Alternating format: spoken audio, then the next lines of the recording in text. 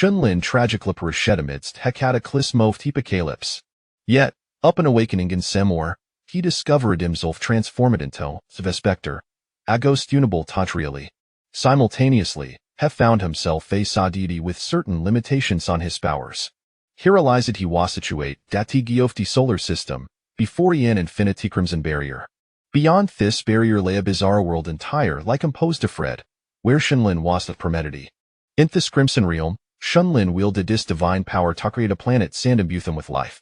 However, to his astonishment, the life forms on these planets begin to merge with the reality. Thevera being she had fashioned with his own hands were the harbinger sophist demise during the apocalypse. As these creatures proliferate and expanded, they commenced their invasion of Earth, heralding the return of the apocalypticera. Shunlin's identity shifted from Thatophavic Tim to Thato Fa Protectoreft, his sane invaders, burdened with complex emotions and responsibilities. At this moment, Shunlin was Butalasaul, having succumbed to the fangs of famine Straussentity. The creature is grotesque visage was skilling, and its smear presents saintsided chas upon the streets. Has the apocalypse truly arrived? This was Shunlin's final thought. In the next instant, Theminster Terethruff his spot emerging with its form. However, when he opened his eyes again, have found himself still standing on the street. The thoroughfare bustled with life, orderly and serene, as if the apocalypse seemed themin, stir had never existed. Yet, Shunlin soon said something amiss. Despite the sweltering summer soon overhead, felt no warmth. More peculiarly, Hekist Nashido. Passers big lie dead pause them if traversing an invisible barrier. Shunlin reached out to grasp the near big greenery, Yethishan passage straight through, devoid of fan sensation. Apart from sight, sound, and smell, Hesimid to have a lostal connection with this world. Amatrullia ghost? Shunlin pondered. He tempted to stump his foot, yet felt nothing. No event the feedback of pressure. Thought he was indeed standing on solid ground. If he could not touch the material, have to fall. Yet, as this thought crossed his mind, he was suddenly engulfed by a sensation of weightlessness, and disbota plunged through to ground. Hides indeed into the darkness below. Instinctively, Shunlin began to struggle, desperately yearning to return to the surface. In that fleeting minute, have found himself back in the street. Observing Thune changed surroundings, Shunlin could not help but exclaim, "What on earth is happening?" After several hours of exploration, Shunlin finally discerned to put her in his thoughts manifested as really. Without affecting the world, he could accomplish anything. With Amara thought, he could teleport himself Tony Cornero of Turth. With this newfound ability, he could alter his stat of being, walking like a normal person or floating in the air. Whenever he suffed knowledge about something, all information pertaining to it would appear in his mind. Hefel thuis no longer a ghost, but rather a god. Yet, this god was suitable touch really. Besides that, he was omniscient. Initially, Shunlin revealed in this newfound existence, as she had truly achieved a state free from worry. Whatever he desired could be realized, and event the sight of delicate could conjure their responding flavors. However, he soon grew wary of thy's existence. With no one to converse with, he felt like a phantom adrift outside the world. He began to contemplate his current state. Reflecting in his past life, he suddenly realized if he had become a ghost, it meant was indeed dead. But what had become of the monster had slain him? Surely it could not be mere figment of his imagination? Shunlin scrutinized the entirety of Earth, only to find it curiously normal. Aside from certain clandestine organizations conducting unknown experiments and various factions engaging in covert operations, it bore no relation to hath sought. The apocalypse did no exist in this world there were no monsters, no animales. Humanity, upon death, did not possess souls, nor was there an underworld. This world mirrored Thurthofis' former life, except that the timeline knew several days earlier than Hadid. Yet, he could find not trace of his existence, ways as if he had never appeared in this realm. His parents were merely ordinary individuals, and the chilled Thiberuism. Parallel worlds? Multiverse? A new hypothesis to Shunlin's mind. With no anomalies in Earth, what lay beyond it? The universe was vast, and Earth was within its expanse. A fleeting thought crossed his mind, and instantly found himself upon the surface of the moon.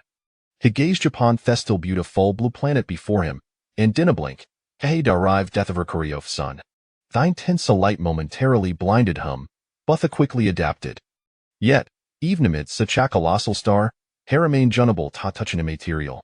Ultimately, Shenlin arrived at Tasmal asteroid on the outermost of the solar system. Here, Thesterlitsky wasdom, and the sun's light felt distant. There was no life, no sound the cosmoslum da pressivine its vastness. Nun noticed said the sudden appearance of an invisible figure. Shenlin's speed had long surpassed that of flight, yet the material world remained uncaged.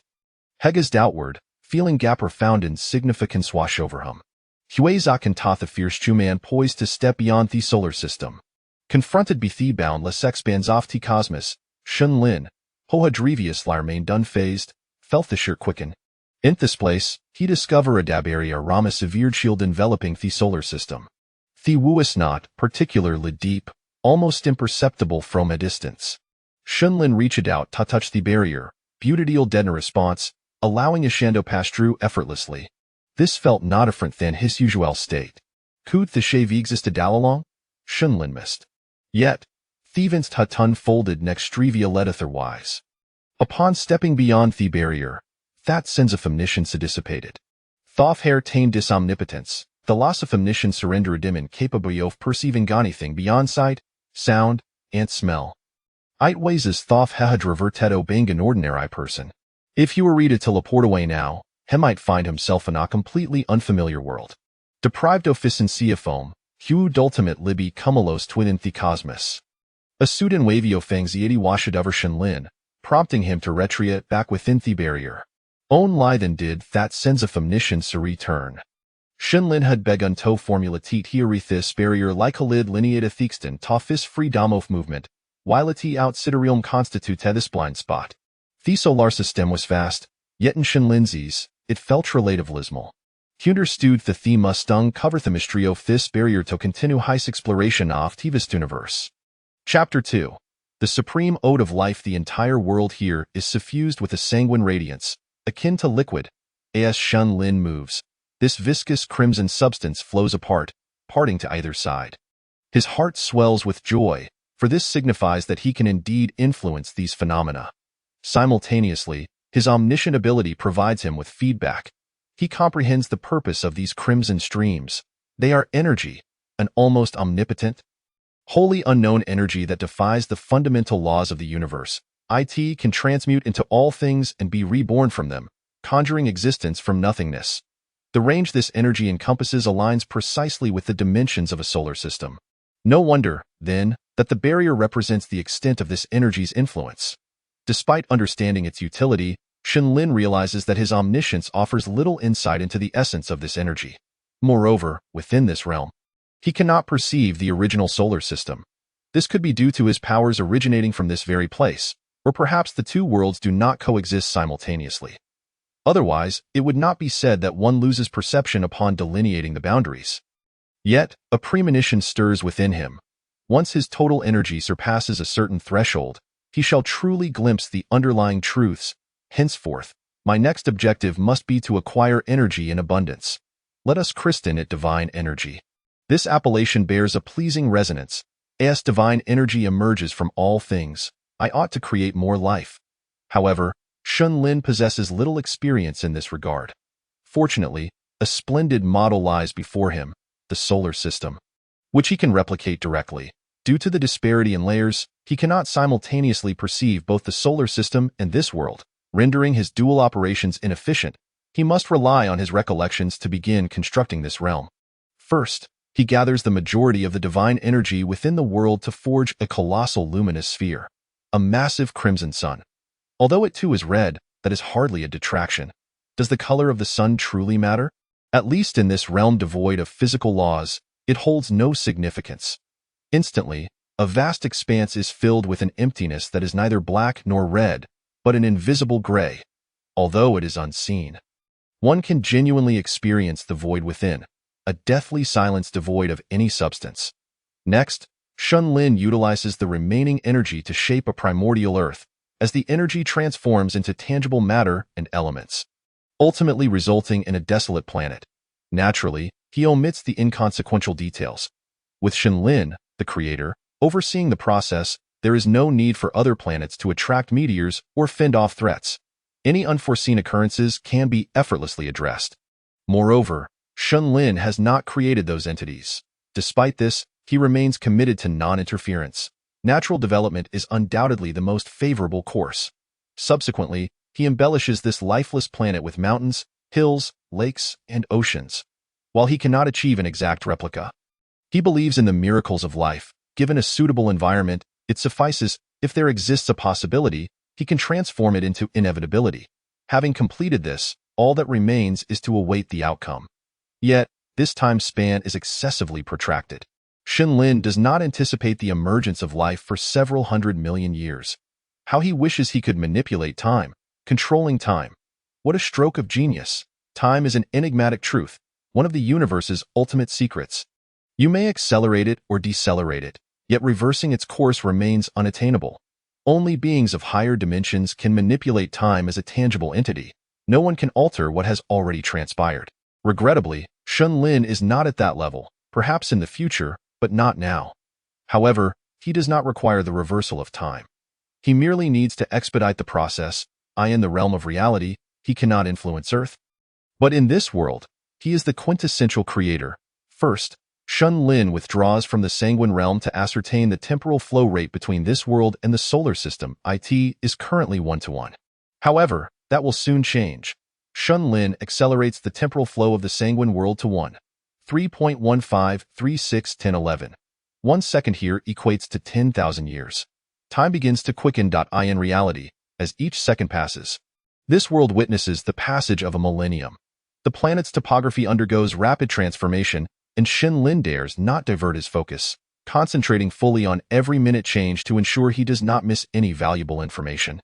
The Crimson Oceans are not composed of clear water, but rather a rich, divine energy-infused red liquid, ultimately forming a vast blood sea. The surface obscures the underwater conditions entirely. Yet, as long as it can be ingested without fatal consequences, the color bears little significance. Time continues to dissipate swiftly, and the landscape remains in flux. The blood sea once covered 95% of the planet's surface, prompting Shunlin to question whether he had overindulged in the creation of water. Fortunately, the topography shifts once more. Land emerges gradually, the crust rises, and rugged mountains appear upon this lifeless sphere. 200 million years have elapsed. The land consists solely of barren earth. The only signs of activity are the flowing magma beneath the mantle and the blood sea above. The world remains shrouded in darkness, with the sole light source being the overhead crimson sun. This red sun serves as the core of the world, yet is essentially merely an aggregation of divine energy. The planet's topography begins to stabilize, changing very little. Time continues to flow rapidly, until, within the primordial vastness of the blood sea, the first flicker of life emerges, the earliest source of life, a single cell. However, Shunlin discovers this cell differs from his preconceived notions of life's inception. From the moment of its birth, it is teeming with vitality, voraciously consuming the divine energy within the blood sea, leading to the proliferation of more cells. Then comes the second, the third. They flourish so exuberantly, so beautifully. Shunlin marvels at the miracle of life, generously bestowing his blessings. The gentle blood energy envelopes the cells, which expand and contract, seemingly in gratitude to their creator's gifts. Chapter 3. The birth of demons, the beginning of chaos. Time has reached 314 million years. During this extensive period, single-celled organisms have proliferated throughout the ocean. The blood star remains empty and lifeless. The atmosphere is toxic to life, laden with the myriad elements transformed by Shunlin. Elements that single cells cannot absorb or convert. It is not until another 200 million years have passed that single-celled organisms evolve once more. Becoming multicellular beings, akin to algae, they begin to inhale the air voraciously, desperately seeking to integrate into the world, even though this pursuit hastens their demise. Yet, after countless cycles of evolution and death, the necessity for survival is ultimately fulfilled. Shunlin finally witnesses the true essence of life. It is the writhing mass of flesh. Although it remains a mere aggregation of monotonous cells, it has begun to exhibit preliminary signs of life, even developing rudimentary organ structures. Shunlin cannot ascertain where the process deviated, or if it was the influence of divine energy that birthed such peculiar beings. The newly arisen life consumes the energy and matter within the ocean, feasting upon the algae on the surface. Soon, Shun Lin observes it writhing and splitting, becoming Toot, the worms. This is the name Shen Lin has bestowed upon them. Remarkably apt designation. 735 million years have elapsed. These worms now infest the Sanguine Ocean, and their internal structure has transformed. They are no longer mere aggregates of monotonous cells. Now, they can propel themselves by absorbing and expelling seawater. Such wondrous life. Shen Lin cannot help but exclaim in astonishment. After several 100 million years of evolution, the worms have finally diversified into numerous branching forms, no longer retaining their initially benign appearance. Some possess 4 sharp teeth at the front, serving as a mouthpiece, a catastrophic threat to other unprotected worms. Others have evolved for speed, developing 2 organs on either side to store seawater, expelling it to achieve propulsion at several times the rate of their peers. Some worms have even developed hardened exteriors, significantly enhancing their defensive capabilities. Others have grown to immense sizes, able to crush their fellow worms under their bulk. Finally, vegetation emerges upon the surface. They are extensions of algae, slowly covering the planet in their monotonous hues, ensuring that it is no longer limited to shades of gray, black, and red. The worms exhibit remarkable adaptability, and it is likely that they will soon venture onto land. Unbeknownst to Shen Lin, a day in reality has elapsed. While time has lost much of its significance for him, as a blink can span millions upon billions of years, he has maintained a state of acute concentration, absorbing a torrent of disparate information, and is beginning to feel overwhelmed. The planet's development has entered a steady rhythm, yet it seems the worms require further time before they can traverse onto land. After a brief respite, Shun Lin meanders about Earth, seeking inspiration, while the Sanguine world continues to evolve over the course of several 100 million years. At last, the worms have stepped onto land. Through relentless exploration, they have evolved limbs, allowing them to traverse the Earth like amphibians. Vegetation also begins to grow and evolve, although it primarily consists of shrubs and ferns. Logically, given the passage of several 100 million years, one would expect the emergence of more complex animal life, rather than merely monotonous worms. Upon contemplating this, Shen Lin found it rather peculiar that after such an extended period, these creatures remained mere worms. Their only distinction from the marine varieties being the presence of legs. Through careful observation, he ultimately discerned the root of the issue. The environmental adaptability of these worms was astonishingly robust, reaching an almost inconceivable level. Logically, no organism should possess such formidable adaptation capabilities. It was plausible that the unique divine energies of his world had led to this excessive individual strength. Moreover, the ecological environment was sufficiently stable, devoid of significant natural disasters, allowing everything to progress smoothly. These worms, positioned at the apex of the food chain, exhibited a domineering nature, exhibiting no fear of any threats. Shen Lin had just stumbled upon a nascent biological community, which, unlike the worms, represented an entirely new species. However, before he could revel in this discovery, he witnessed a horde of worms crawling through the area, akin to a plow tilling the soil, leading to the community's swift demise. Thus, the evolution and development of life came to a halt. Shen Lin found himself at a loss, being a novice in the role of a creator deity, in the absence of an impending crisis to resolve the stalemate. He reluctantly recognized the need for human intervention. He surmised that this predicament might stem from an initially flawed plan, overly idealistic, suggesting that the emergence of worms could have been an unforeseen accident. Consequently, he resolved to cleanse this world anew, intending to utterly disrupt the ecological balance. This world was in dire need of a biological cataclysm. As his thoughts coalesced, a figure materialized above the planet. At that moment, Shen Lin had manifested a body composed entirely of divine energy, its form interwoven with hues of red and black, appearing nebulous and indistinct, obscured beneath a gray robe. Shen Lin gazed upon this world, and the worms on the surface lifted their heads. Even these rudimentary creatures, devoid of intelligence, felt an inexplicable fear emanating from Shen Lin's divine form. The divine energy, which constituted the very fabric of the world, was akin to gazing directly at the essence of existence itself. Lacking the corresponding capacity to withstand it, one would be instantly overwhelmed and torn apart by the sheer magnitude of information. This was an oppressive force emanating from the world itself. It was an entity that could not be gazed upon. It was ineffable. Perhaps this terror would be eternally inscribed within their souls and genes. For all eternity, with a casual gesture, Shen Lin caused a continent to rise violently, and in an instant, it crumbled. Boiling, molten lava erupted from the depths, engulfing all fleeing creatures in its fiery embrace. A vast cloud of dust ascended, sufficient to suffocate the organisms on the surface. The temperature soared, oxygen dwindled, and the environment conducive to life was systematically obliterated. This was an apocalyptic scenario. This was divine retribution. The worms on the ground began to frantically surge towards the sea of blood, yearning to return to the birthplace that had nurtured their existence. Yet, on Earth, a scene of peace and order persisted. In an obscure corner, a demon traversed through a rift into this realm. His name was Velid. A demon of notable distinction, on Blood Sunstar, possessing a name signified a position of considerable status. On this day, as usual, Velid engaged in hunting, commanding lesser demons to capture worms within the Blood Sea. However, by chance, he caught sight of an anomaly at the edge of the beach. A rift, a newly emergent race yet to fully evolve. The collective intelligence of demons was not particularly high, compounded by their status as apex predators of the planet. Thus, Velid's innate curiosity overpowered his instinctive sense of danger. Venturing into the rift, he arrived in this new world. Upon his arrival, Velid experienced an immediate sense of rejection and discomfort.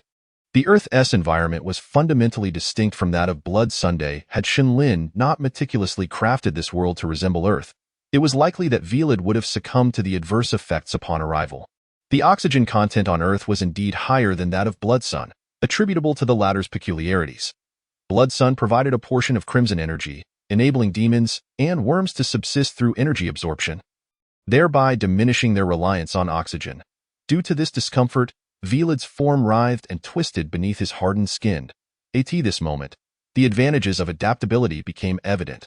Within just a few minutes, Velid managed to stabilize his bodily turmoil, allowing him to genuinely observe this world. It was a vibrant realm, far more beautiful than the monotonous triad of red, black, and gray that characterized Blood Sunday. The environment was teeming with an array of peculiar life forms, far more diverse than the simplistic lesser demons and worms, particularly a creature resembling him not far away, bipedal yet distinct in appearance.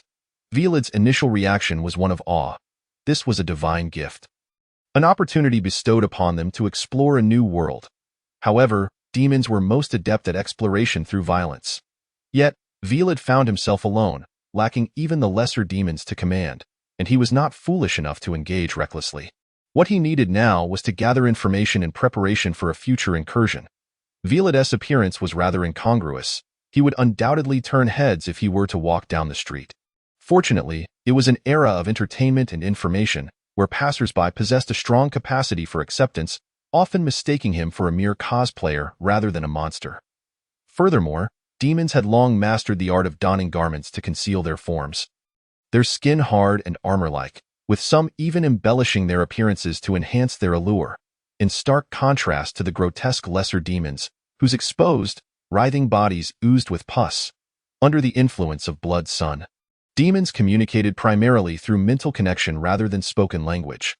Velid sensed that the pedestrians were more curious than fearful. Unless they actively attacked others, they were seldom regarded as monsters. For instance, not far away, a commotion erupted within the crowd, accompanied by screams of panic and terror. A mere glance revealed a lesser demon devouring a passerby, assimilating them into its form and subsequently writhing and differentiating, birthing a new lesser demon. Such despicable creatures, knowing nothing but consumption, elicited an involuntary curse from Velid. The sudden emergence of this lesser demon had disrupted his plans, compelling him to vacate the area swiftly. Before long, Velid spotted a favorable location and hastened towards it. Within the Earth Security Department, a group of individuals gathered around an information display, captivated by the footage on the screen. Is this a zombie? Someone remarked, their tone laced with incredulity. How could this possibly be a zombie? Zombies are transformed humans. Does this resemble a human in any way? Yet this creature, after consuming a person, birthed a new monster. How can you be certain it wasn't he once human? I perceive this as a novel species. The real question is, whence did this creature emerge? There's no need for speculation. The video provides clarity. In an age replete with surveillance, no action could remain concealed, especially since the lesser demons had not intended to hide their presence. A clear surveillance clip was projected onto the screen, divided into 9 segments showcasing different areas, all synchronized in time. Initially, these monitoring locations exhibited no anomalies. Then, in a singular instant, these creatures inexplicably manifested across all 9 zones. There were no forewarnings. Their appearance was abrupt, rendering it difficult to discern how they had materialized. The creatures could be categorized into 2 distinct forms: the lesser demons, composed entirely of fleshy mass, and the hidden-bodied demons. The lesser demons did not linger long, beginning to roam the streets indiscriminately, attacking and consuming humans without a shred of rationality. The demons, on the other hand, exhibited a range of choices, with some opting for violence while others chose to conceal themselves, blending into the crowd or shadows. Unfortunately, their actions proved futile against the omnipresent surveillance. What on earth is happening? Could this be a more advanced civilization? To be frank, based on current observations, these few lesser demons and demons appeared incapable of threatening human safety. However, what truly instilled fear was the potential force lurking behind these creatures. Their ability to manifest at will in any corner, coupled with the unknowns surrounding them, was what truly terrified the onlookers. Perhaps a single lesser demon posed no danger to humanity, but what if there were 10,000 or 100 million? If lesser demons were to appear amidst a crowd, could they employ their large-scale weaponry? Clearly, that was implausible. Let us monitor them closely, avoiding any actions that might alert them, to prevent an immediate loss of control. As for their origins, capturing one for questioning should suffice. The speaker gestured towards one of the surveillance feeds, which displayed Velad's trajectory. Having mingled with the crowd, Velad discovered an intriguing location, teeming with peculiar beings akin to himself, who were surprisingly not shunned by the others. Judging by their emotional responses, they seemed to be welcomed rather than ostracized. Gadas remained blissfully unaware that he was being watched, and instead, he ventured alone into the changing room to prepare for the removal of his gear. Seizing this opportunity, Velad could not restrain himself and swiftly eliminated his target, thrusting his hand through Gadas's chest, causing blood to spurt forth, which Velad eagerly absorbed into his being. The taste was sour and acrid, reminiscent of worms, as Velad candidly remarked. The remaining corpse was carelessly discarded aside, and Velad clumsily donned Gadas's attire, showing no concern for whether the garments could accommodate his massive frame. Although some areas were stretched to their limits, it did not hinder the effectiveness of his disguise. Upon exiting the changing room, onlookers could only exclaim in disbelief, "What a terrible cosplay! Or which version of Gadas is this? I've never seen it before." Once Velad departed, a few individuals re-entered the changing room, their voices low and laden with concern. "Why didn't we stop him just now?" one inquired. "Because there were too many people here. We couldn't guarantee taking him down in one go." That is the reason. Indeed, in comparison to the chaos and carnage he might unleash, the death of a single individual was a negligible price to pay. They decided to employ bait to lure him to a designated location. Mindful of the necessary distance, the so-called bait was, in truth, another living demon, a costly endeavor that resulted in some demons perishing and others fleeing, leaving only one survivor. Having learned from these past experiences, they refrained from immediate action. Moreover, they recognized the demon's limited cognitive abilities. To put it simply, they were rather simplistic and ill-versed in worldly matters. Even if this plan were to fail, there were other means of rectification available. Velad had successfully taken the bait. Upon witnessing one of his kind being captured, he resolved to follow suit. The surroundings grew increasingly desolate, distancing him further from the urban center. Along the way, it was inevitable that onlookers would question, "Is that really Gadas? And it moves?" In the wilderness, a multitude of armed personnel lay in wait. A torrential hail of bullets rained down upon Velad, the sheer force driving him back step by step. Ordinary bullets merely left dents upon his physique, failing to penetrate his formidable armor and inflict significant damage. His Gadas armor was instantly torn to shreds. With a deafening bang, gunfire erupted from behind, accompanied by the thunderous roar of artillery and the searing scent of gunpowder. This was weaponry of a far greater magnitude. It was evident that even ordinary demons fell within the realm of standard biological entities.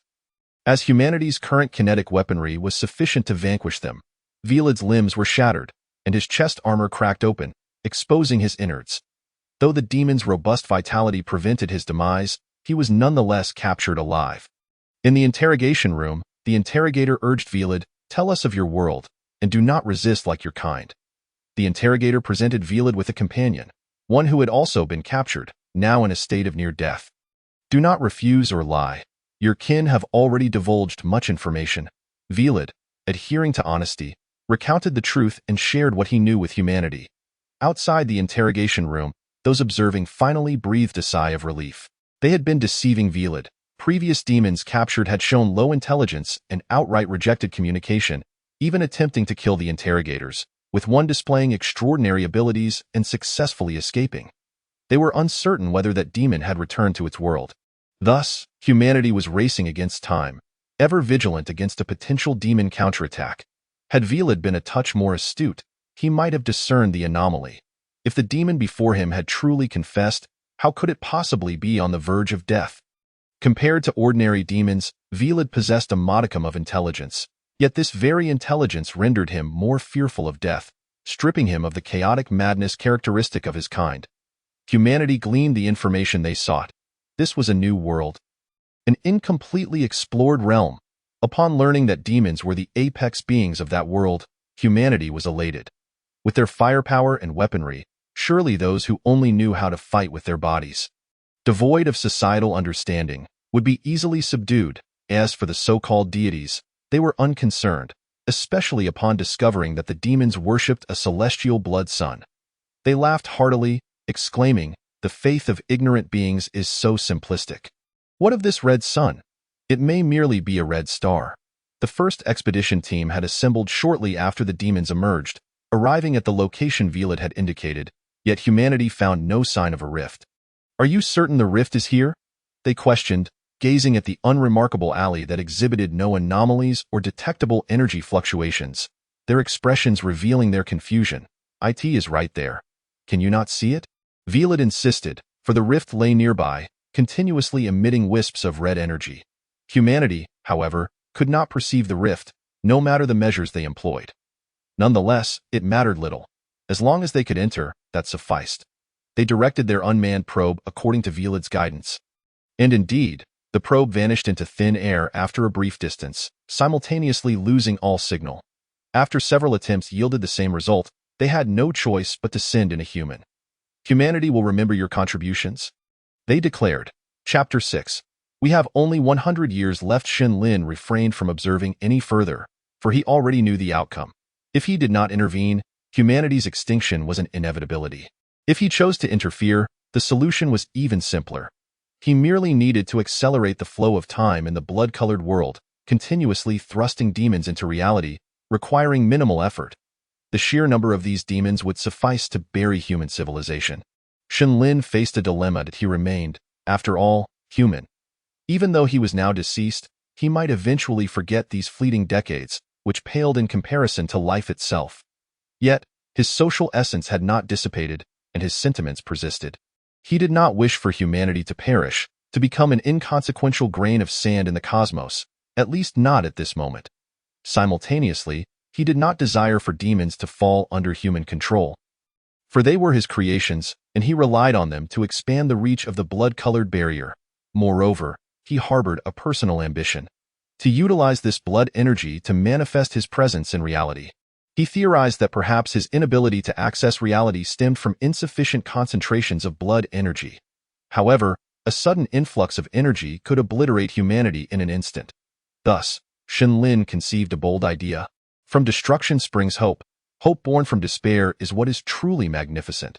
Just as he had annihilated the vast majority of worms, he resolved to allow humanity to face extinction once more. Demons like Velad, willing to cooperate with humanity, were ultimately a rarity. Most demons looked down upon the feeble humans, regardless of their mastery of technology. On Earth, merely half a day's time had passed, while on Blood Sun Star, decades had already elapsed. The demon that had been captured and subsequently escaped had returned to Blood Sun Star, relaying news of the new world among the demons. You have awakened blood energy? Inquired a demon named Zerway. Blood energy was a unique ability possessed by demons, marking the fundamental distinction between them and other beings. Derived from the blood sun, awakening blood energy granted various powers.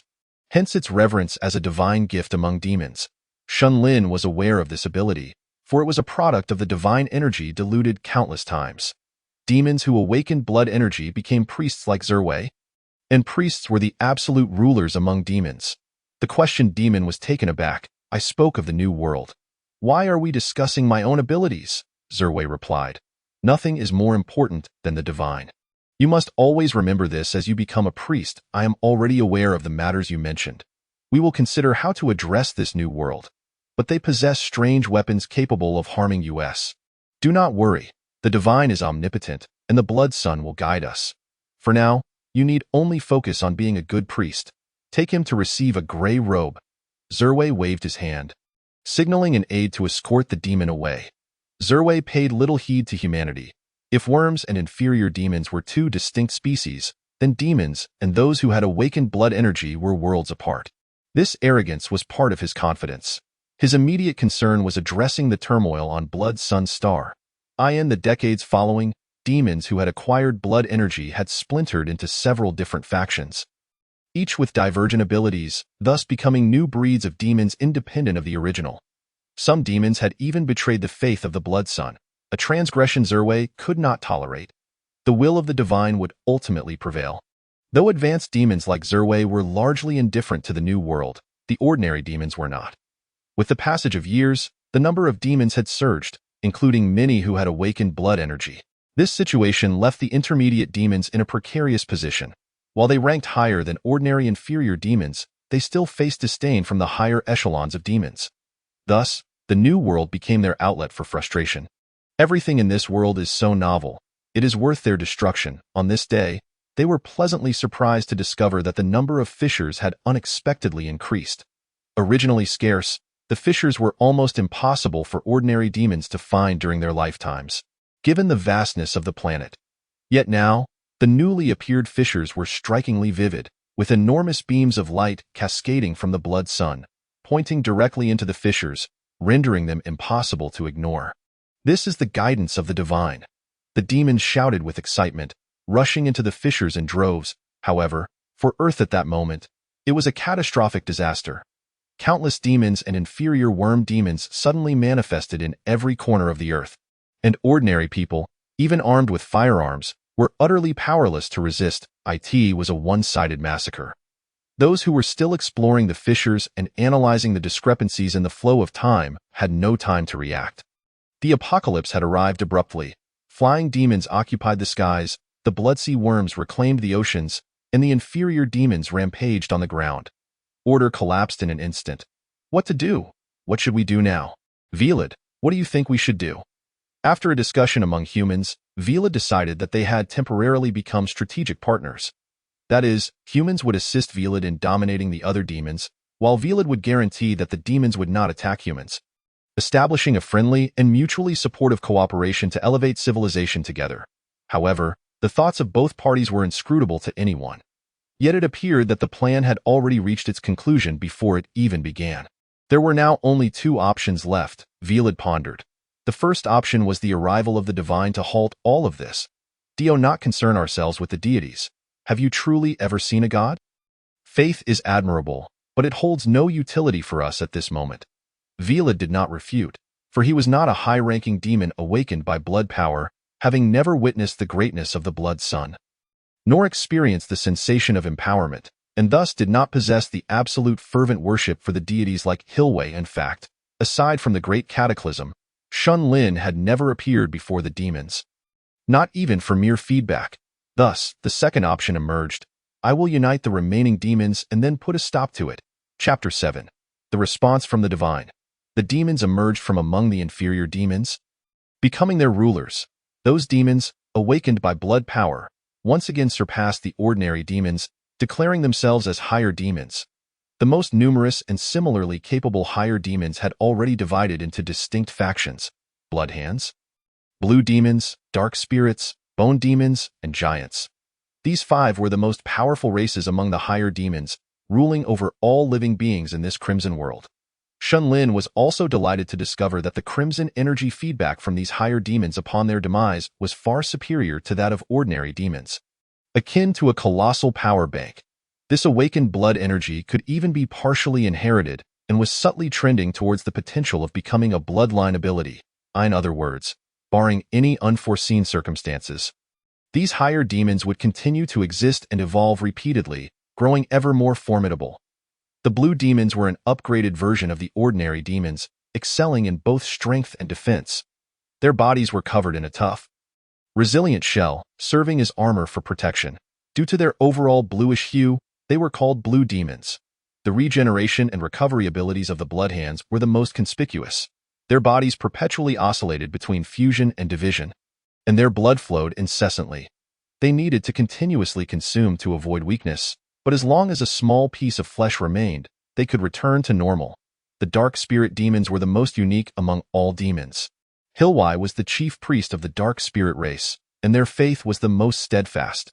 The dark spirits worshipped the one true God, the Lord of the Blood Sun, and possessed initial abilities to wield crimson energy, allowing them to control lower-tier demons and inferior demons, even altering their thoughts and mental states. In contrast to the physical enhancements of other demons, the evolution of the dark spirits leaned towards absorbing the crimson energy from the air for augmentation. Perhaps, in the end, the dark spirits would attain a level of creation ability second only to Shun Lin, the creator. The giants were demons that evolved solely in terms of physicality. They lacked the sturdy surface skin of the blue demons for defense, and their recovery capabilities did not match those of the Bloodhands, let alone the control abilities of the dark spirits. The giants relied solely on their immense physical stature, towering far above ordinary beings, reaching heights of dozens or even hundreds of meters. The oppressive power conferred by their colossal size was formidable, allowing them to disregard most damage. The bone demons, true to their name, were covered in sharp bone spikes. Their bones were exceedingly hard, serving both as a defensive shield and a weapon of attack. Moreover, they could absorb minerals to incorporate them into their bones, rendering them even more unbreakable. Lastly, there was Velad's faction, which lacked the capital and capability to resist the higher demons, relying instead on the absorption of those inferior demons and ordinary demons deemed unworthy. Fortunately, he had the wisdom of human civilization to assist him, preventing him from being completely powerless. The 6 types of demons had divided into 6 factions, each ruling a portion of the continent. Having evolved to this stage, the ecosystem had also stabilized. Continuous battles occurred among the 5 demon races. But on the surface, the dark spirit race held the advantage due to their relatively higher intelligence and their ability to utilize blood energy to control inferior demons, which was far more efficient than the simple command used by the other demons. In this world, the numbers of inferior demons and worms were the most abundant, rendering concerns about excessive depletion irrelevant. On this day, like any other, at the heart of the dark spirit territory, a dozen dark spirit priests gathered. These priests arranged the corpses of slain demons neatly upon an altar, intending to conduct a sacrificial ritual. This was a method devised by the oldest and most devout individuals within the dark spirit race since its inception. To offer sacrifices to the Blood Sun, they believed that as long as the items offered to the divine were of sufficient quality, they would garner the attention of the deities. They expressed gratitude to the Blood Sun and the divine for bestowing upon them their current abilities and status. The lingering fear of the unknown regarding the divine remained within their souls, and whenever they looked up at the immense Blood Sun, that feeling peaked. The cultivation methods of the dark spirit race differed from those of other demons. The awakening abilities of the other 4 higher demon races were more passive and required a degree of coincidence, with the types of awakened abilities being quite unstable. In contrast, the priests led by Hilwai had devised a series of awakening methods centered around the Blood Sun. Relying on it to continuously grow stronger, the sacrificial ritual commenced. O mysterious, vast, and supremely magnificent Lord of the Blood Sun, your most devoted followers beseech you. I shall offer all that I possess. The dark spirit priests donned oversized gray robes, a symbol of their status, while murmuring complex incantations. The corpses upon the altar began to undergo transformation, starting to dissolve. These corpses swiftly morphed into streams of crimson light, ascending to the ecosystem of the Blood Sun planet remains quite primitive. Be it the inferior demons, the malevolent ones, or the worms, all engage in combat relying solely on their physical forms, with the exception of the Dark Spirit Clan, which has yet to develop written language. Shen Lin emulated the weapons of Earth, crafting swords, spears, and crossbows, totaling 200 pieces. However, his motivation for creating these weapons was not their sharpness. The physical forms of the demon race have evolved to such an extent that they far surpass ordinary creatures. Thus, these metallic weapons are incapable of inflicting effective damage upon them, with even basic physical harm proving inadequate. The true purpose of these weapons lies in their role as independent vessels for channeling divine energy. Divine energy, blood energy, and crimson energy are essentially the same entity, merely referred to by different names from varying perspectives. It is called divine energy in Shen Lin's hands, blood energy among demons, and crimson energy within the context of the worldview. Crimson energy serves as both the source of power for demons and a catalyst for madness. It is the fundamental essence that constructs this world, through which one can glimpse its true nature, while also embodying a vast repository of information. Weak demons, in their blind absorption of crimson energy, do not awaken blood energy. Instead, they lose their sanity, becoming as frenzied as inferior demons. Shen Lin successfully modified these weapons, infusing them with divine energy imbued with his own essence on their surfaces and integrating portions into the metal itself, rendering them sharper and, more importantly, capable of achieving additional effects upon inflicting harm. A faint crimson hue envelopes the blades. When struck by such a blade, crimson energy surges uncontrollably into the wound, inflicting irreversible and severe damage upon the target. Zirwei, one of the 13 high priests of the Dark Spirit Clan and the chief priest, was conducting a sacrificial ritual as per usual. The ritual, refined over decades, has shed its complex and ineffective procedures, leaving only reverence and piety. Though they have never truly encountered a deity, the terrifying scenes from the time of world annihilation are indelibly etched in their souls. Zirwei witnesses those suffocating visions of dread in his dreams he may have once questioned, but a deeper fear has silenced his doubts. The more powerful one becomes, the more they can appreciate his greatness. He has forgotten when he began the practice of sacrifice, perhaps during the period he awakened blood energy. Decades have passed since the earliest sacrifices, yet the deity remains unresponsive. Were it not for their first-hand witnessing of the complete disappearance of these corpses, they might not believe it. Thus, the sacrifices have not ceased but have instead grown more grand and frequent, occurring daily. Zirwei attributes everything to their insufficient piety and the lack of precious offerings. Each sacrifice must be more bountiful than the last. The altar is laden with offerings, primarily the vital hearts and brains of living beings, in their belief system. The heart is the source of power, while the brain is the abode of the soul. A dozen dark spirit priests gather, fervently chanting. Yet Shen Lin pays no heed. Observing the dark spirits recommencing their sacrifices, he retrieves his enchanted weapons. As before, the hearts and brains dissolve among all the high-ranking demons. The one that Viluren holds in the utmost contempt is undoubtedly the Shadow Spirit Clan, whose feeble existence resembles that of ordinary demons. Merely capable of manipulating weaker fiends and worms, in his view, the Shadow Spirits ought to have drowned themselves in a sea of blood, to be torn apart by the wretched creatures lurking beneath the waves. Viluren mockingly addressed the Shadow Spirits, saying, "Zirwei, why are you not on your knees begging your deity? How is it that you find time to visit us now? Do you truly fail to comprehend the consequences of your actions?" Clad in a gray robe and wielding a staff taller than himself, adorned with resplendent gems and bone-like ornaments, Zirwei stepped forward. Instead of responding to Viluren's inquiries, he raised his staff high. Not long ago, the deity had descended, bestowing upon the Shadow Spirit Clan a divine artifact to govern the Blood Realm. Viluren, submit to us, and I shall ensure the longevity of the Blue Demon Clan alongside the Shadow Spirits. Viluren was momentarily taken aback by Zirwei's assertiveness. Could it be that a deity truly had descended? Uncertain whether Zirwei spoke the truth, Viluren, as a high-ranking demon, could never yield to another, as one of the oldest and most powerful sentient beings on this planet. They were meant to dominate all, kill. Zirwei understood the inevitable conclusion as soon as he spoke. The blue demons would never bow down, and so he issued the command to attack without hesitation. Under the Shadow Spirit's command, countless fiends and worms surged forward, overwhelming the Blue Demon Clan. Chapter 10. The annihilation of the Blue Demon clan. Each Blue Demon found themselves combating dozens of fiends and demons simultaneously, while the ever-present worms gnawed at them. Yet, the Blue Demons were far from defenseless, refusing to yield an inch. Viljorin's formidable carapace rendered him impervious to the attacks of the ordinary fiends. Their feeble strikes could not breach his defenses.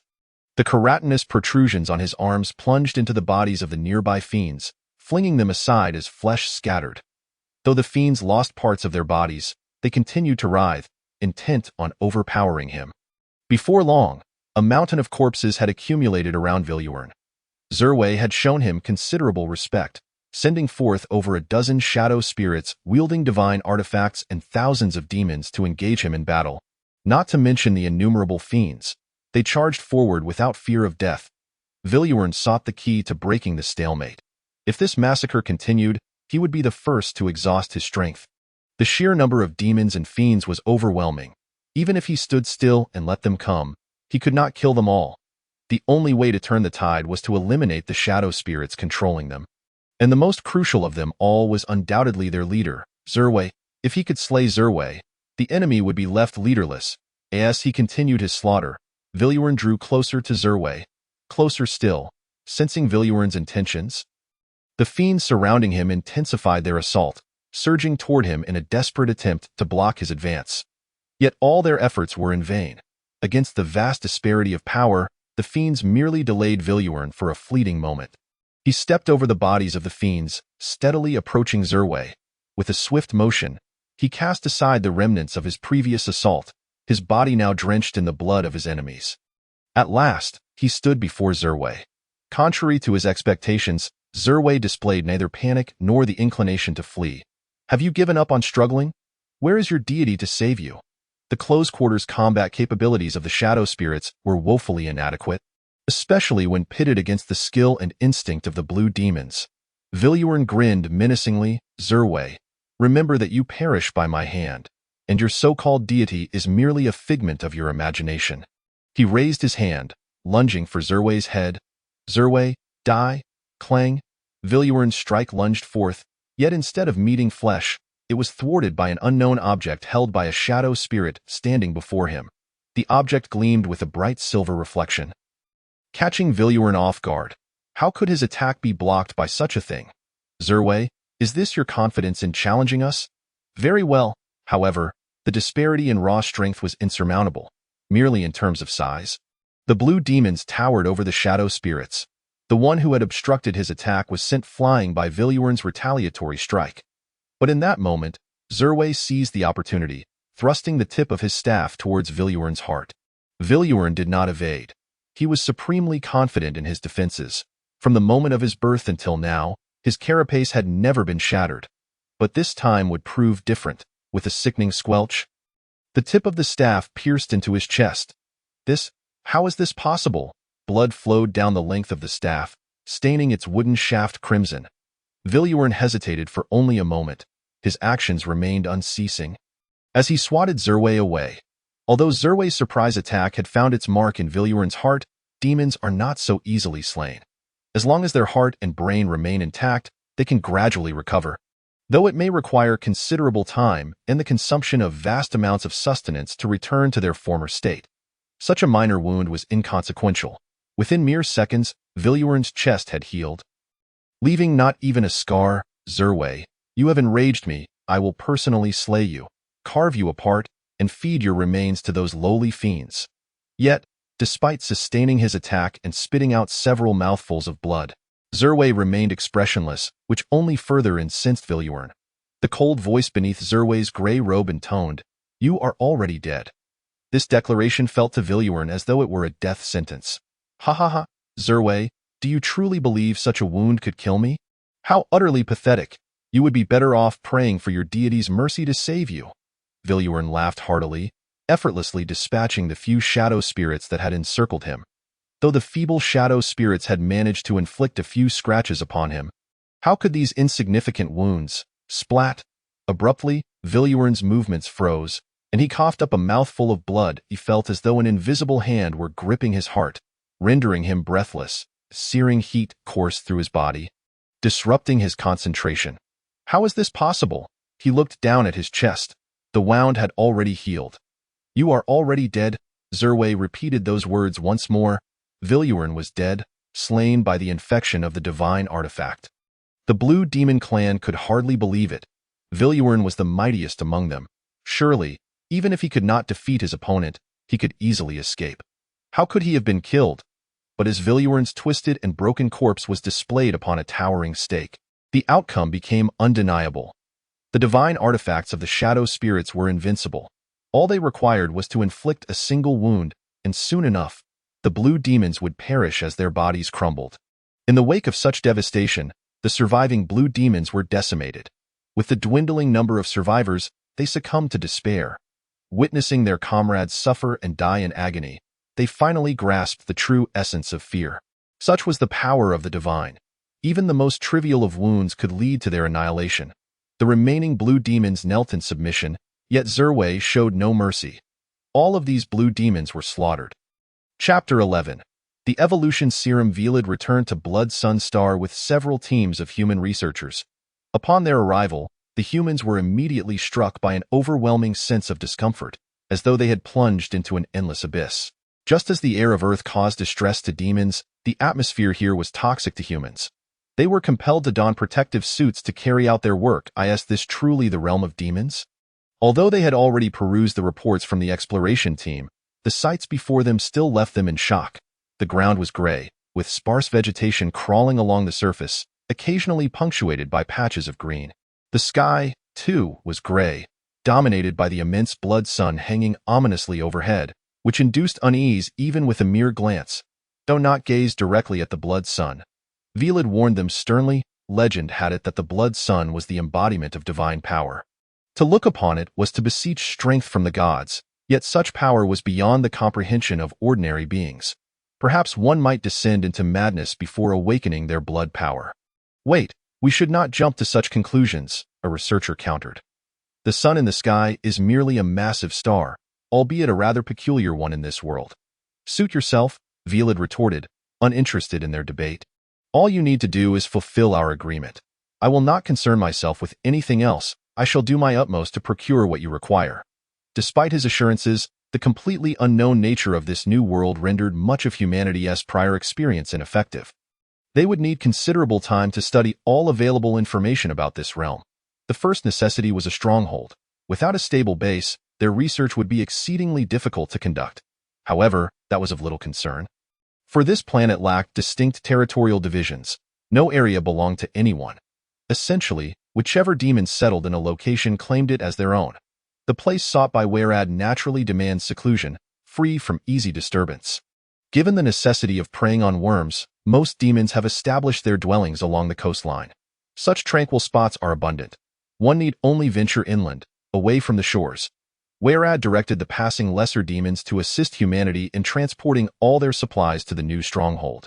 In the first year, humanity primarily focused on studying the composition of this world, including the analysis of air, soil, flora, seawater, worms, and the structure and components of lesser demons. Ultimately, it was concluded that, disregarding the consequences, humans could consume seawater, breathe the air, and sustain themselves on the plants and animals of this world. However, should such behaviors persist long-term, humans would absorb significant amounts of solar radiation, leading to mutations. The nature of these mutations would depend on the level of absorption and one's adaptive capabilities. Those unable to resist would suffer bodily disintegration, becoming nothing more than a pile of flesh inferior to lesser demons. Conversely, if survival is achieved, beneficial mutations would occur, enhancing one's vitality, with estimates suggesting an increase in lifespan by approximately 11 years. The number of researchers dwindled from 27 to 25, as 2 succumbed to physical mutations while 2 survived, leaving 23 ordinary humans. By the second year, a preliminary self-sustaining system was established. Wayrad captured an ordinary demon, which was subsequently dissected by humans for an in-depth study of its anatomy.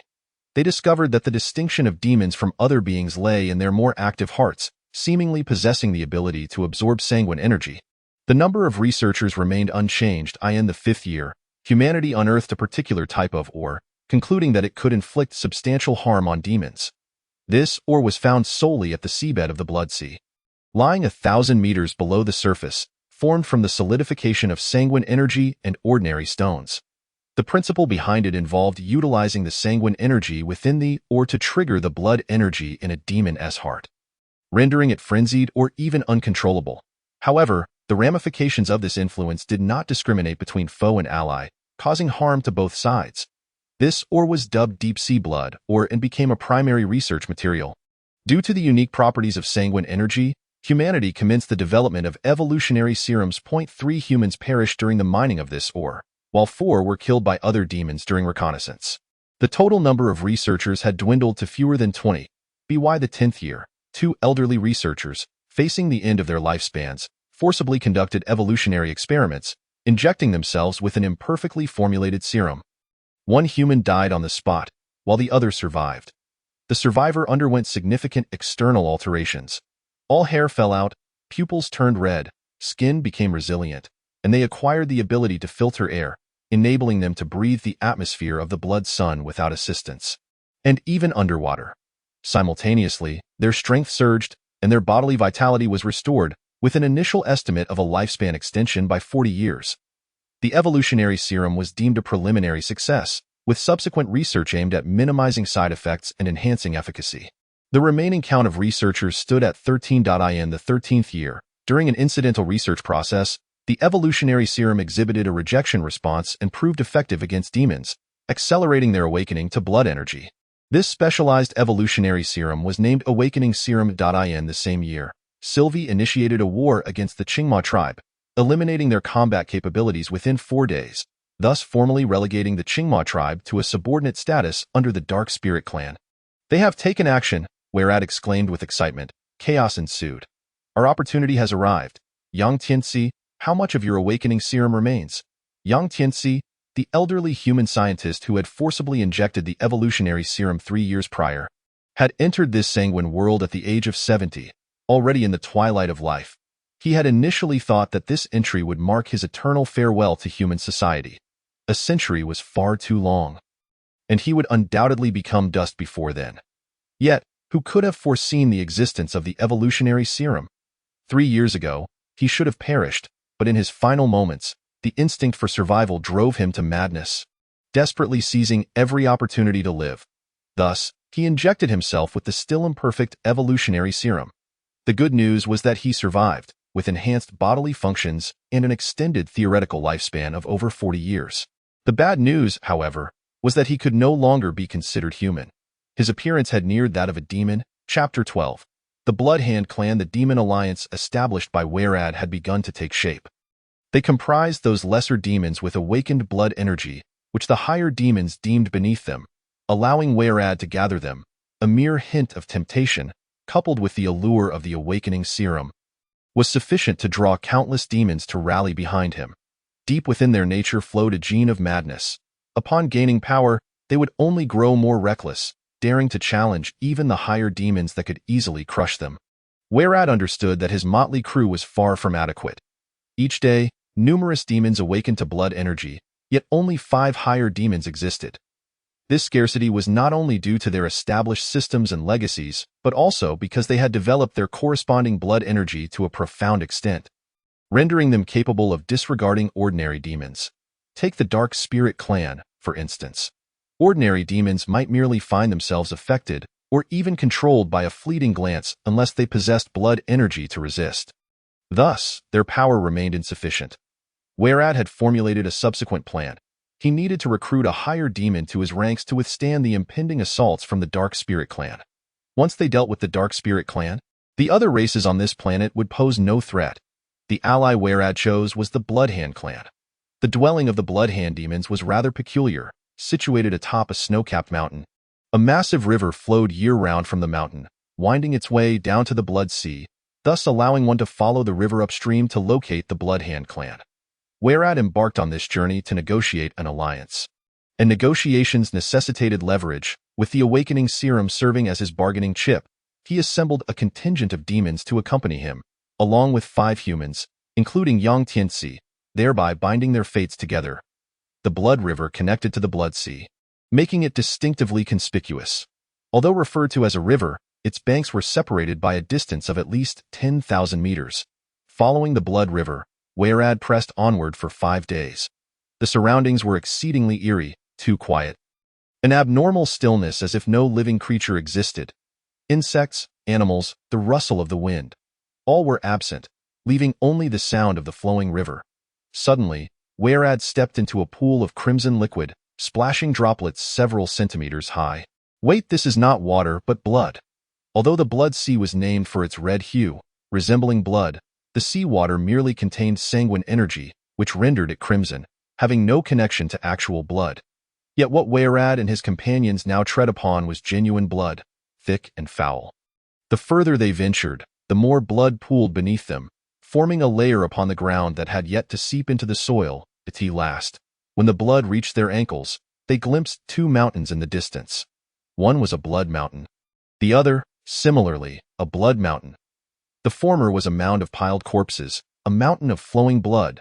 A multitude of bodies and unknown remnants accumulated into a 100-meter-tall blood mountain, with blood cascading down, saturating the surrounding earth. While they were aware of the Bloodhand clan's penchant for slaughter, the sight of such a spectacle was still shocking. The latter mountain, obscured by the former, could only be partially seen. It should have been called the Snow Mountain, yet the snow atop it was red, and the adjacent Red River extended to the mountain's waist, indicating that this was the domain of the Bloodhand clan. "Ak, save me!" A sudden scream erupted from behind the group. Turning back, Wayrad beheld a demon whose blood had seemingly come to life, attaching itself to the demon and seeping into every orifice of its body. The demon's 7 orifices were entirely cloaked in blood, and it was unclear whether it was the blood beneath its feet or its own. Wayrad was perplexed by the phenomenon, but it was evident that the blood beneath them posed a threat, undoubtedly linked to the Bloodhand clan.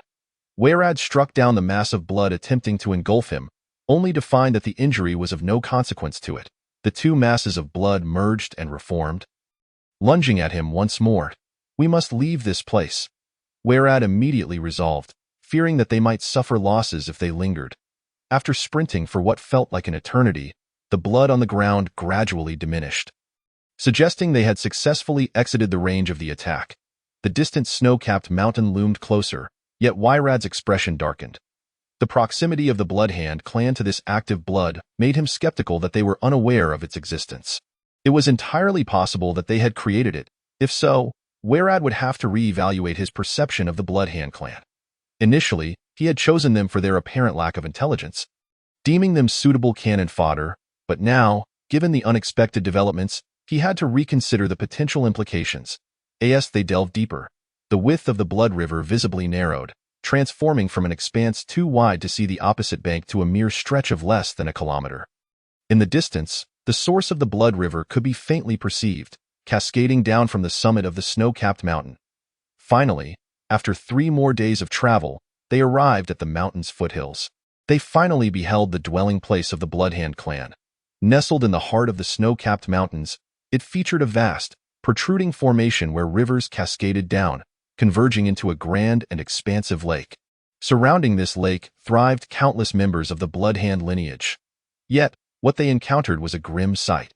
The corpses of Bloodhand demons floated in clusters upon the water's surface, their bodies grotesquely twisted, as if they had perished in a continuous cycle of splitting and merging, an embodiment of the Bloodhand's very essence. The Bloodhand clan, inherently a flawed demonic race, faced an overwhelming number of casualties. Yang Tianxi contemplated retrieving 2 bodies for further study. However, as the demon attempted to salvage a corpse from the lake, an unseen force dragged him beneath the surface, suggesting the presence of some lurking monster below. Yang Tianxi was not disheartened, rather, his curiosity grew. "Let us not squander time. Our purpose here is to seek out the Bloodhand clan. Other matters can wait." Chapter 13. The war begins. The leader of the Bloodhand clan was not determined by strength, but was instead recognized from the outset as a rational figure. The leader need not engage in battle and bore but one name: Bloodhand. To preserve the integrity of their intellect, the leaders of the Bloodhand clan typically live to old age, unlike their kin who might succumb to spontaneous division at any moment. Velid and his companions discovered the leader within an enormous constructed blood pool, filled to the brim with the blood of various creatures. Where Bloodhand reclined at the pool's edge, Velid, embellishing the plight of the Dark Spirit clan and the current dire state of the Blue Demon clan. endeavored to maintain a humble demeanor, understanding that these high-ranking demons were inherently proud and needed to grasp the gravity of the situation. Lord Bloodhand, the ambitions of the Dark Spirit clan are monumental. They will systematically eliminate all high-ranking demon races. Surely, you would not wish for the Bloodhand clan to be ravaged by the Dark Spirits. Yet, in response to Velad's grandiloquence, Bloodhand merely uttered 2 words, "Get lost." Velad, suppressing his emotions, continued to persuade. I have gathered intelligence indicating that after resolving the issues left by the Blue Demon clan, the Dark Spirit's next target will be the Bloodhand clan. Perhaps you should consider joining our demon alliance. This world ought to belong to us demons, not to those who merely wage war under the banner of Blood Sunday. Finish talking. Then you may leave. Bloodhand, do you truly not wish to consider? Velad felt his patience waning. He had toiled for nearly 10 days to arrive here, suffering the loss of several team members along the way. Although he cared little for the demise of those lowly demons, it had undoubtedly affected his prestige, a reality he could not abide. If the Bloodhand clan cooperated, they could achieve a mutually beneficial outcome, perhaps even gain some advantage. Yet, given the current circumstances, this seemed utterly impossible. Velad was left with no choice but to resort to his secondary plan, to bring Bloodhand back with him. He was acutely aware that the technology for developing awakening potions had matured long ago, and he himself had become one of the first demons to awaken blood energy, gaining the ability to conjure flames from burning blood sun. The gap between him and several high-ranking demon types was merely a matter of lineage and system. Without the requisite strength, how could they dare to oppose high-ranking demons? Having acquired formidable power, Velad naturally held the Bloodhand clan in contempt. What use was their regenerative capacity, were it not for the intention of having him willingly serve as cannon fodder? He would never have come personally. Since the other party had rejected his overtures, Velad had no choice but to employ coercive measures. The components for concocting awakening potions were not overly complex. They primarily consisted of deep-sea blood or demon corpse tissue and various auxiliary materials. Moreover, high-ranking demon corpses were prime materials that might yield a targeted awakening potion based on the corresponding blood energy attributes. As the blood within him began to boil and ignite, flames flickered in Velad's eyes and enveloped his body. This fire posed no harm to him. Rather, it consumed his blood as fuel. However, prolonged maintenance of this state would leave him weakened. Yet, should the flames contact the blood of other beings, that blood would ignite, plunging the creature into an agonizing existence until either the blood was entirely consumed or Velad himself bled out. As if sensing Velad's abnormality, Bloodhand lifted his head to gaze at him. In the next moment, tumultuous waves erupted from the blood pool. The liquid surged, animated as if alive, a torrent of blood rushed towards them. Manipulated by Bloodhand. This was undoubtedly beyond the capabilities typical of a Bloodhand demon. From the outset, Yang Tianxi had been observing intently and promptly concluded that everything, the previous ambush, the corpses by the blood lake, Bloodhand's abilities, indicated that the Bloodhand demons had undergone a significant transformation. Yang Tianxi had a premonition that the Bloodhand clan was in a state of extreme metamorphosis. Though Bloodhand usually refrained from combat, it did not imply weakness. However, he continued to channel the blood energy, forcefully infusing it into a cell that had long since lost its connection to the trajectory of vitality.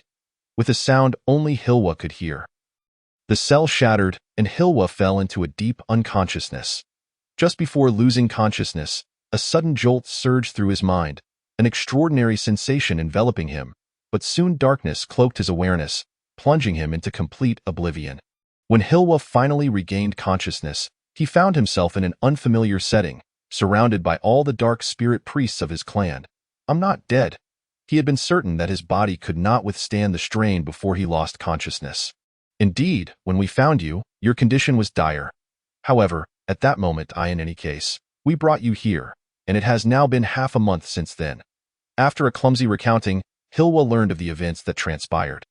The priests conducted their daily patrols as per usual, checking on Hilwa for any unforeseen incidents, and on that fateful day, an incident indeed occurred. He had collapsed in a pool of blood, his skin torn, oozing a reddish-golden fluid, yet he stubbornly clung to life and even began to recover. Thus, he was placed here by others until his awakening. Reddish-golden blood? Gradual recovery? Hilwa was certain he possessed no such abilities. his blood merely ordinary red, unless he had encountered an accident afterward. Suddenly, Hilwa recalled that extraordinary cell, the very catalyst that had caused his fainting spell. Focusing his mind inward, he discerned a unique cell vividly etched in his memory. It was a cell suffused with golden hues, standing in stark contrast to the others. It greedily absorbed the flowing blood energy, tinged with a layer of golden brilliance, and even the adjacent cells exhibited a tendency to be similarly tinged gold, with the blood itself interspersed with faint golden flecks. Moreover, the energy contained within this cell exceeded his wildest imagination. Hilwa felt that this single cell could rival the entire operation of a heart.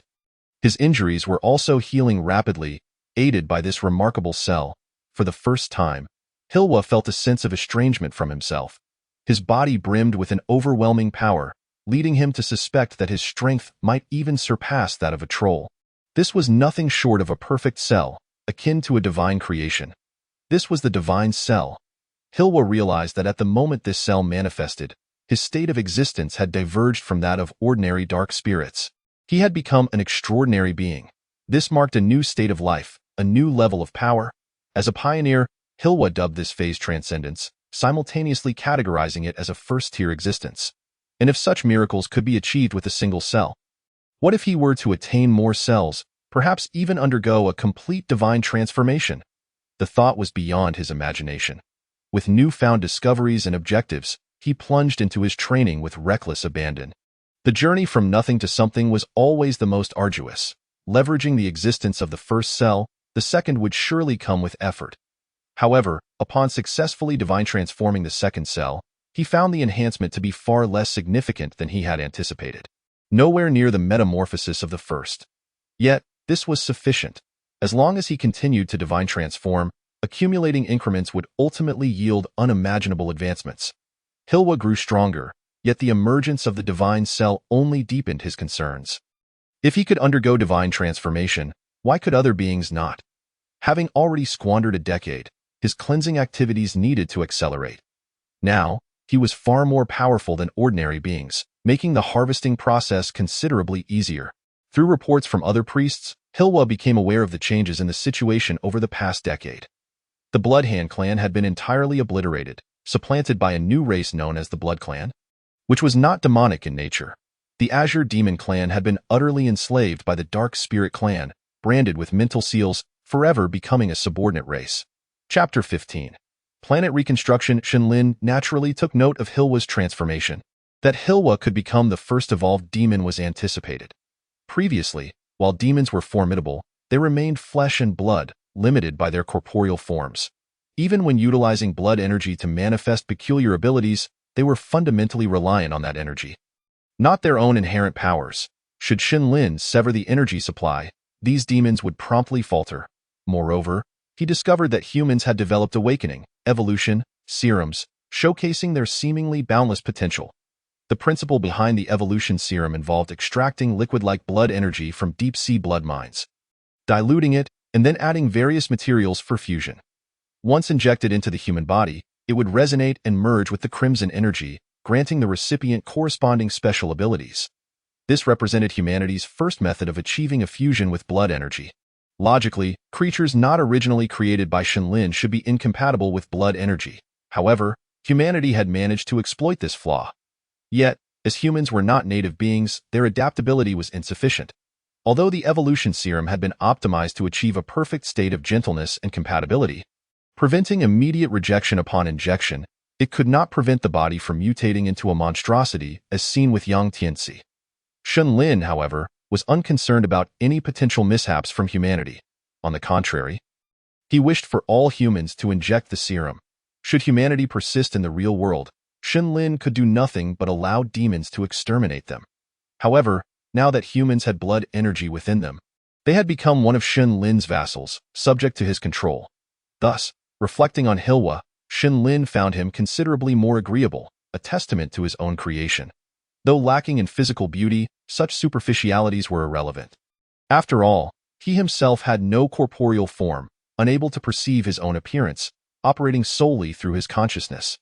Shenlin was also curious about the direction of evolution. Only upon the emergence of the first divine cell did he come to understand. It was integration with the world. In Shen Lin's view, the sole distinction between ordinary cells and divine cells lay in their method of absorbing blood energy.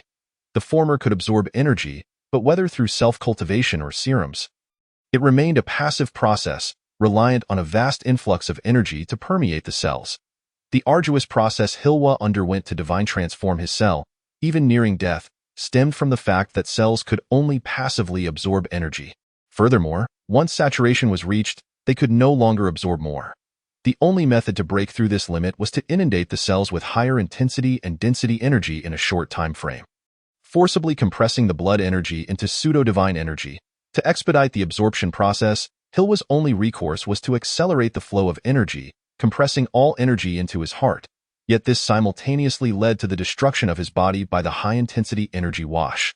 Once the energy density of the cell reached its threshold, nearly coalescing into a tangible form, the divine cell was born. With a divine cell, one could actively absorb energy and consequently divine transform adjacent cells, significantly reducing the difficulty, a concept entirely different from before. What astonished Shen Lin the most was the uniqueness of the divine cell, as it established a connection with the entirety of the Crimson World. Though minuscule and nearly imperceptible, it was still remarkable. Additionally, this resulted in a corollary. Shen Lin could attach his consciousness to the divine cell. Theoretically, should Shen Lin wish to interact with reality, the only shortcut was to inhabit the blood energy. Aside from that, he had no overlapping anchor points with the cosmic reality. Yet, the blood energy was perilously dangerous, akin to the sun of reality. The vast majority of blood energy coalesced in the blood sun, which was sufficiently distant from this planet. Hence, only a fraction of the energy diffusing from it could sustain this world. The pure energy form Shen Lin inhabited was undoubtedly a miniature sun. His emergence would be akin to detonating a nuclear bomb in front of someone. If one did not look directly at him, one might, in a sense, achieve a temporary reprieve, minimizing the impact, but should they accidentally glimpse him? Conversely, if it were material from another world, once Shen Lin possessed it, it would instantaneously disintegrate into the blood energy constituting its essence, rendering the act of possession a solitary endeavor. However, the divine cell was different.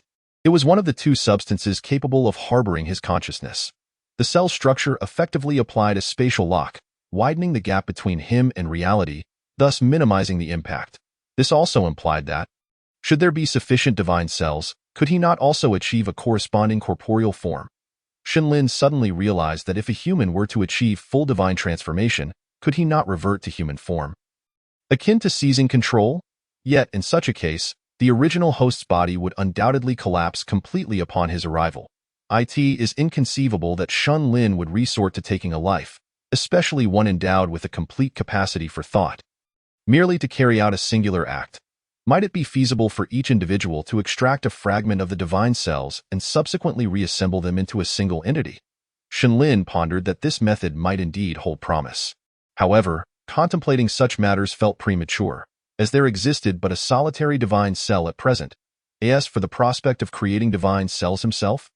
After a single attempt, Shen Lin relinquished the notion, for he lacked a corporeal form. How could he achieve divinity? The creation of divine cells would necessitate his followers to undertake the task themselves. Ultimately, Shen Lin chose not to assist Xie Wei in attaining complete divinity. After all, the possession of a physical body was merely his own desire, not an urgent matter. The development of the blood energy world took precedence. He was unwilling to squander time elsewhere. With a method already at hand, the timing was inconsequential. Shen Lin set aside these futile thoughts and commenced his work. Chapter 16. This is divinity unlike the apocalyptic scenarios of the past. Shen Lin's transformation this time was markedly gentler. The creatures on the surface merely sensed a slight tremor beneath their feet before it subsided. Without extraordinary means, beings at the microscopic level were incapable of perceiving such macro-level changes. They remained oblivious that, in the brief span of time, the land beneath their feet, once ubiquitous across the planet, had merely become a corner of a newly birthed continent. Everything proceeded as usual. Xie Wei launched an offensive against the troll race. No one would have anticipated that the dark spirit race, which had lain dormant for a decade, would suddenly erupt into war. The nature of the conflict was undoubtedly devastating. Xie Wei effortlessly subjugated the troll race. Scarcely employing any artifacts, at the same time, Shi Erwei's prowess was revealed before all the demons. The demons witnessed for the first time that, apart from the disparities inherent in racial evolution, there existed individuals capable of enhancing their abilities post-birth. In the eyes of the demons, trolls were the largest and strongest beings on land. Under no circumstances could other demons surpass them, as their physiques could not endure such immense power. Yet, when Shi Erwei's fist clashed against the troll's massive hand, pushing it back and penetrating its skull, this perception was shattered. They understood that the dark spirit race could not possess such formidable strength unless Shi Erwei had undergone a transformation. Useless! A bunch of cowardly fools! Velid seethed, kicking aside the demons nearby. Over the span of 10 years, from initial trepidation to calmness, Velid had once believed that the dark spirit race had abandoned their quest for conquest, having fallen silent after enslaving the blue demons. Yet now, reality had delivered a harsh blow to his face. Shi Erwei had returned, and he had grown stronger. After a decade of tranquility, Velid's demon alliance had expanded magnificently. He believed he had amassed sufficient strength to contend with all higher demons. Yet now, the powerful and unfamiliar Shi Erwei instilled fear within him. Was it divine favor that graced the dark spirit race? Perhaps deep down, Velid was already aware. He simply refused to confront the truth. We cannot contend with the dark spirit race. Their power is beyond our capacity to resist. A demon quivered, voicing the sentiment. Upon hearing this, Velid's eyes ignited with fury, incinerating the offending demon to ashes. The other demons, witnessing such a scene, trembled and lowered their heads in retreat. How many times had this occurred? Velid could not ascertain. These cowardly demons had been utterly petrified upon hearing the name of Shi Erwei. Despite the fact that, apart from Shi Erwei, they were the dominant force in any situation, could Shi Erwei truly be so insurmountable? When all the demons had departed, only Yang Tianxi and Velid remained. Velid's body slumped into a chair, his voice tinged with fatigue as he inquired. He had toiled for over 20 years, using forceful and brutal methods to unite more than half of the demons. Yet, in contrast, these demons would shrink back at the slightest hint of Shi Erwei's movements, abandoning all prior ambitions. He could not comprehend why this was so. After all, demons were creatures that revered power. Their strength was undeniably formidable. It is not Shi Erwei who is powerful, but the god behind him. Yang Tianxi replied slowly. The preconceived notions were difficult to dispel. Once Shi Erwei demonstrated extraordinary abilities, coupled with the divine moniker, it sufficed to intimidate the vast majority of demons. Regardless of belief, the fear of the divine was inescapable, and Shi Erwei now stood as the de facto representative of the god. Opposing him was akin to opposing the divine itself, and the divine was the source of all power, an entity that could not be surpassed.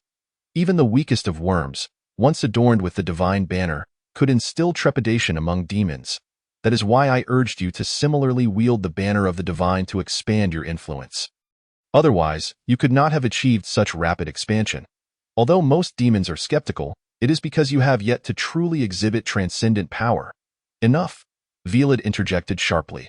Your words ultimately boil down to my power being insufficient. Killing Shi Erwei should suffice. Once he is dead, the so-called dark spirit race will merely be a headless flock, pliable playthings. But his exhibited strength is so overwhelming. How can we possibly slay him? Yang Tianxi remained unconvinced. We can kill him. Why not? Even if his power surpasses that of the trolls, or his vitality exceeds that of the Blood Clan, he remains merely a mortal. As long as he is not a god, who is beyond our reach, the dark spirit race possesses nothing but their bloodline. Our numbers are ample, and the types of blood energy are likewise numerous. With such an array of capabilities, how could we fear one Shi Erwei? Having lost this argument, Velid retrieved a vial of awakening potion and consumed it, feeling the elixir flow within him, augmenting his strength once more. The awakening potion was already capable of mass production. Ordinary demons could successfully awaken after consumption, while those already awakened could enhance the potency of their blood energy. The phenomenon of demons awakening their abilities was no longer a rarity. If one cannot be slain, then let it be 100. If 100 cannot be slain, then let it be 1,000. Even if 1,000 cannot be slain, our army is inexhaustible. Let him exhaust himself in the process. Velid bellowed, his voice hoarse, yet soon masked by a facade of false mirth. Yang Tianci, do not tell me you are pitying those lowly demons, nor forget your position. A century is still a long way off. Your evolution has not reached its zenith, and I would not wish for you to perish prematurely before that. Considering how much time has passed, your kind should be dispatching a second wave of support soon. Right? Just as they finally muster a second team after half a day, the first squad would have been utterly annihilated. What despair would your human allies exhibit in such a scenario? Ha ha ha, if we were to wait a century only to achieve nothing, that would indeed be a farce. No, perhaps it need not even take a century, ha ha ha ha. Velid laughed heartily as he departed, leaving Yang Tianci in solemn silence. Chapter 17. The Declaration of War begins. Demon Alliance versus Dark Spirit Race. The Demon Alliance formally declared war on the Dark Spirit Race. The rationale remained that Shi Erwei had blasphemed against the divine, propagating false divine revelations. Upon hearing the report from the priest, Shi Erwei merely smiled and shook his head. It was simply a pretext for war. The veracity of it was of no consequence to them. Pay them no heed. We shall continue to proceed according to our plans. According to the Dark Spirit Race's strategy, they first needed to subjugate the bone demons. The bone demons, having long consumed ores and assimilated various metals and bones, possessed skeletal structures that served as optimal materials for weaponry. The number of artifacts remained insufficient, compounded by years of use, which diminished their efficacy significantly. This was a constraint imposed by Shen Lin from the outset. He provided assistance rather than an unequivocal advantage. Thus, the divine energy imbued in these weapons was fixed. Each use would deplete it, ultimately reducing them to mere ordinary metal weapons. Moreover, as the intensity and specificity of combat increased, these weapons would inevitably be phased out. For instance, should one strike a bone demon, they could easily sever their own bones to survive. The same applied to the Blood Clan, which had attained consciousness through the absorption of blood energy, thereby exhibiting high resistance to energy. Additionally, the Blood Clan typically possessed significant mass, further minimizing the impact of such energy. Furthermore, a formidable being like Shi Erwei, endowed with divine cells, could not be harmed by the enchantments of artifacts, as they had already learned to actively absorb energy, rendering them impervious to being overwhelmed. Even if these artifacts lost their energy, they would be preserved as relics. Perhaps, countless years hence, a young dark spirit would gaze upon these rusted weapons, with their parents proudly recounting, "Look, these are the weapons once bestowed by the gods, wielded by the great founding leader Shi Erwei, who vanquished the blue demon race." This marked the inception of our dark spirit race's conquest of the world. No feedback was forthcoming. The dark spirit race disregarded the Demon Alliance's declaration of war, as if no one existed, and proceeded towards the territory of the bone demons. The process of subjugating the bone demons was remarkably straightforward, requiring even Shi Erwei to lift a finger. The bone demons possessed a simplistic mindset. As long as there were ores to consume, they were content. Their territory lay atop a rich vein of minerals. The Dark Spirit Clan merely needs to continuously transport external ores to them, allowing these skeletal demons to willingly exchange parts of their own bones in return. After all, the bones on their surface are not significantly different from hair. As long as the few core bones remain intact, the rest can be replaced and regenerated. While it is true that the quality of core bones surpasses that of the external ones, the Dark Spirit Clan certainly would not engage in the reckless act of slaying demons for their bones, as they are not particularly in want of such materials. The only unexpected element is a unique skeletal demon. This particular demon resides at the very heart of the ore vein, occupying the most advantageous position within it. Its size is colossal, towering even above trolls. However, apart from its considerable appetite and occasional consumption of fellow skeletal demons as if they were ore, it is not markedly different from ordinary skeletal demons. While others may be disregarded, this behemoth cannot be overlooked. Zirwei cunningly lured and forcibly brought it back to the territory of the Dark Spirit Clan. Intending to study it further, perhaps it would yield some astonishing discoveries. Having dealt with the skeletal demons and trolls, the Dark Spirit Clan's outward enemies now consist solely of the Demon Alliance and the Blood Clan. Ah, and not to forget, there is also a New World civilization. Yet, Zirwei has already dispatched individuals to investigate their realm, concluding that due to the disparity in temporal flow, it is prudent to refrain from interference for the time being. The Blood Clan, having severed ties with the Blood Hand demon, has merged into the Blood River, vanishing without a trace, only occasionally glimpsed in the adjacent forest. Thus, the only adversary left to contend with is the Demon Alliance. Zirwei now scrutinizes this so-called alliance. The Demon Alliance boasts an impressive might, with recorded demons numbering in the hundreds of millions, and a plethora of awakened high demons empowered by blood energy. However, numbers alone will not guarantee their success. Relying solely on numerical superiority would surely lead to disappointment for the Demon Alliance. As noted by Shenlin, Zirwei is a genius and a competent leader. Demons should naturally rally under Zirwei's command. Drawing inspiration from divine cells, Zirwei has devised a unique form of script, the Demon Script 1. For many years, the Dark Spirit clan has cultivated a habit of recording through symbols. Yet it is only now that Zirwei has truly formulated a comprehensive system. In ordinary circumstances, this demon script can serve as written language. However, once infused with blood energy, it transcends mere text and becomes a conduit to communicate with the world, transforming into magical sigils. When one envisions corresponding entities in their mind, the lines drawn in their hand will manifest distinct powers accordingly. This represents a somewhat abstract concept of power, with its success and efficacy being random and indirectly related to various factors. After a period of exploration and adaptation, Zirwei gradually grasped the nuances of this practice. The key lies in meticulous detail. The more elaborate the depiction, the better. Additionally, the entities represented must align with reality and not exceed one's capabilities excessively. Otherwise, one risks being unable to withstand such power. Should Zirwei inscribe the words "I shall become a deity," it is conceivable that he might perish under immense pressure before even completing the inscription. Conversely, if he writes, "My strength shall double," the likelihood of that occurring is substantially higher. Zirwei is diligently investigating further applications of magical sigils when a figure hastily approaches from a distance, a priest draped in a gray robe. The priest arrives before Zirwei, speaking with an urgent tone. "My lord, the Demon Alliance has assembled its forces and is marching toward the Dark Spirit clan's outer encampment of the Azure Demons. It is predicted that we will clash within 2 days." Upon hearing this, Zirwei furrows his brow, but not due to the news of the Demon Alliance. "Zairiya, before the temple, I was already a follower of the divine. You shall address me as my esteemed high priest. You too, Zairiya. Remember, we are all cherished beings of the divine and must place him above our personal sentiments. You have now ascended to the rank of priest." Chapter 18. The Return. Velid personally leads the Grand Army into motion. Yang Tianxi does not lag behind, as the second batch of support personnel, numbering over 20, has arrived at the base. Who could have predicted that in merely a few hours in the outside world, everything here would have transformed beyond recognition? The remaining few researchers from the first batch have aged significantly.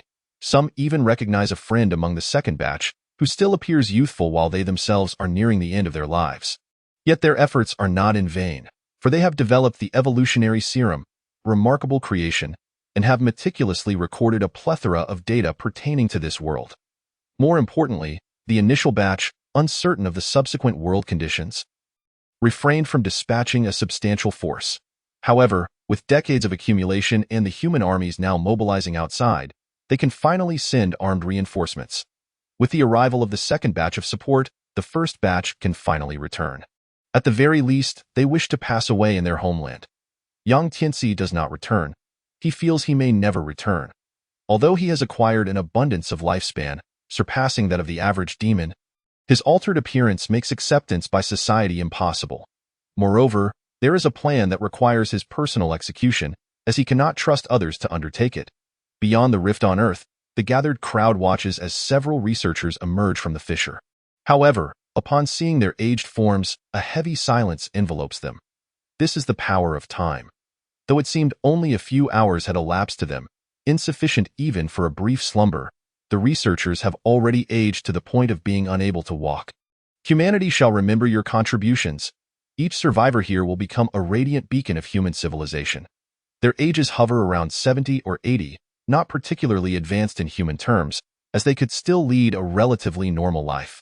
However, in a world devoid of any assistance, their bodies have long since decayed, now relying on advanced medical technology for gradual recovery. One researcher, before departing, clutches the sleeve of the temporary strategic commander, asking, "What became of the demons that invaded decades ago?" The commander, momentarily taken aback, realizes that the decades referred to by the Elder is merely a few hours in their timeline. After pondering for a moment, he responds, "Humanity is faring well. Those demons have been easily dispatched under the suppression of high-tech firepower. And the rift has been largely contained. Good." The Elder releases his grip, allowing the medical personnel to affix a breathing mask. Yet, before the ambulance departs, the Elder does not forget to admonish, even if they have been contained. "Do not let your guard down. The demons are evolving. You must remain vigilant."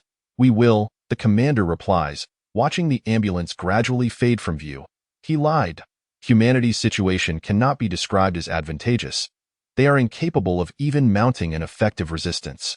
Demons appear erratically in every corner of Earth, engaging in indiscriminate slaughter.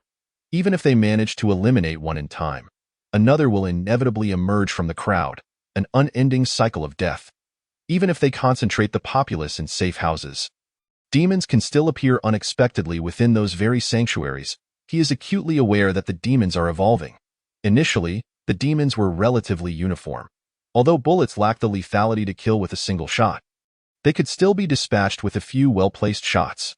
Yet, merely hours later, the variety of demons has proliferated rapidly, with an array of them exhibiting bizarre abilities, some even capable of disregarding bullets entirely. A purely defensive strategy would inevitably lead to failure. They examine the corpses of the demons, seeking to uncover their vulnerabilities, yet how could anything useful be discerned in just a few hours? Consequently, humanity has dispatched multiple teams of researchers into the demon realm, searching for new breakthroughs, but without the external support of Velid, entering the rift equates to severing all contact, rendering these teams incapable of enduring long within demon territory. Humanity has even begun to doubt whether Yang Tianxi and his companions have perished, as none of the subsequent entrants survived. It was not until Yang Tianxi's group established a base and stabilized their position that contact with human civilization was finally re-established, allowing the second batch of reinforcements to accurately take over. While ostensibly a mutual invasion, humanity simply cannot afford the costs. Their sole hope now rests upon the achievements of Yang Tianxi's small team. The evolutionary serum.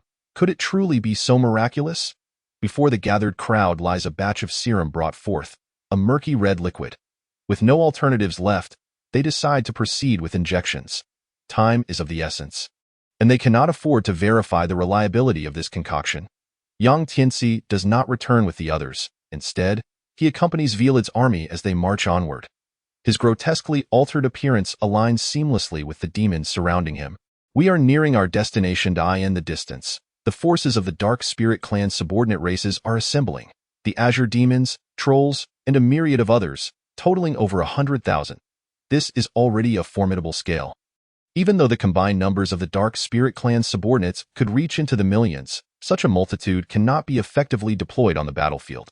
Only a select few from each side will engage in the initial clash. Even though Velid's Demon Alliance boasts numbers in the hundreds of millions, this offensive has chosen only the most elite of several 100,000 demons. As for the lesser demons and worms, there is little concern. After all, those common creatures are ubiquitous, and one could easily claim to have an army in the billions. Moreover, their combat prowess is rather feeble. While they can manage against ordinary demons, they merely serve to expend energy in the face of high-ranking demons awakened with blood abilities. Yet, their current tactics and circumstances do not necessitate such exertion. When true conflict erupts, it is not merely the quantity on either side that matters, but rather whose elite forces become available first. The numbers of the lower ranks exist solely to create an advantage for the higher echelons. Velid surveyed the entire battlefield and issued his first command: attack. The demons roared and charged forth.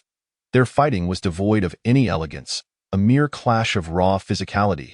For the chaotic demons, their adversaries were not just foes but also prey and sustenance.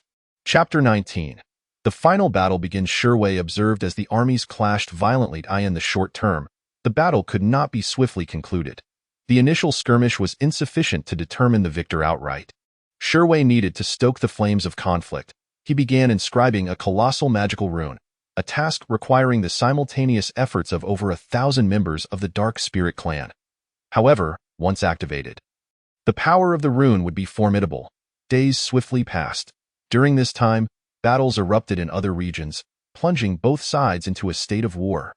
The numbers on both sides steadily dwindled. Every day, Villard would taunt, yet Sherway remained unresponsive. Until today. The magical rune was finally complete. Sherway opened his eyes, revealing intricate, twisted patterns reflected within. Through their efforts over the past few days, they had surreptitiously inscribed runes across the battlefield. Now ready to be activated, behind Sherway stood dozens of priests, chanting the meanings of these runes, as tendrils of crimson energy fell from the sky, causing the runes to shimmer with brilliance. S. Villard.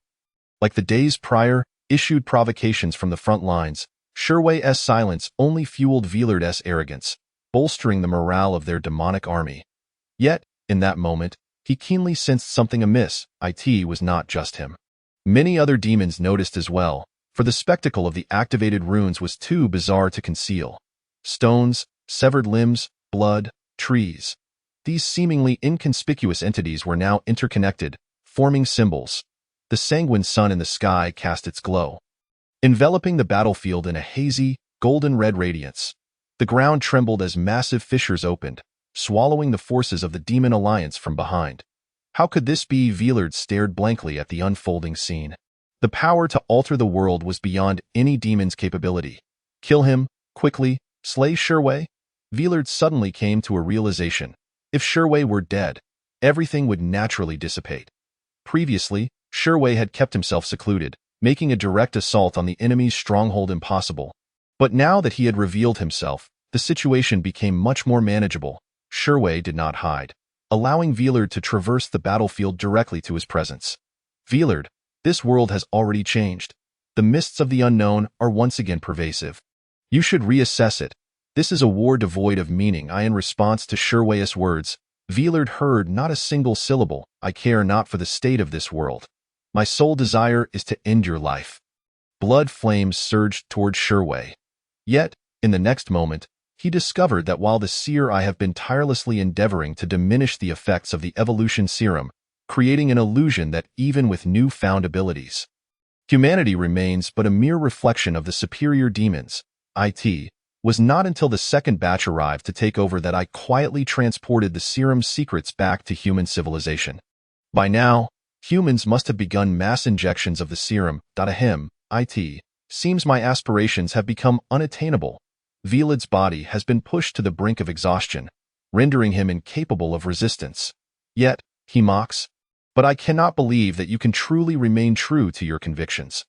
Once you assume my position and become the ruler of countless demons, free from the constraints of rules, your mind and body will undoubtedly be corroded by power. 10 years? Or perhaps a century? No one is exempt. Even if you withstand the temptation and accept the reality, have you considered the humans behind you? I have studied your kind. You are a race fond of conspiracy and self-destruction. Do you think they would allow an uncontrollable individual to wield such power? The unexpected is far too common. When you stand atop the world, the entire world shall be your adversary. You are correct. I cannot guarantee my resistance against the passage of time and its influence on thought. For the first time, Yang Tianxi acknowledged Villard's words. Therefore, I have constructed an absolute binding device for myself. Filled with chemical control agents, I will sever most of my body, retaining only a brain and a heart, using a life-sustaining apparatus to prolong my existence, becoming an eternally controlled instrument.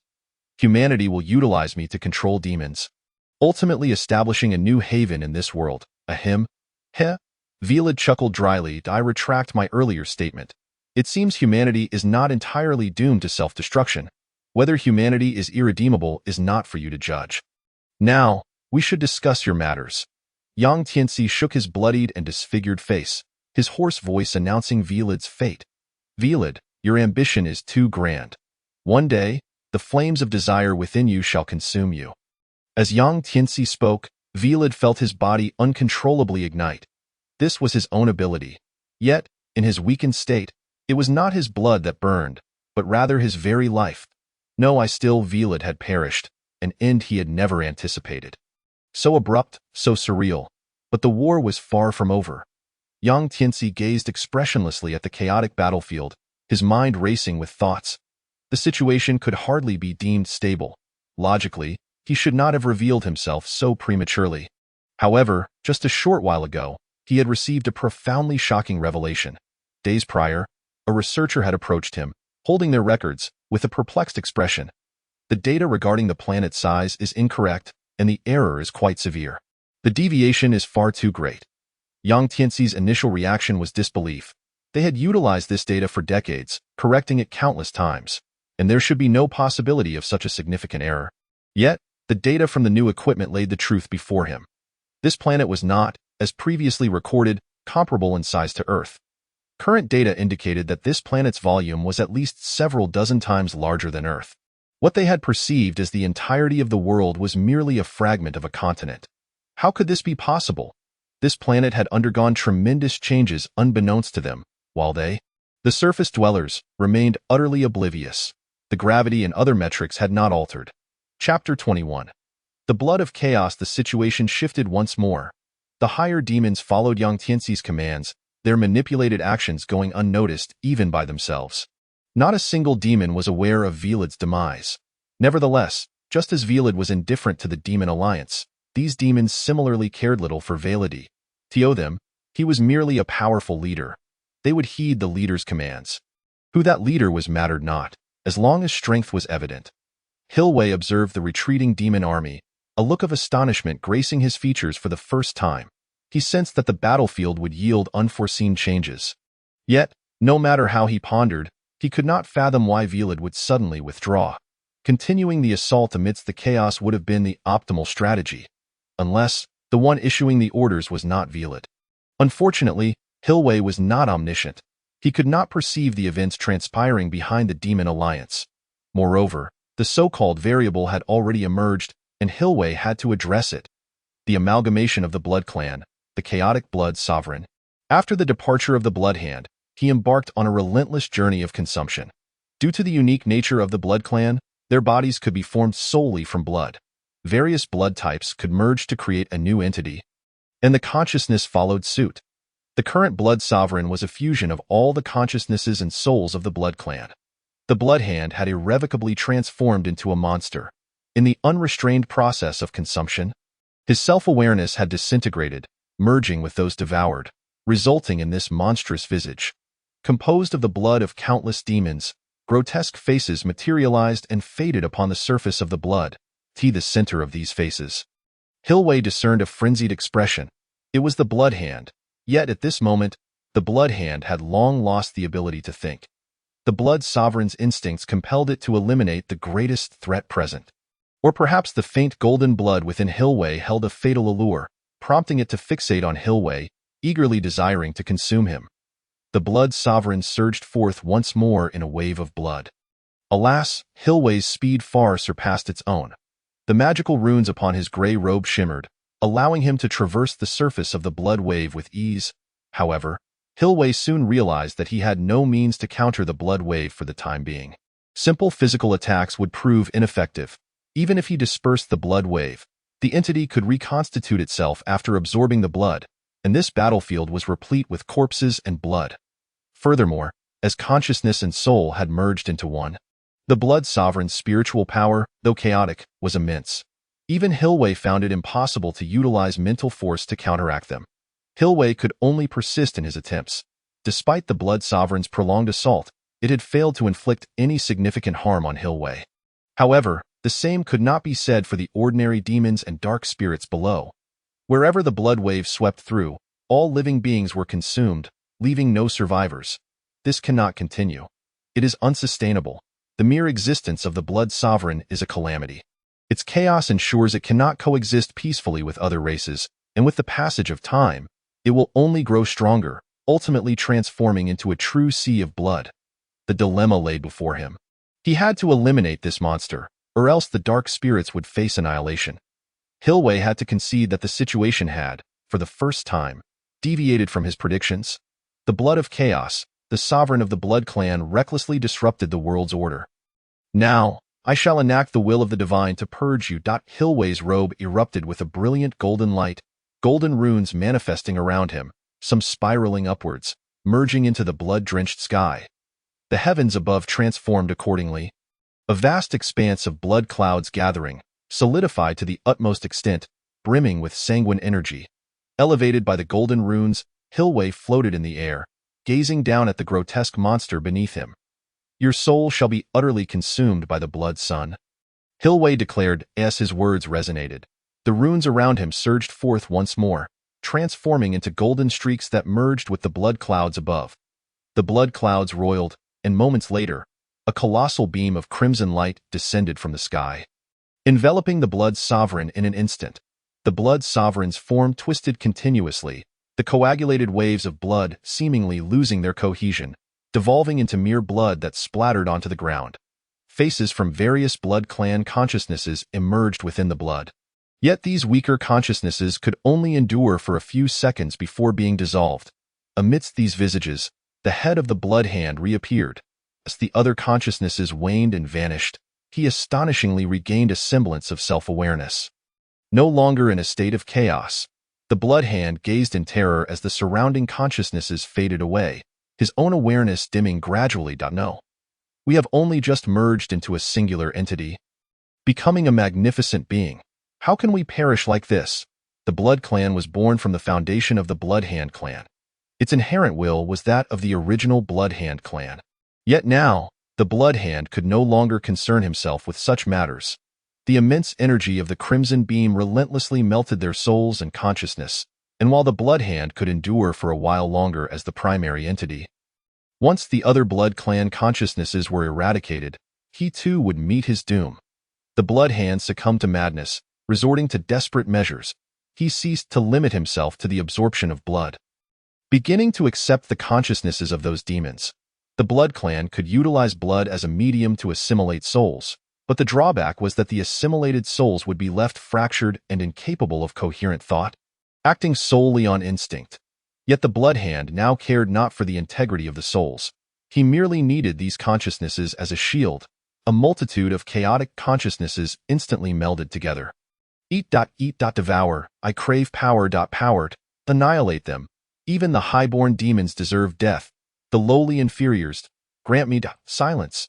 The Blood Hand roared in fury, forcefully suppressing these consciousnesses.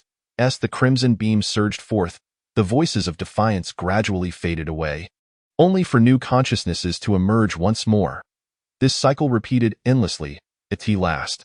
The blood clouds in the sky began to dissipate, and the light beam, having exhausted its last vestiges of strength, vanished entirely. He had survived. Chapter 22. The second stage of deification. The Blood Hand was not slain. He endured an assault potent enough to obliterate any demon. Apart from this innate trait of the bloodline, no other being in existence could achieve such a feat. The gray robe of Hilwa was inscribed with magical runes, yet it was tattered from the execution of this attack. Simultaneously, his body suffered significant harm due to the backlash of the magical runes. The Blood Hand felt elated, and not merely in the manner of one who has narrowly escaped death, as the saying goes. What does not kill you only serves to make you stronger. Originally a fusion of the consciousnesses of the blood kin, their thoughts jumbled. He had been compelled to act solely on instinct. However, following this assault, the other blood kin consciousnesses were extinguished, allowing him to regain clarity. Those extraneous demonic consciousnesses, being impure blood kin, could never match the Blood Hand's mastery over blood, and he naturally subdued them.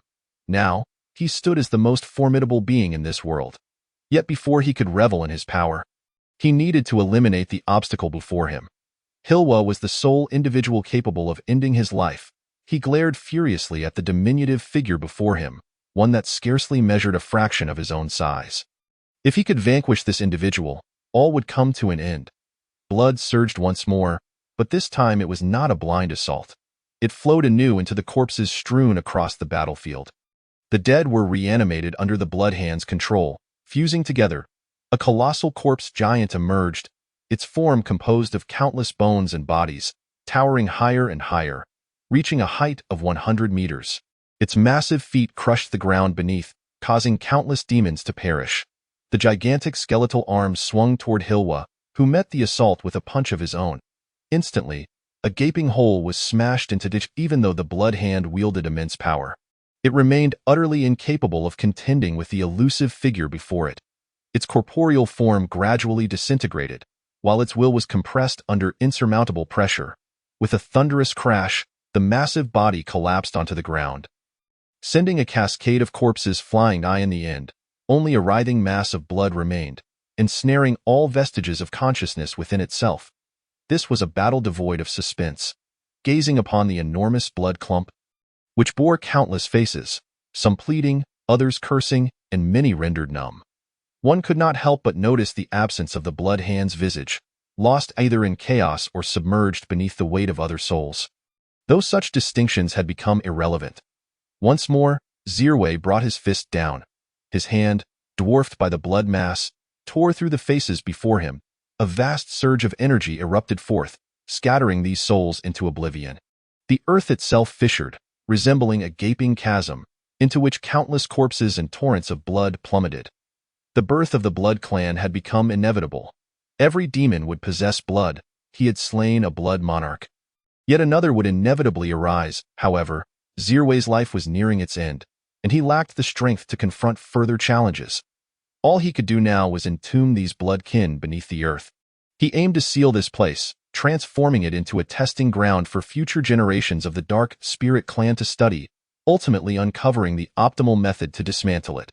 Zirwei plunged his hand into his chest, forcibly excavating his heart. What a marvelously perfect heart it was, beyond description.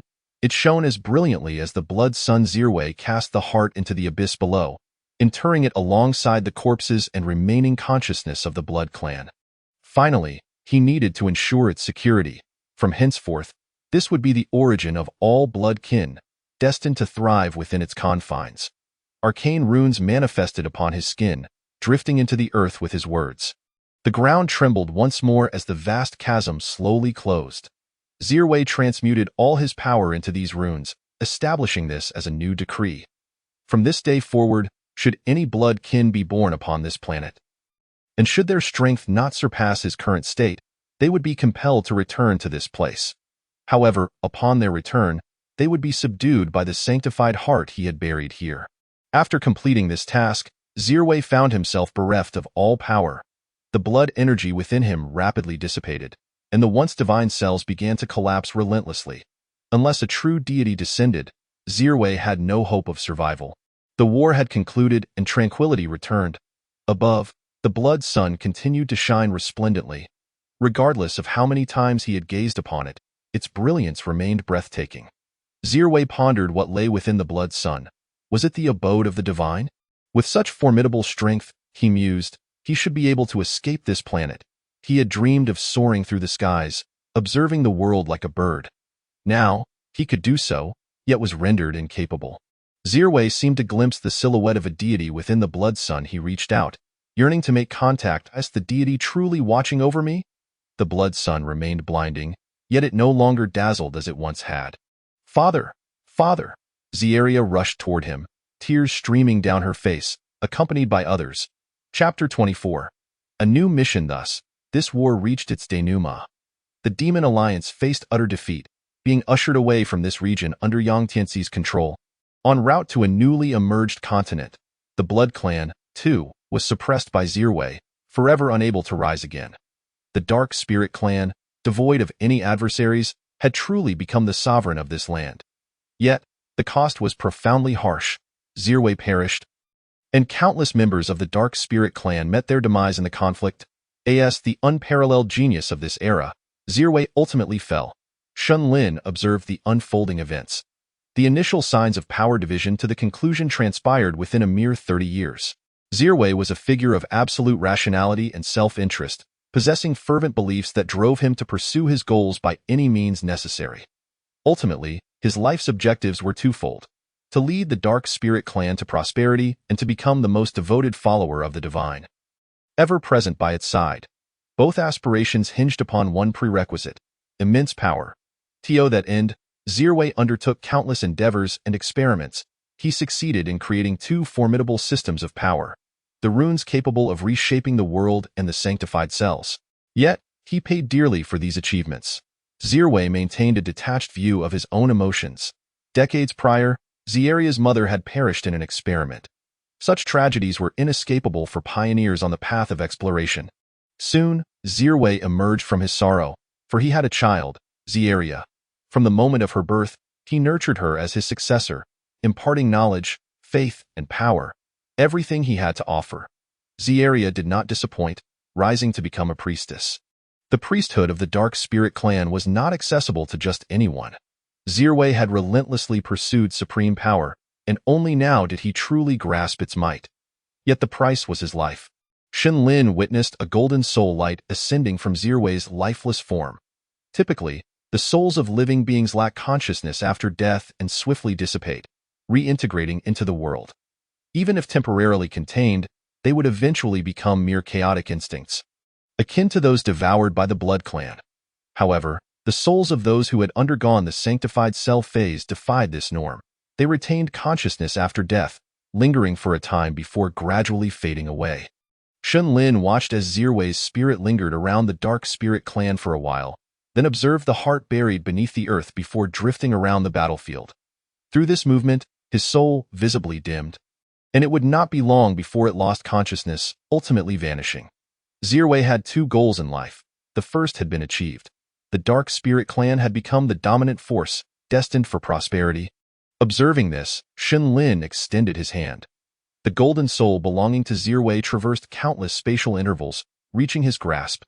Shenlin felt the elation of the golden light burst forth, dancing joyously around his fingertips. Now, Zirwei's second objective had been fulfilled. Yet, his consciousness could no longer withstand the strain, gradually becoming lost in the chaos of existence, leaving only the essence of his golden soul. Zirwei, you should not fall here. Your mission continues, Shenlin sighed. Zirwei was a genius, and Shenlin now needed such brilliance to propel the advancement of an era, to explore the ultimate evolution of life. Humanity's knowledge and belief systems destined them to remain mere followers on this path. Zirwei was the best candidate. Shenlin had already expanded the continent, and the vacant regions had begun evolving initial intelligent life forms, all in need of a pioneer to guide their development. As a deity, Shenlin was meant to embody absolute fairness and justice. This was his principle. He required numerous sanctified cells, yet could not simply seize them from these beings. Moreover, he would inevitably need to engage with humanity unless he wished to completely disregard them. However, Shenlin retained a lingering desire for humanity to endure. Thus, Zirwei's existence became essential. He could serve as Shenlin's emissary, endowed with a measure of power and authority, while Zirwei would undertake tasks unsuitable for Shenlin himself. First and foremost, Zirwei needed to be revived.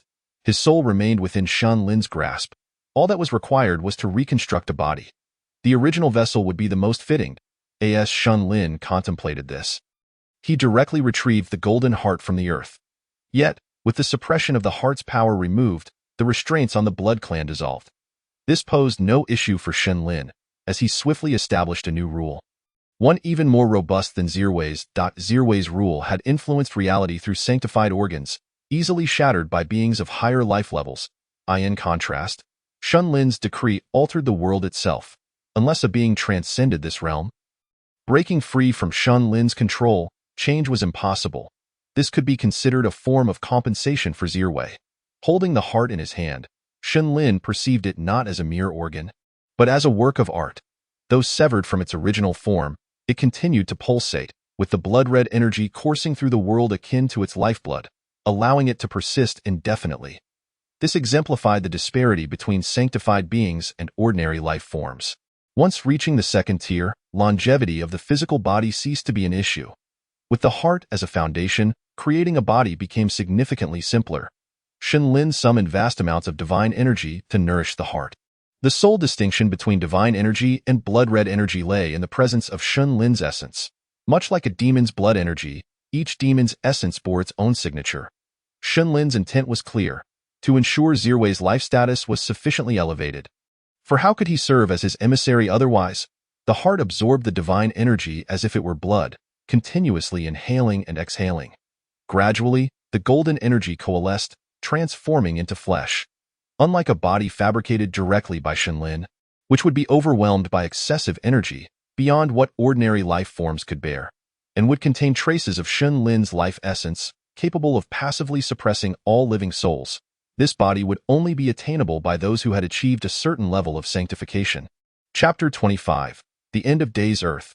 Now, it is a world in ruins. Fear grips the hearts of the people, and chaos reigns in every region, no place can truly be considered safe, even if one were to hide in the basement of their own home. It is conceivable that a demon could materialize behind them in the blink of an eye.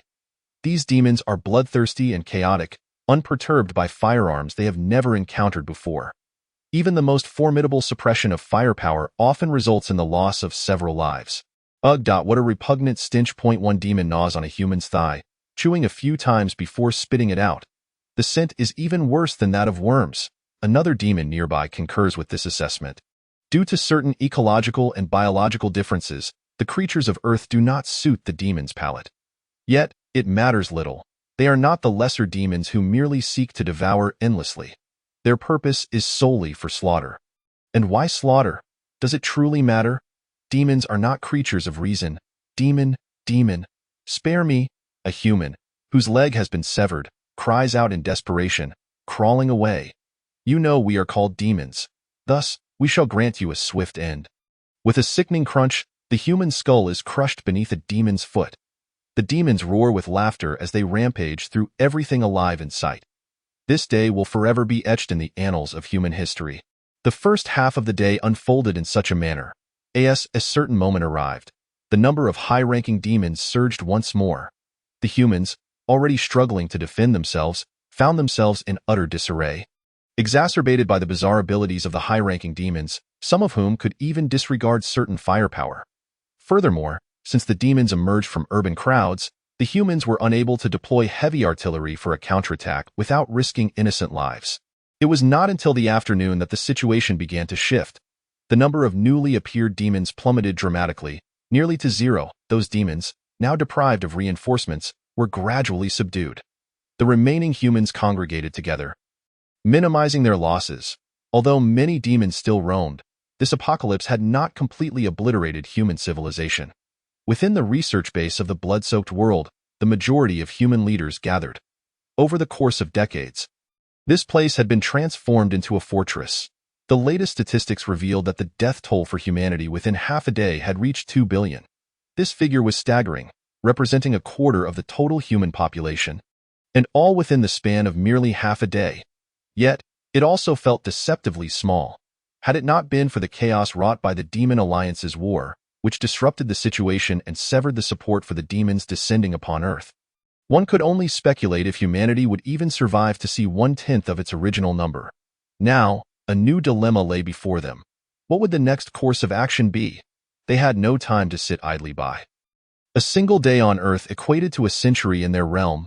A century was ample time for a new catastrophe to brew, but outside, only a day remained. What could be accomplished in such a brief span? They wouldn't even finish managing the aftermath. Thus, they approached Yang Tianci. Yang Tianci had spent the longest time in the demon world among humans, possessing the clearest understanding of the situation and the most authority to speak. At this point, only his brain and heart remained intact. All other organs had been replaced with machinery. Through mechanical links, humanity could even transfer Yang Tianci's ability to control demons into a command given to machines. Additionally, his cerebral cortex bore a faint golden sheen. This was due to Yang Tianci undergoing divinization under excessive strain. With the aid of all the forces within the base, the first divinization cell had manifested in his brain. Without such a cell, how could he possibly exert influence over so many demons? Stripped of his mutated body, Yang Tianci appeared more human than ever. Professor Yang, you have been here for decades. Do you have any effective solutions? Leaving Earth for the new continent is our only path forward. Yang Tianci's voice resonated from within the synthetic machinery. Must we truly depart? Can we not eliminate those demons? Some were reluctant to leave. After all, humanity had thrived on Earth for millennia. How could they bear to abandon all their efforts and constructions for an unfamiliar land? Those we cannot kill, those we cannot vanquish. Yang Tianci's voice was laden with despair. This world is governed by deities. Their invisible hand manipulates all, causing the planet to expand and the apocalypse to descend. The planet's expansion may be due to an initial misrecording, or perhaps geological changes led to erroneous data. They remained unconvinced. Being entrenched in a materialistic worldview, they found it difficult to alter their beliefs in such a short time. If the emergence of demons and the New World could still be rationalized as cosmic phenomena or spatial distortions caused by certain gravitational forces, Then demons could merely be seen as another form of life within the universe, alongside hypothetical silicon-based or sulfur-based beings. However, if deities were involved, they could not fathom the existence of such entities. Unless they were beings of a higher dimension, one could speculate on who could possess such immense power. Yet, it seemed that the entities in question harbored no subjective intentions toward them, nor had they made contact or manifested. Impossible, I cannot be mistaken in my current perception, Yang Tianxi asserted with conviction. If that is the case, then our objective must shift. It is unrealistic to aim to slay all demons. Even if they possess awakening serums, we can only capture ordinary, unawakened demons and cultivate high-ranking ones ourselves. However, when confronted with the Dark Spirit Clan, high-ranking demons clearly remain insufficient, abandoning the notion of invasion. We now have a clearer, simpler path before us to develop this newly discovered continent. That landmass is vastly larger than the entirety of Earth, a completely untapped resource area. The differing passage of time is a double-edged sword. While they may fear the impending demons on Earth, the situation changes when they coexist within the same realm. Their starting point would be the same. Perhaps, in a few decades, humanity will ascend to a new tier of civilization. The time required for civilizational evolution increases exponentially. The early stages may progress swiftly, but as development reaches a certain point. Chapter 26. The sage from the left hand of deity this day was regarded as the most surreal by all of humanity. Countless individuals lost their families, and many became displaced. Merely half a day was sufficient to transform everyone's perceptions. Soon, the Human Safety Department released 3 announcements.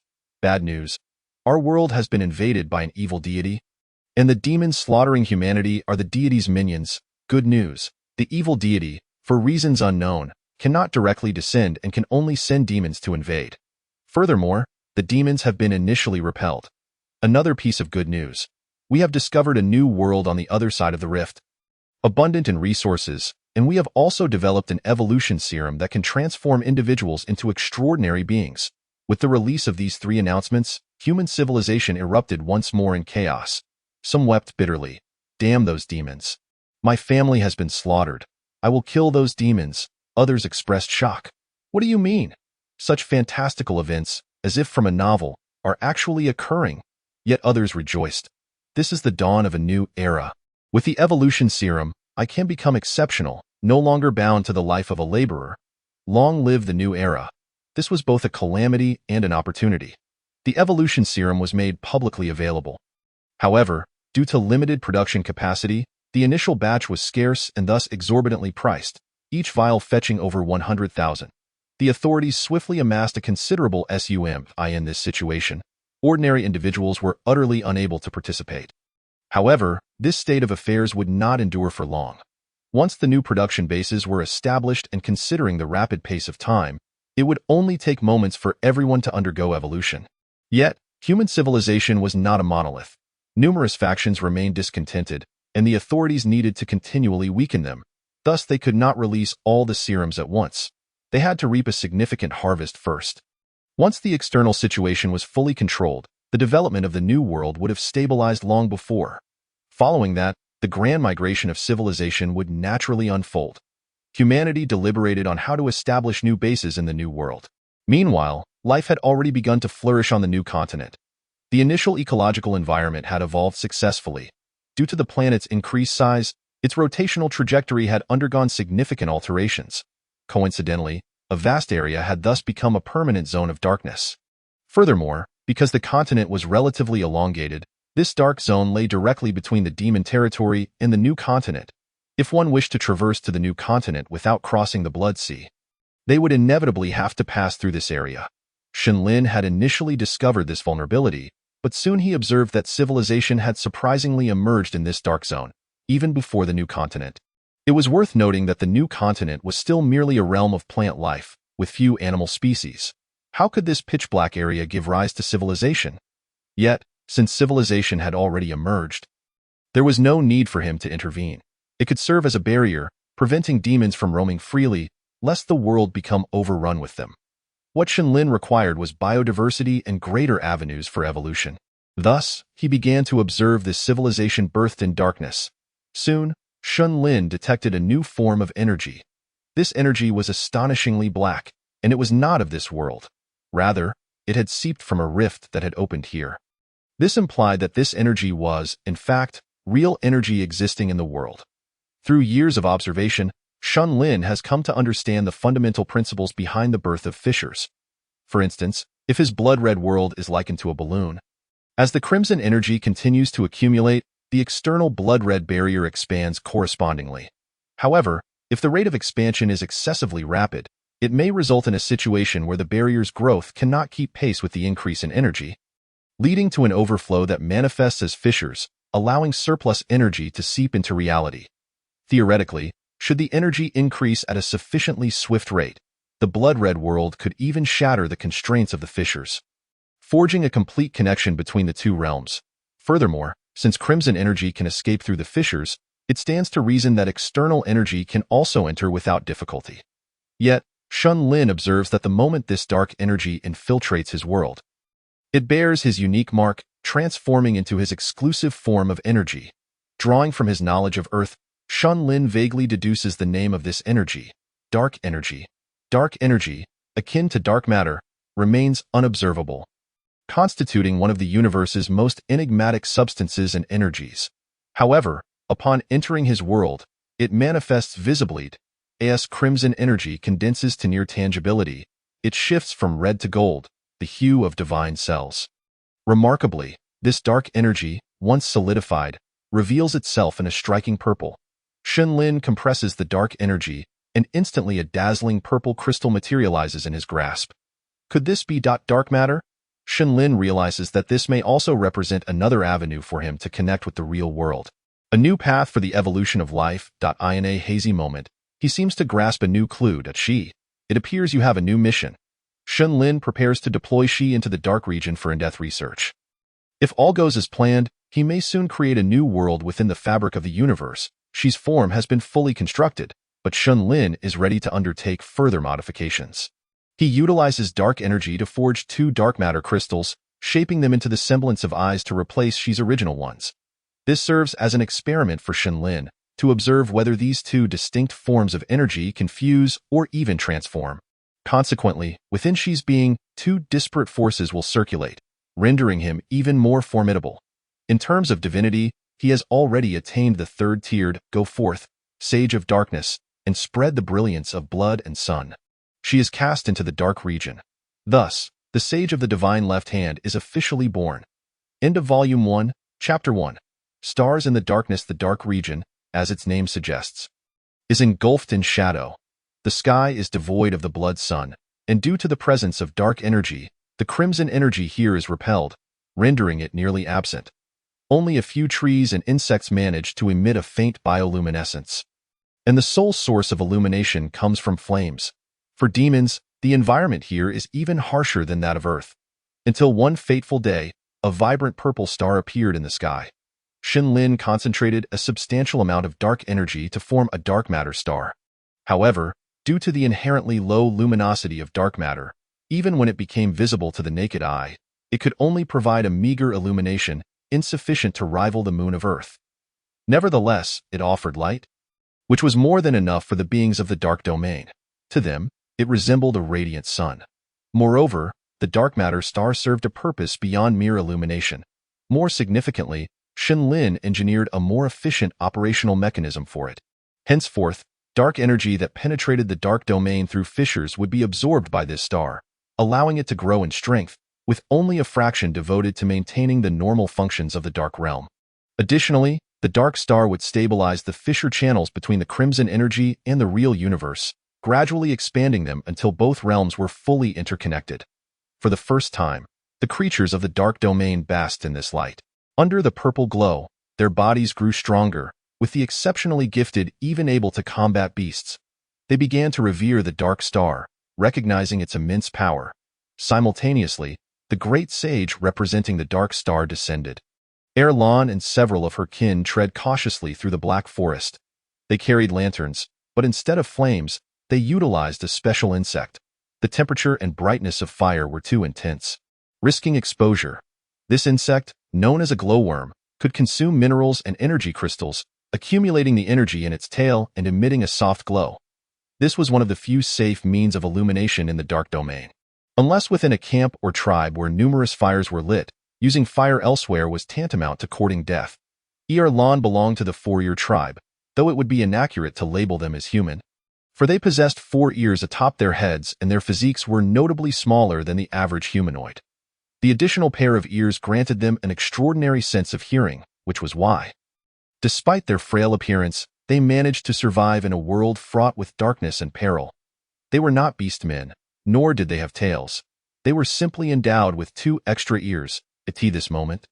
Erlan's additional ears stood erect, capturing a multitude of faint sounds from all directions, which fed into her mind, forming a rudimentary 3D map. She would be the first to know of any disturbance. Their purpose in this place was to hunt.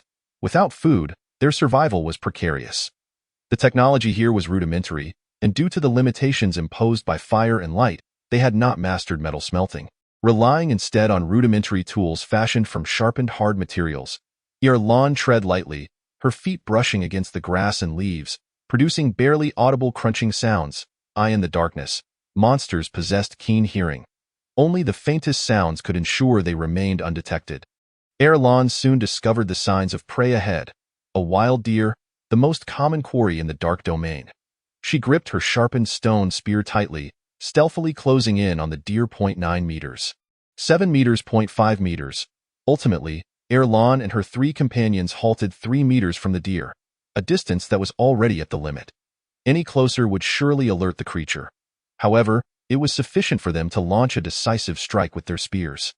In unison, they raised their arms. Whoosh! 4 spears flew through the air simultaneously, the icy tips piercing the deer's body, transforming it into a porcupine of sorts. The deer emitted a pained bleat and immediately bolted in a specific direction. Erlan and her companions hastened to follow. It would not take long for the creature to succumb to its injuries. They did not need to get too close, as that would only heighten the danger. Especially in the event of the prey's desperate struggle for survival, which could result in injury. In this frigid world, injury and death were nearly synonymous. They could only trail the wounded creature. This process would not take long. Merely a few minutes would suffice for the prey to perish. Yet, those few minutes were the most perilous, as the deer's anguished cries could easily attract the attention of lurking monsters in the shadows, potentially leading to their own demise. The minutes passed swiftly yet agonizingly. Amidst Erlan and her companions' heightened tension, the deer's cries gradually diminished, and 4 wounds bled profusely, leaving a long trail upon the ground. With a soft thud, the deer collapsed. It was time. Erlan and her companions prepared to retrieve the carcass. Crack! Suddenly, a faint sound reached Erlan's ears, causing her movements to freeze abruptly. Something was approaching. The sound emanated from several hundred meters away, yet the entity made no effort to conceal its presence.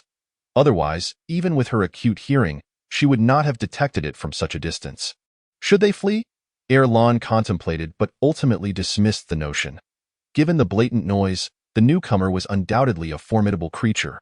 Otherwise, it would have perished in some hidden corner long ago.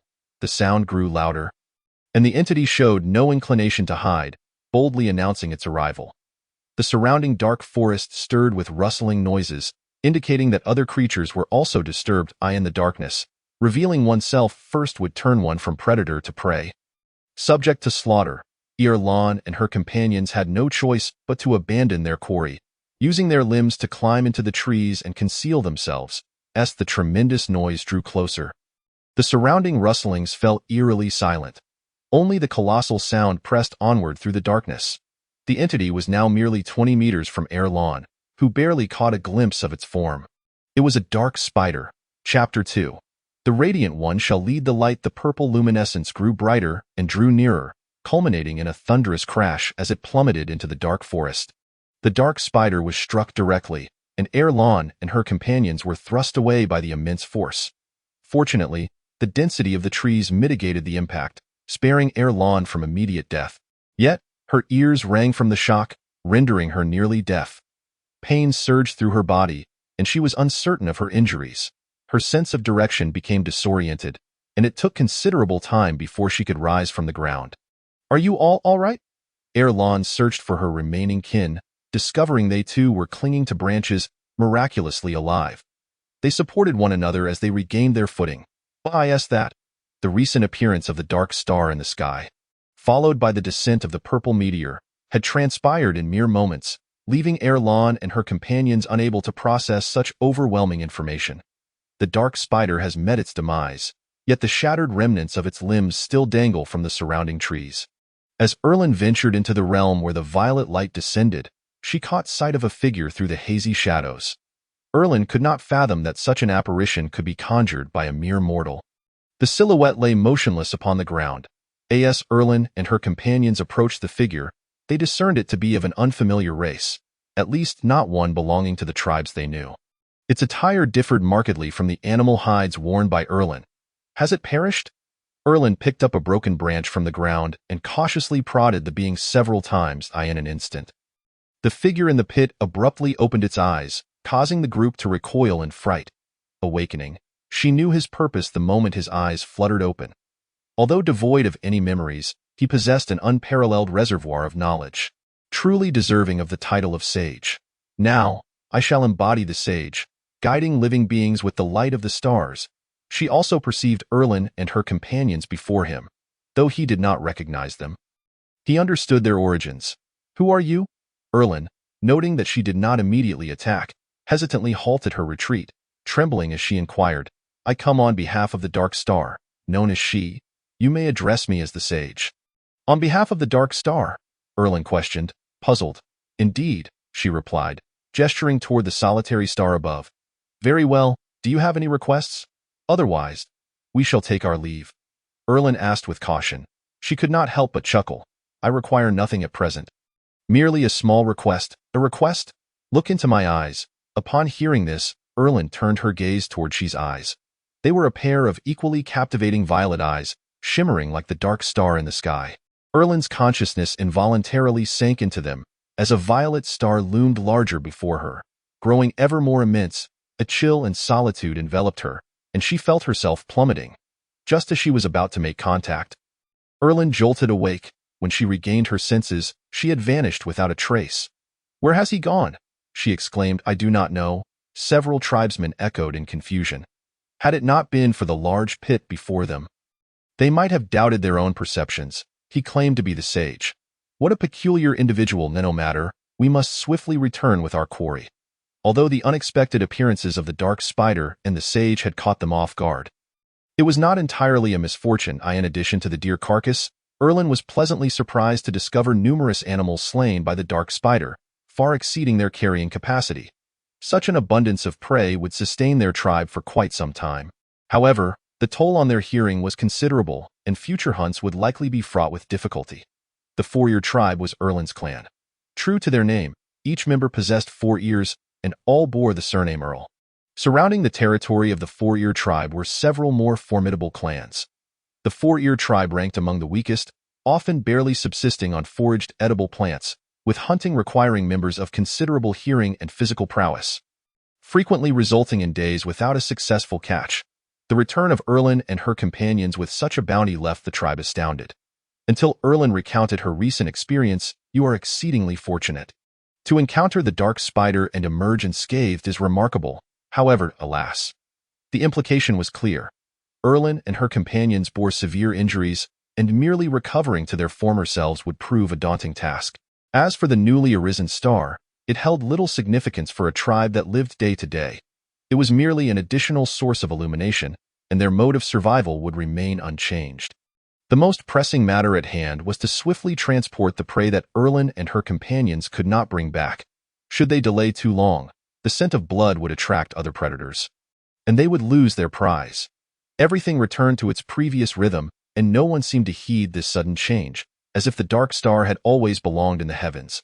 Only Erlan gazed at the stars above, reflecting on the vision she had just encountered with the dark star, pondering deeply. What exactly was that star high in the sky, and would she ever be able to reach it, bathed in the faint starlight?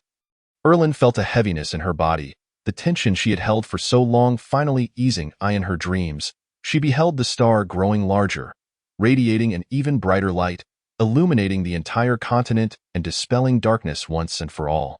Beneath that resplendent starlight, countless races rejoiced, free from mutual slaughter. She lay upon a grassy expanse, basking in the warmth of countless lights, A soothing warmth coursed through her body, a stark contrast to the cold environment she had endured for so long. Erlen mused, how wonderful it would be if this could last forever. Erlen, wake up. Thus concluded Erlen's dream, and upon opening her eyes, she found herself face to face with her brother, Erlang. Erlang, what is it? The recent hunt yielded an abundance. The tribe is holding a feast, and I have come to summon you. All right, I shall join shortly. Erlen nodded. Chapter 3. A New Star. Clearly, in this era of chaotic and nascent thoughts, the tribe's people, still quite innocent, had not yet experienced the harshness of reality's trials, and thus did not comprehend the need to conceal their spoils. The members of the Four-Ear tribe joyfully indulged in the bounty they had gathered. However, the flames of the tribe's fire also attracted the attention of neighboring clans, particularly the enticing aroma of roasted meat tantalizing their senses. The nearest of these was the Claw Wolf tribe, which soon learned of the Four-Ear tribe's revelry. The Claw Wolf tribe consisted of a group of leopard werewolves.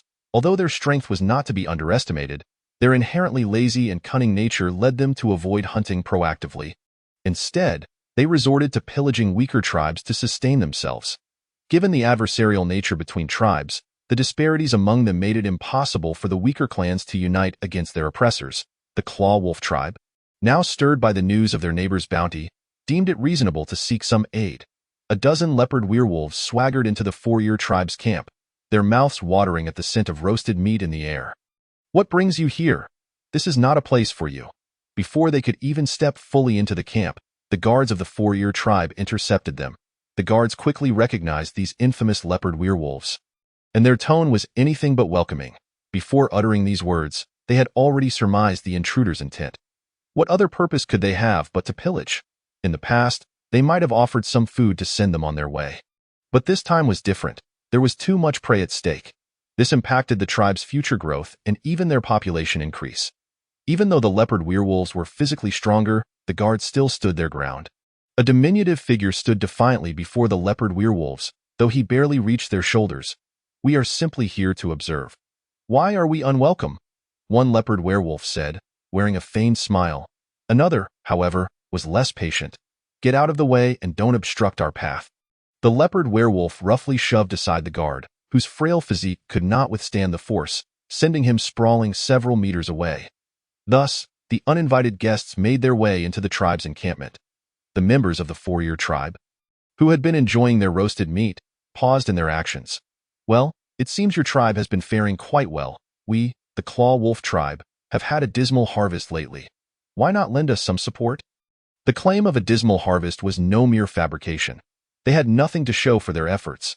Given the natural prowess of the leopard werewolves, hunting beasts should not pose a challenge. Why expend effort when they could simply rob others? Now, their eyes were drawn to the abundance before them. Aside from the already roasted portions, dozens of carcasses lay piled in the storage area. The tribe's leader mustered his courage, striking the ground with his wooden staff as he declared, "Leopard werewolves, the Four-Ear tribe does not welcome you. All of this prey is the fruit of our labor. You should leave at once." Upon hearing the leader's words, the leopard werewolves were taken aback. Were not the Four-Ear tribe typically timid? Why had they suddenly grown a backbone? Yet, what did that matter? They were determined to leave with the spoils. Could the Four-Ear tribe truly stop them? How could the feeble Four-Ear tribe have hunted so much prey? Our storage is conveniently missing dozens of carcasses. I suspect you have stolen them forget about them. Let us simply take the prey. With that, the leopard werewolves began to stride toward the storage area. The Four-Ear tribe attempted to obstruct them, but how could they stand against the might of the leopard werewolves? One punch sent a guard flying. Thus, the Four-Ear tribe hesitated. While they could always hunt again, if they were injured, their lives would surely be forfeit. That's right. Just play the role of a granary.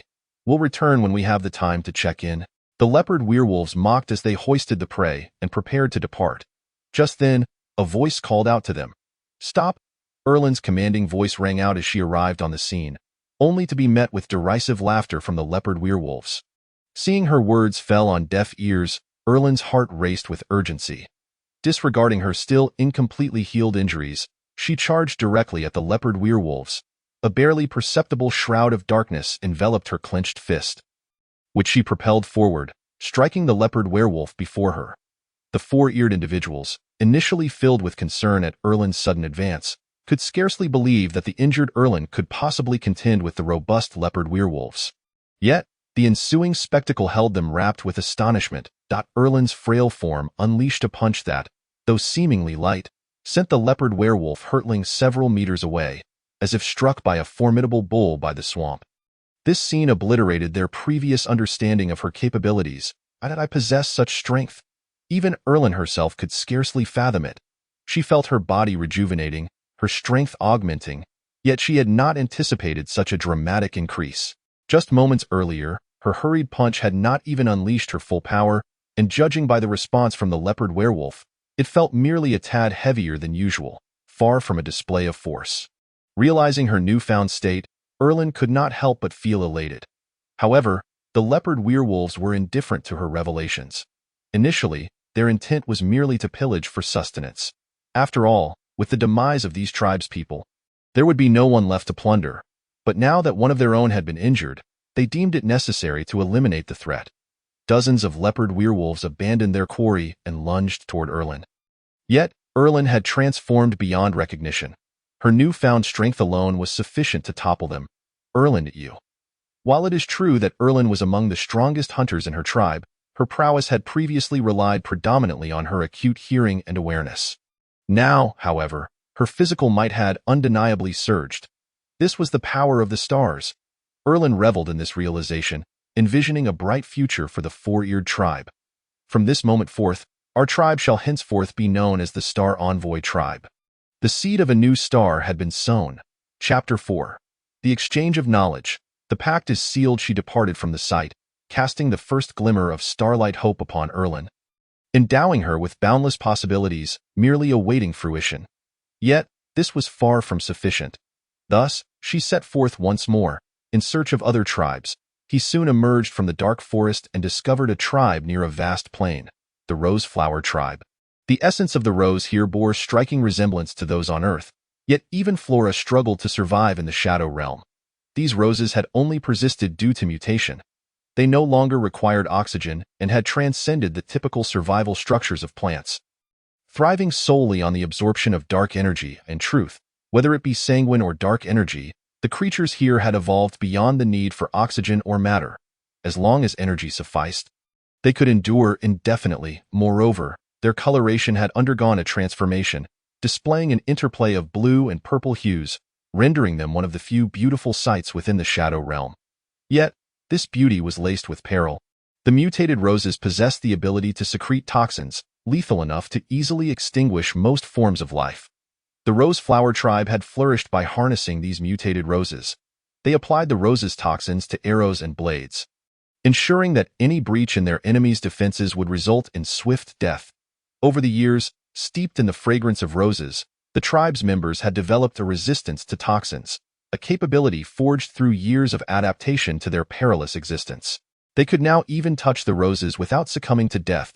To this day, the Roseflower Tribe had become the most prosperous in the region, boasting a population exceeding 10,000, far surpassing the meager few hundred of the four-eared tribe.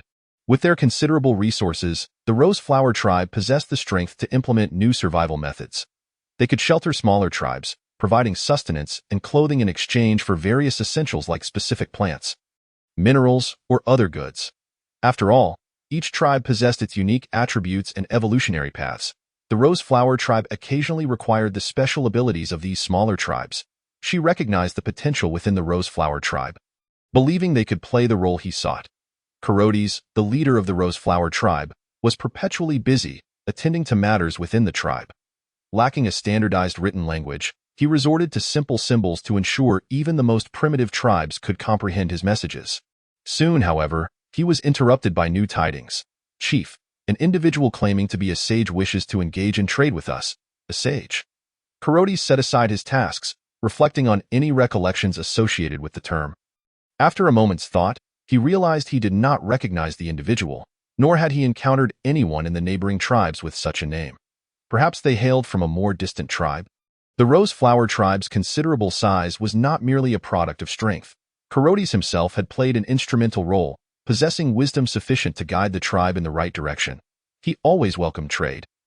Understanding that mutual exchange was essential for growth, Carotes personally went to receive this esteemed guest.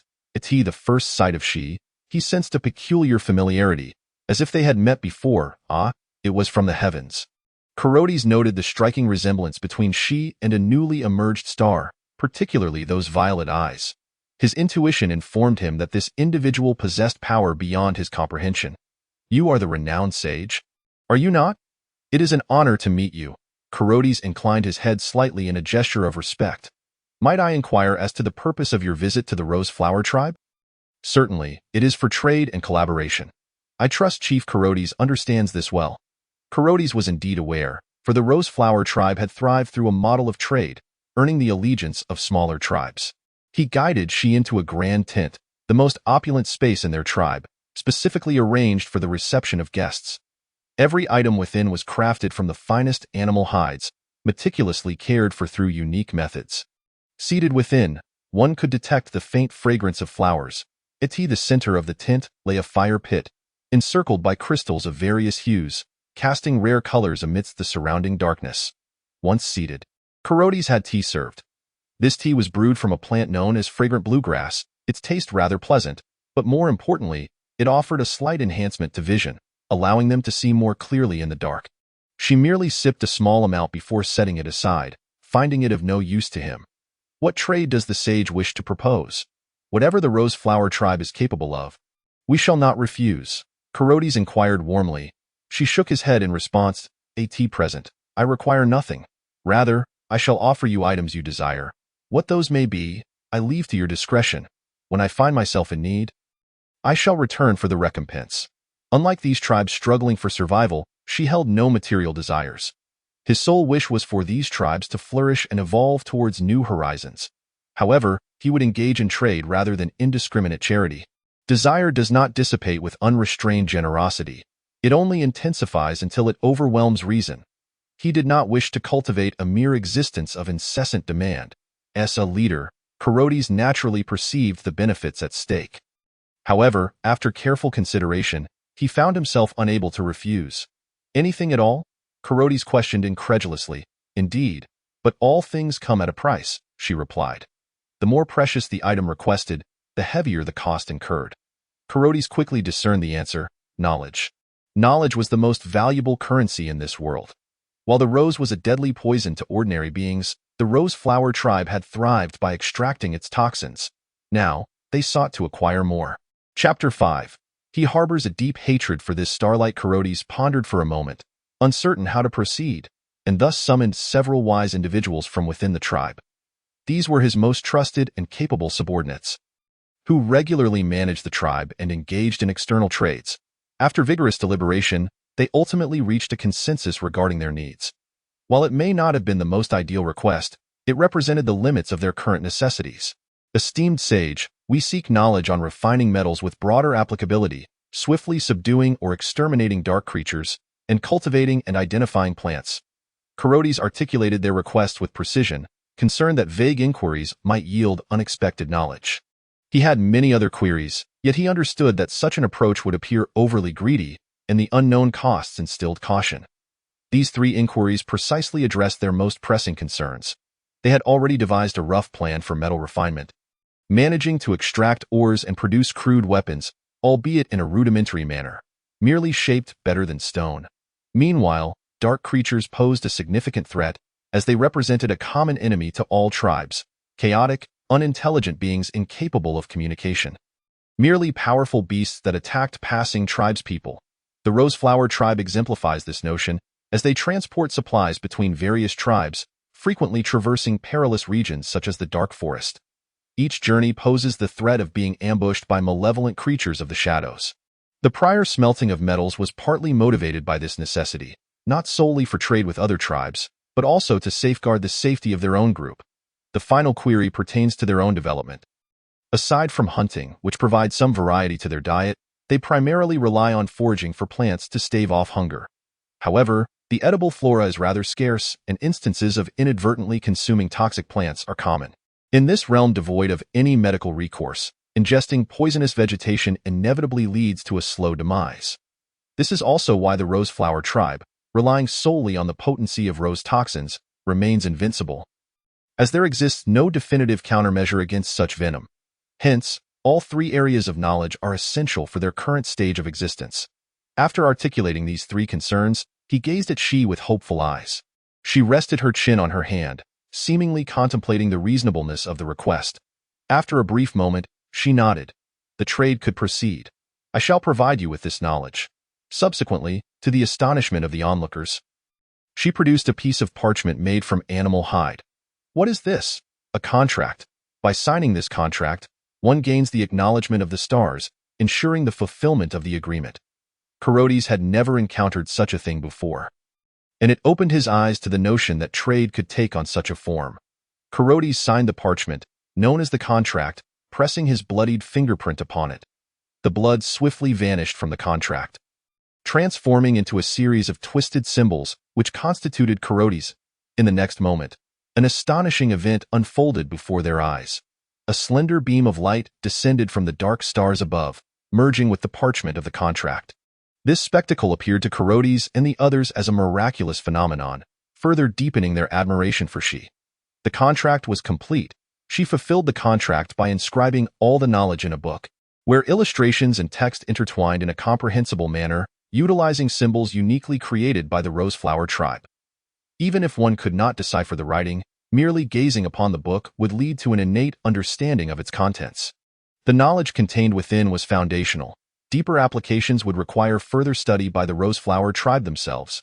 Korotes received the book with elation, cherishing it as a treasure. He believed that it would not be long before the Roseflower tribe transcended its status as merely a large tribe. After imparting the knowledge, she departed from the Roseflower tribe once more, walking alone through the vast darkness. The creatures of the shadows, sensing the aura surrounding She, retreated in instinctive fear, their primal dread preventing them from advancing.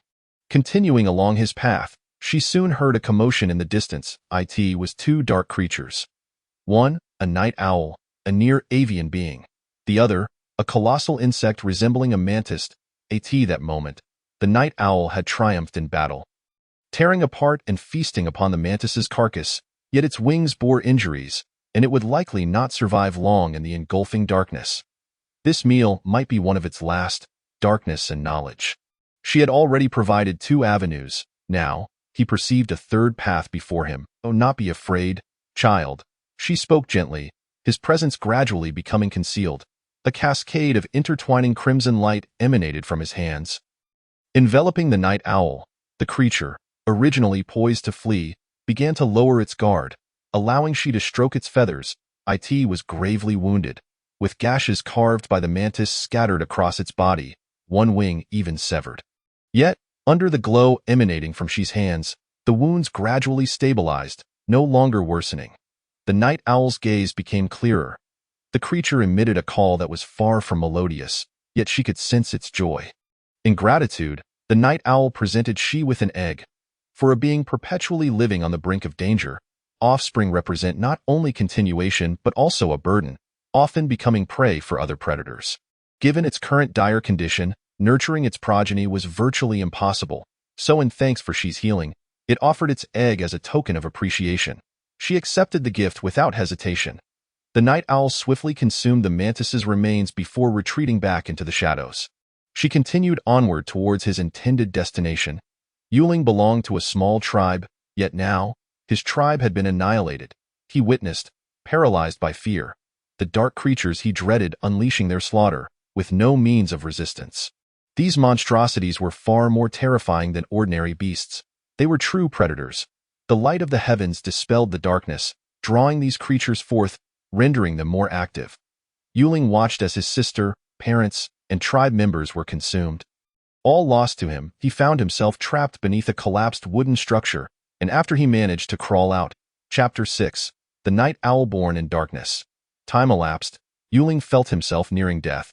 His right leg was grotesquely twisted, and blood was nearly drained from his body. Soon, he would succumb to the effects of excessive blood loss. Yuling was uncertain why he continued to move, leaning heavily on a found branch, aimlessly wandering. Perhaps some beast would spot him along the way and put an end to his suffering. His vision grew increasingly blurred, his mind spinning, enveloped in darkness as if he had lost his sight. Despite the stars above shining brighter than before, at some unknown point, Yuling glimpsed a flicker of light ahead. He recognized it as firelight. He found it hard to believe, unless it was a tribe or a fortified position. Igniting a fire in the dark was undoubtedly akin to presenting oneself as a target, a futile act inviting death. Yet, he had no energy left to ponder such matters. His body was growing cold, nearly devoid of strength. The firelight illuminated the twilight of his life. Yuling gradually approached the source of the glow, noticing a man seated beside the fire. "May I sit for a moment?" Yuling asked weakly. Even as he spoke, his body succumbed to the overwhelming burden and collapsed. The man, upon hearing Yuling's words, lifted his gaze. Perhaps Yuling's current appearance was distressing, for the man furrowed his brow slightly to eye in the glow of the fire. Yuling's condition became evident. After such a long journey, his injuries had worsened, his body soaked in blood, skin devoid of color, and the bone of his right leg exposed. "Certainly, you may," she would not withhold such a small gesture. Yuling fell beside the fire. Despite the scorching waves of heat enveloping him, he felt no warmth from the flames, and his body grew ever colder. He shivered involuntarily. Curling up, he was on the brink of death. "Do you have a name?" In his haze, Yuling heard a voice. He realized it was the man before him speaking. "I am Yuling. You may call me Sage. Would you care for something to eat?" She kindly offered him a roasted leg while setting an egg upon the fire to cook. Yuling did not respond, lacking the strength to speak. "Oh, you enjoy starlight?" She posed another question, this time. Yuling reacted, weakly replying, "I despise this light. I would rather endure the company of dark creatures." Upon hearing Yuling's response, she was momentarily taken aback, seemingly not expecting such a reply. After a lengthy pause, he spoke softly. "Well then, that is unfortunate." An uneasy silence enveloped the atmosphere, the surroundings unusually quiet. Crack! A sharp sound shattered the stillness. She turned to see that the egg roasting over the fire had cracked. The night owl's egg was substantial, approximately half a meter in size. At that moment, the shell trembled and shattered, causing the rack to wobble precariously, ultimately tumbling into the fire. Moments later, a damp and soot-covered little night owl emerged from the flames. A thought suddenly struck she, and he continued speaking to Yuling. "Did you not just express a fondness for dark creatures?" Regrettably, Yuling did not respond. He had lost consciousness and would soon become a cold corpse. "Since you choose not to answer, I shall take it as an agreement." Thus, she commenced his actions, and a beam of purple light enveloped the little night owl and Yuling, continually altering their respective states. Yuling was unaware of his current condition. It was his first experience with Death Point. One cannot know where one goes after dying. In his hazy state, he felt waves of piercing pain and searing heat until an explosive moment occurred. "Ha!" Yuling gasped, his eyes snapping open. The frigid air rushed into his lungs, allowing him to once again feel the existence of his body. He beheld the faint starlight above. He was not dead. The fire beside him continued to burn, and this time, he truly felt a warm current coursing through him. A realization dawned upon him as he glanced down at his shattered right leg. No longer was it bleeding, though it had not healed. He saw that his leg had transformed into bone. The flesh and blood had vanished. Yet, he felt no pain and could move normally. A torrent of information flooded his mind, leaving him bewildered by the scene before him. What had happened to that man? Yuling recalled that there had been another person present, but now he had vanished. Caw, caw. A sudden call from behind startled Yuling. In his alarm, a shadow swiftly emerged from the darkness, moving silently until it stood before him. With the aid of the flickering flames, Yuling discerned the outline of a shadowy figure. It was a bird, its outstretched wings measuring a remarkable 2 to 3 meters in width. Yet, in comparison to the colossal dark creatures that roamed the area, this size was hardly noteworthy. Suddenly, with a sharp click, the bird's claws latched onto Yuling's shoulder. The talons were both keen and powerful, digging into his flesh with an intensity that sent a jolt of pain through him, accompanied by a palpable weight pressing down on his shoulder. The bird had alighted directly upon him. What could this possibly signify, however? Yuling soon spotted the fragmented eggshells amidst the embers of the fire, and it did not take much imagination to deduce that this bird must have just hatched from one of those eggs. Hungry, hungry. The night owl emitted another call, and astonishingly, Yuling comprehended its meaning. He felt an inexplicable connection with the night owl, as if their souls had intertwined, merging their lives into one. Yuling could sense the owl's thoughts, its physical state, and even shared its perspective through the owl's eyes. Simultaneously, he awakened a new ability within himself. Following his instincts, he activated this newfound power, and the night owl transformed into a stream of black luminescence that melded with his being. Instantly, feathers sprouted from his skin. A tough, keratinous layer enveloped his body, and his feet morphed into sharp talons, while a pair of wings erupted from his back, tearing through his flesh. Yet, Yuling felt no discomfort. In fact, he sensed a profound sense of liberation. Chapter 7. The blooming under the starry sky. She casually released the night owl, having never intended to carry the egg along. The star envoy. Knowledge and animals. 3 distinct paths had already been traversed. She felt that he was nearing completion and only required one last avenue. Plants. He had already formulated a plan regarding this. She had been walking for quite some time, observing every blade of grass and tree along the way, as well as each unique creature. Although most of these beings regarded him with fear, or sought to prey upon him only to be slain in turn, he understood that knowledge gained through experience was vastly different from mere information. Only by immersing oneself could one truly appreciate the magnificence of nature. Of course, there were also dark stars and deities. After traversing half of the dark domain, she finally arrived at his destination, the edge of a black lake beneath a colossal rift in the sky. A closer inspection would reveal that the lake, the rift, and the dark stars were all aligned along the same axis. The rift continued to spew forth dark energy, which quickly ascended, merging with the dark stars, which in turn scattered the energy as faint light throughout the dark domain. It was indeed a prime location for habitation. She mused. One side of the lake was bordered by a forest, while the other was flanked by mountains. With mountains, water, and trees, yet no insects. She retrieved some seeds from his pocket, gathered during his journey, which were essential for the final stage of plant evolution. After careful selection, he ultimately chose a hybrid plant, a fusion of snowdrop and climbing vine. This already mutated plant, having undergone Shi's modifications, had become even more peculiar. He named this new creation the cloud velvet vine. She planted these seeds beside the lake. The buried seeds greedily absorbed the dark energy that wafted through the air, swiftly sprouting and taking root.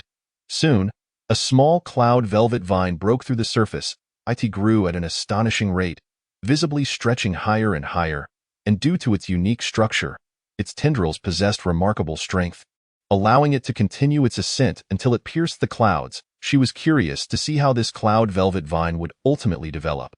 Would it directly traverse the rift, or would it rise until it touched the dark stars? Yet, such matters required the passage of time to unfold. For now, his priority lay with the mission of the sage. He meticulously recorded vast amounts of information and experiences, alongside 5 distinct directions for evolutionary development, all of which required his continuous refinement and summarization. 17 years had passed since she planted the seedling of the cloud velvet vine. Its vitality was extraordinarily resilient. Upon touching the ground, its roots spread downward, voraciously absorbing the nutrients from the soil to stabilize itself. Simultaneously, the section of the vine that emerged above ground continued to rise ever higher. After all, this was a divine plant. Indeed, over the years, she had concluded that there existed a second method of deification beyond blood energy, dark energy deification. In the blood energy deification phase, the first stage involves the emergence of a deification cell. The second involves the formation of a deified organ, and the third stage encompasses full-body deification. She currently resided within the third stage of blood energy. Dark energy deification, however, differed fundamentally. It did not alter the cells themselves. Unlike blood energy, before attaining dark energy proficiency, living beings were incapable of utilizing dark energy. If one could summon and manipulate dark energy, congratulations, you had reached the first stage. The second stage required the establishment of a cycle within the body using dark energy. Along with the ability to store a portion within .as for the third stage, it necessitated the capacity to condense dark energy into dark matter, potentially replacing parts of one's own organs. For instance, Shi's eyes were crystallizations of dark matter.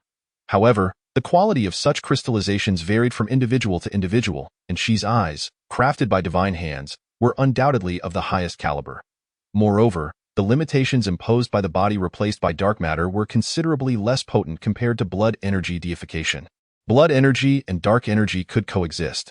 Even if Shi's eyes were replaced, as long as the rest of his body underwent blood energy deification, he could still attain the third stage.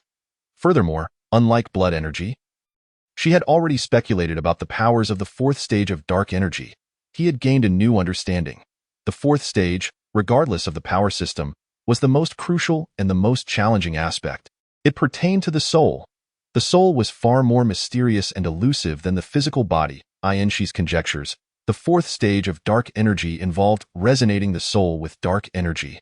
However, achieving this goal was exceedingly difficult. After more than a decade, he had barely managed to reach the stage of manually crafting dark matter, yet the purity fell far short of requirements. Research had temporarily reached an impasse.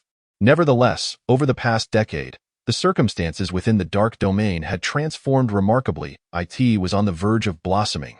She lifted his gaze toward the cloud velvet vine by the lake. This moment. It had grown sufficiently large, with its tendrils spanning over 100 meters in width, yet it remained in its juvenile stage, continually evolving. Upon its vine, she observed numerous tiny white orbs. These were small flower buds. Compared to the massive form of the cloud velvet vine, the buds appeared diminutive, yet they were incredibly striking. The quantity of buds was abundant, densely clustered along the vine, resembling a multitude of miniature stars. As time gradually flowed by, the radiance within the buds began to diffuse. They were finally on the cusp of blooming. She set aside his research, intently focused on this spectacle. The glowing points within the buds resembled tiny sprites, eager to burst forth. He could even hear the soft rustling of petals as they unfurled. Long last, they bloomed. Starlight and petals unfolded in unison, countless points of starlight illuminating the entire lake. Most of the starlight scattered with the wind, alighting upon various plants, bestowing new vitality upon them. Yet a small portion of the starlight remained, descending due to gravity. These glimmers embodied the white flowers themselves. She extended his hand and caught this modest light, which, while not blindingly brilliant, was undeniably beautiful. The cloud velvet vines blooming, albeit fleeting, represented its first transformation. A significant turning point. Chapter 8. The City of Roses. After years of research and exploration, humanity had assembled a team composed entirely of evolved beings, ready to embark on a pioneering journey, commanding a vast number of demons. They were merely the first batch, their primary objective being exploration, and they were prepared to pay any price.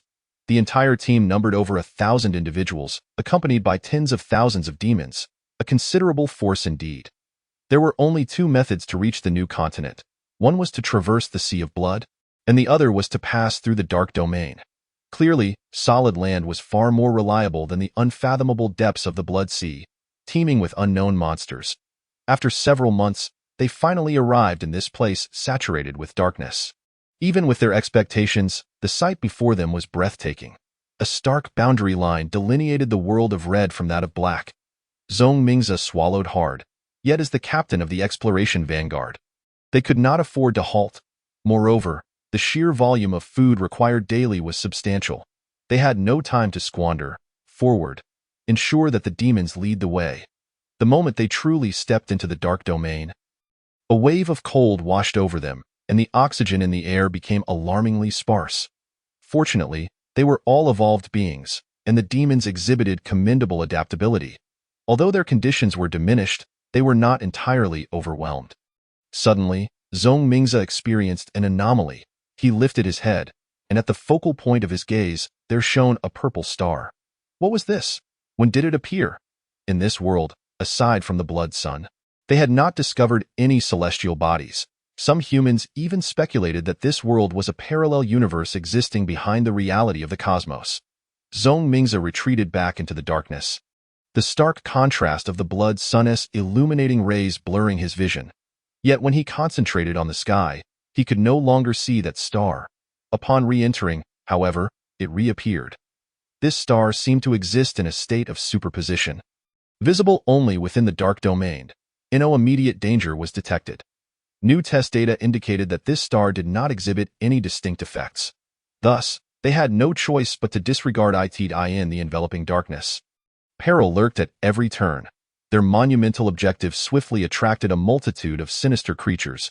Having spent years accustomed to the light, Zhong Mingze and his companions were ill-suited for combat in such obscurity.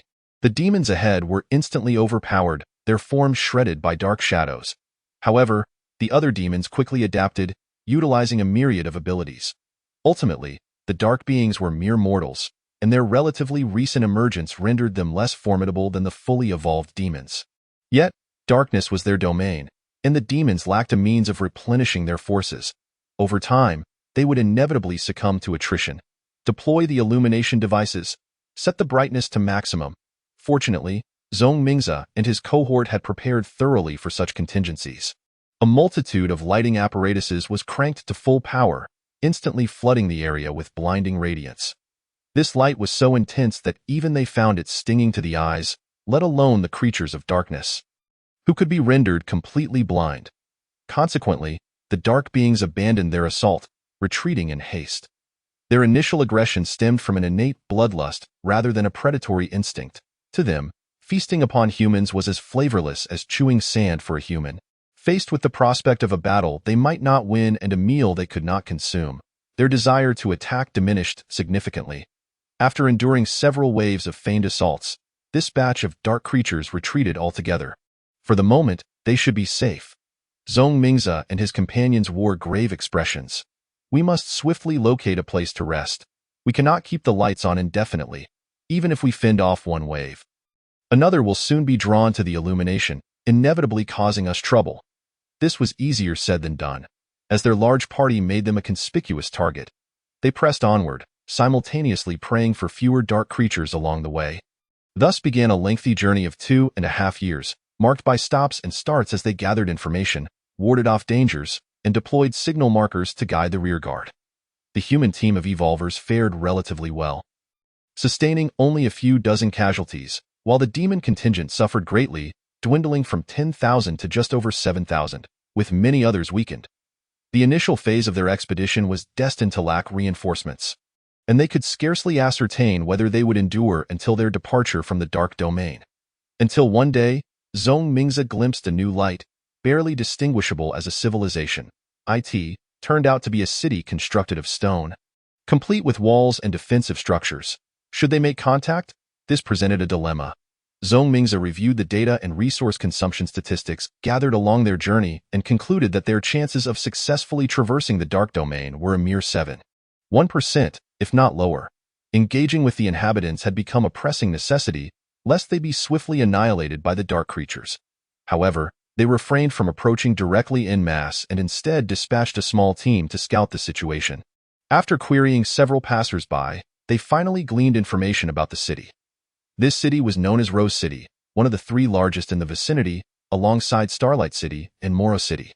Beyond these, only various tribes remained, most of which had opted to migrate and align themselves with Starlight or Rose City. The remaining unaligned tribes were predominantly large, as only they could withstand the incessant assaults of the dark beings. When the topic of Moro City arose, the faces of those questioned were typically marked by disdain and aversion, with a few betraying fear. It was a place where uncivilized beasts congregated. Those beastmen consorted with dark creatures and were unworthy of being called human. Moro City revered strength, lacking the order found in Rose and Starlight cities. Only the most volatile and powerful beings chose to inhabit that place. Armed with this pertinent information, Zhong Mingze and his team devised a method for contact. They would disguise themselves as a tribe seeking to ally with Rose City. Based on their observations, the beings of the dark domain often appeared disheveled, with each tribe exhibiting distinct characteristics. Chapter 9. The hunt begins. Zhong Mingze's considerable party attracted the attention of numerous guards, as a gathering of several thousand was quite rare. Upon seeing them, a guard hesitantly inquired, "Are you the Star Envoy from Starlight City?" "No. Our tribe was destroyed by dark creatures, and we seek refuge in Rose City." Zhong Mingze replied, his expression devoid of emotion as he spun a falsehood. "I see. However, it appears your tribe is rather sizable. I recall that you large tribes were previously notified, yet none were willing to join. Now that you have been ravaged by dark creatures, you remember Rose City. Having not experienced the chaotic era of deceit and greed, the guards believed them. After exchanging a few words, they granted passage, adding, "Once inside, Be sure to register your identities promptly. Otherwise, you may be apprehended as foreign invaders. Zhong Mingze nodded in acknowledgement. As they entered the city in a steady stream, new commotion arose from the distance. Make way! Clear the path! The gate guards reacted immediately, fully opening the city gates and directing the crowd to step aside. Don't crowd. Hurry and make way, they urged, even resorting to shoving those lingering in the way. Particularly the demons accompanying Zhong Mingze, who caused a significant obstruction. Zhong Mingze squeezed closer to one of the guards and inquired, "What is happening? What is going on?" The guard, displaying impatience, replied, "The noble lords adorned with rose flowers and the esteemed star envoys have returned. You'd best have your kin clear the way. Don't block the path." Only those residing within the inner city of Rose City were permitted to wear rose flowers, as they were originally from the Rose Flower tribe, present long before the establishment of Rose City. But what of the star envoys? Were they not from Starlight City? Why were they here? While directing the demons to clear the way, Zhong Mingze continued to probe for information. The guard, growing increasingly irritable, remarked, "How would I know? Perhaps those lords have struck some new deal." Zhong Mingze refrained from pressing further, for the figures in the distance had reached the city gates. It was a contingent of several hundred, and their formation left Zhong Mingze in a WE.AT. The forefront was a vehicle crafted from metal, drawn by a six-legged dark creature towering 4 to 5 meters high, clearly a costly construct. Zhong Mingze had witnessed the brutality of these dark beings firsthand. Over the past 2 years, they had attempted to engage with them. Yet, even those nurtured from a young age would aggressively attack once matured. This led them to believe such creatures were utterly untamable. However, it now appeared that their approach had been misguided. Rose City was far more complex than they had anticipated. The rest of the procession was similarly impressive. Though the dark creatures pulling the vehicles varied slightly, the crowd parted to allow the procession through. Only after the figures disappeared into the city did the external order return to normal. Zhong Mingze and his companions finally gained entry. Registering identities proved straightforward. Anyone could succeed in the process, even opting out if they so desired. However, doing so would bar them from participating in the city's facilities and trade, and any group of notable size would invariably register.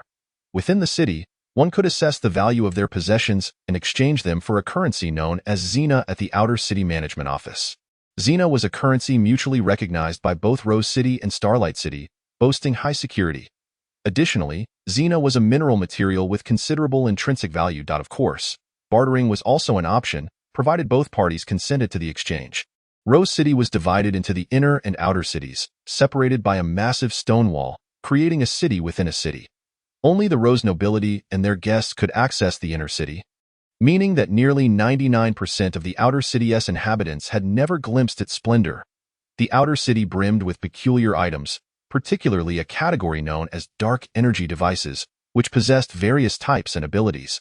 Powered by a purplish-black mineral, most outer city residents aspired to acquire such a device, rumored to have originated from the inner city. Zhong Mingze resolved to remain in Rose City for a time, not only to replenish resources but also to acquire knowledge and technology. With these tools, they could traverse the dark domain more safely and grow stronger. Over the following months, Zhong Mingze and his companions integrated into the outer city, hunting and gathering to bolster their resources. During this period, they assimilated into the outer city's culture and unearthed many intriguing facts. Within a certain tavern, a rare establishment for leisure and information exchange in the outer city, individuals in need of specific items or services would publicly post commission requests for others to fulfill. Naturally, there was also an ample supply of beverages. Each tavern owner maintained some connections to the inner city. Otherwise, they could not possibly master the brewing techniques. The alcohol of Rose City was crafted from various plant bases, serving purposes beyond mere flavor. The drinks here posed no harm. Rather, they fortified one's strength. The most renowned was the Rose Flower Brew, made with diluted rose flower toxins, which, when consumed, slightly enhanced one's resistance to toxins. To understand, poisoning has always been a source of great distress, and this form of resistance proves effective against most toxins. During this time, Zhong Mingze has gathered a wealth of information in the tavern. Today marks the most bustling day he has witnessed thus far. As usual, he occupies his corner seat in the tavern. Due to his unique constitution, he is unable to partake in the intoxicating beverages brewed from dark plants, which would serve as nothing short of poison to him. Suddenly, a a new wave of discussion arises within the tavern. Adorned with roses, how could they possibly venture into a place such as ours? Outside the tavern, several individuals, each bearing a rose, make their entrance. These citizens of the inner city seldom wander into the outer city unless they are leaving, let alone entering a tavern. Chapter 10. The distinction between blood energy and dark energy, hunting Tier 3 dark creatures. The crowd gasped in astonishment. The power system propagated within the dark realm is divided into 3 tiers, reflecting the cultivation methods of those stellar envoys. Consequently, dark creatures are similarly classified into corresponding levels. Thanks to the pioneer Yang Tianci, Zhongmingze can easily draw comparisons to highlight these differences. Yang Tianci's mind has begun to undergo a process of divine transformation, placing him in a state of blood energy Tier 1, characterized by a significant enhancement of physical capabilities. Even if Yang Tianci were left with merely his brain and heart, the vitality of his brain cells has long surpassed that of an ordinary human.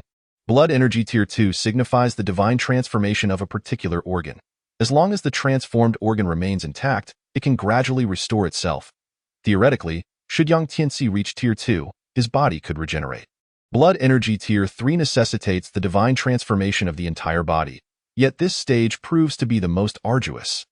The transition from nothing to something is challenging, and achieving perfection is equally difficult. The true power of Tier 3 remains beyond human prediction. However, one thing is certain. This represents a metamorphosis into a genuine mythical existence, in stark contrast to what Zhongmingze has recently learned about dark energy. The two concepts are fundamentally different. Firstly, dark energy does not inherently enhance physical attributes. Rather, it is a tool to be wielded by individuals. The higher the tier, the greater the potency of dark energy that can be harnessed. Thus, even if it is rumored that there are Tier 3 stellar envoys in Starlight City, they remain susceptible to the threats posed by dark creatures. Within Starlight City, only stellar envoys reside.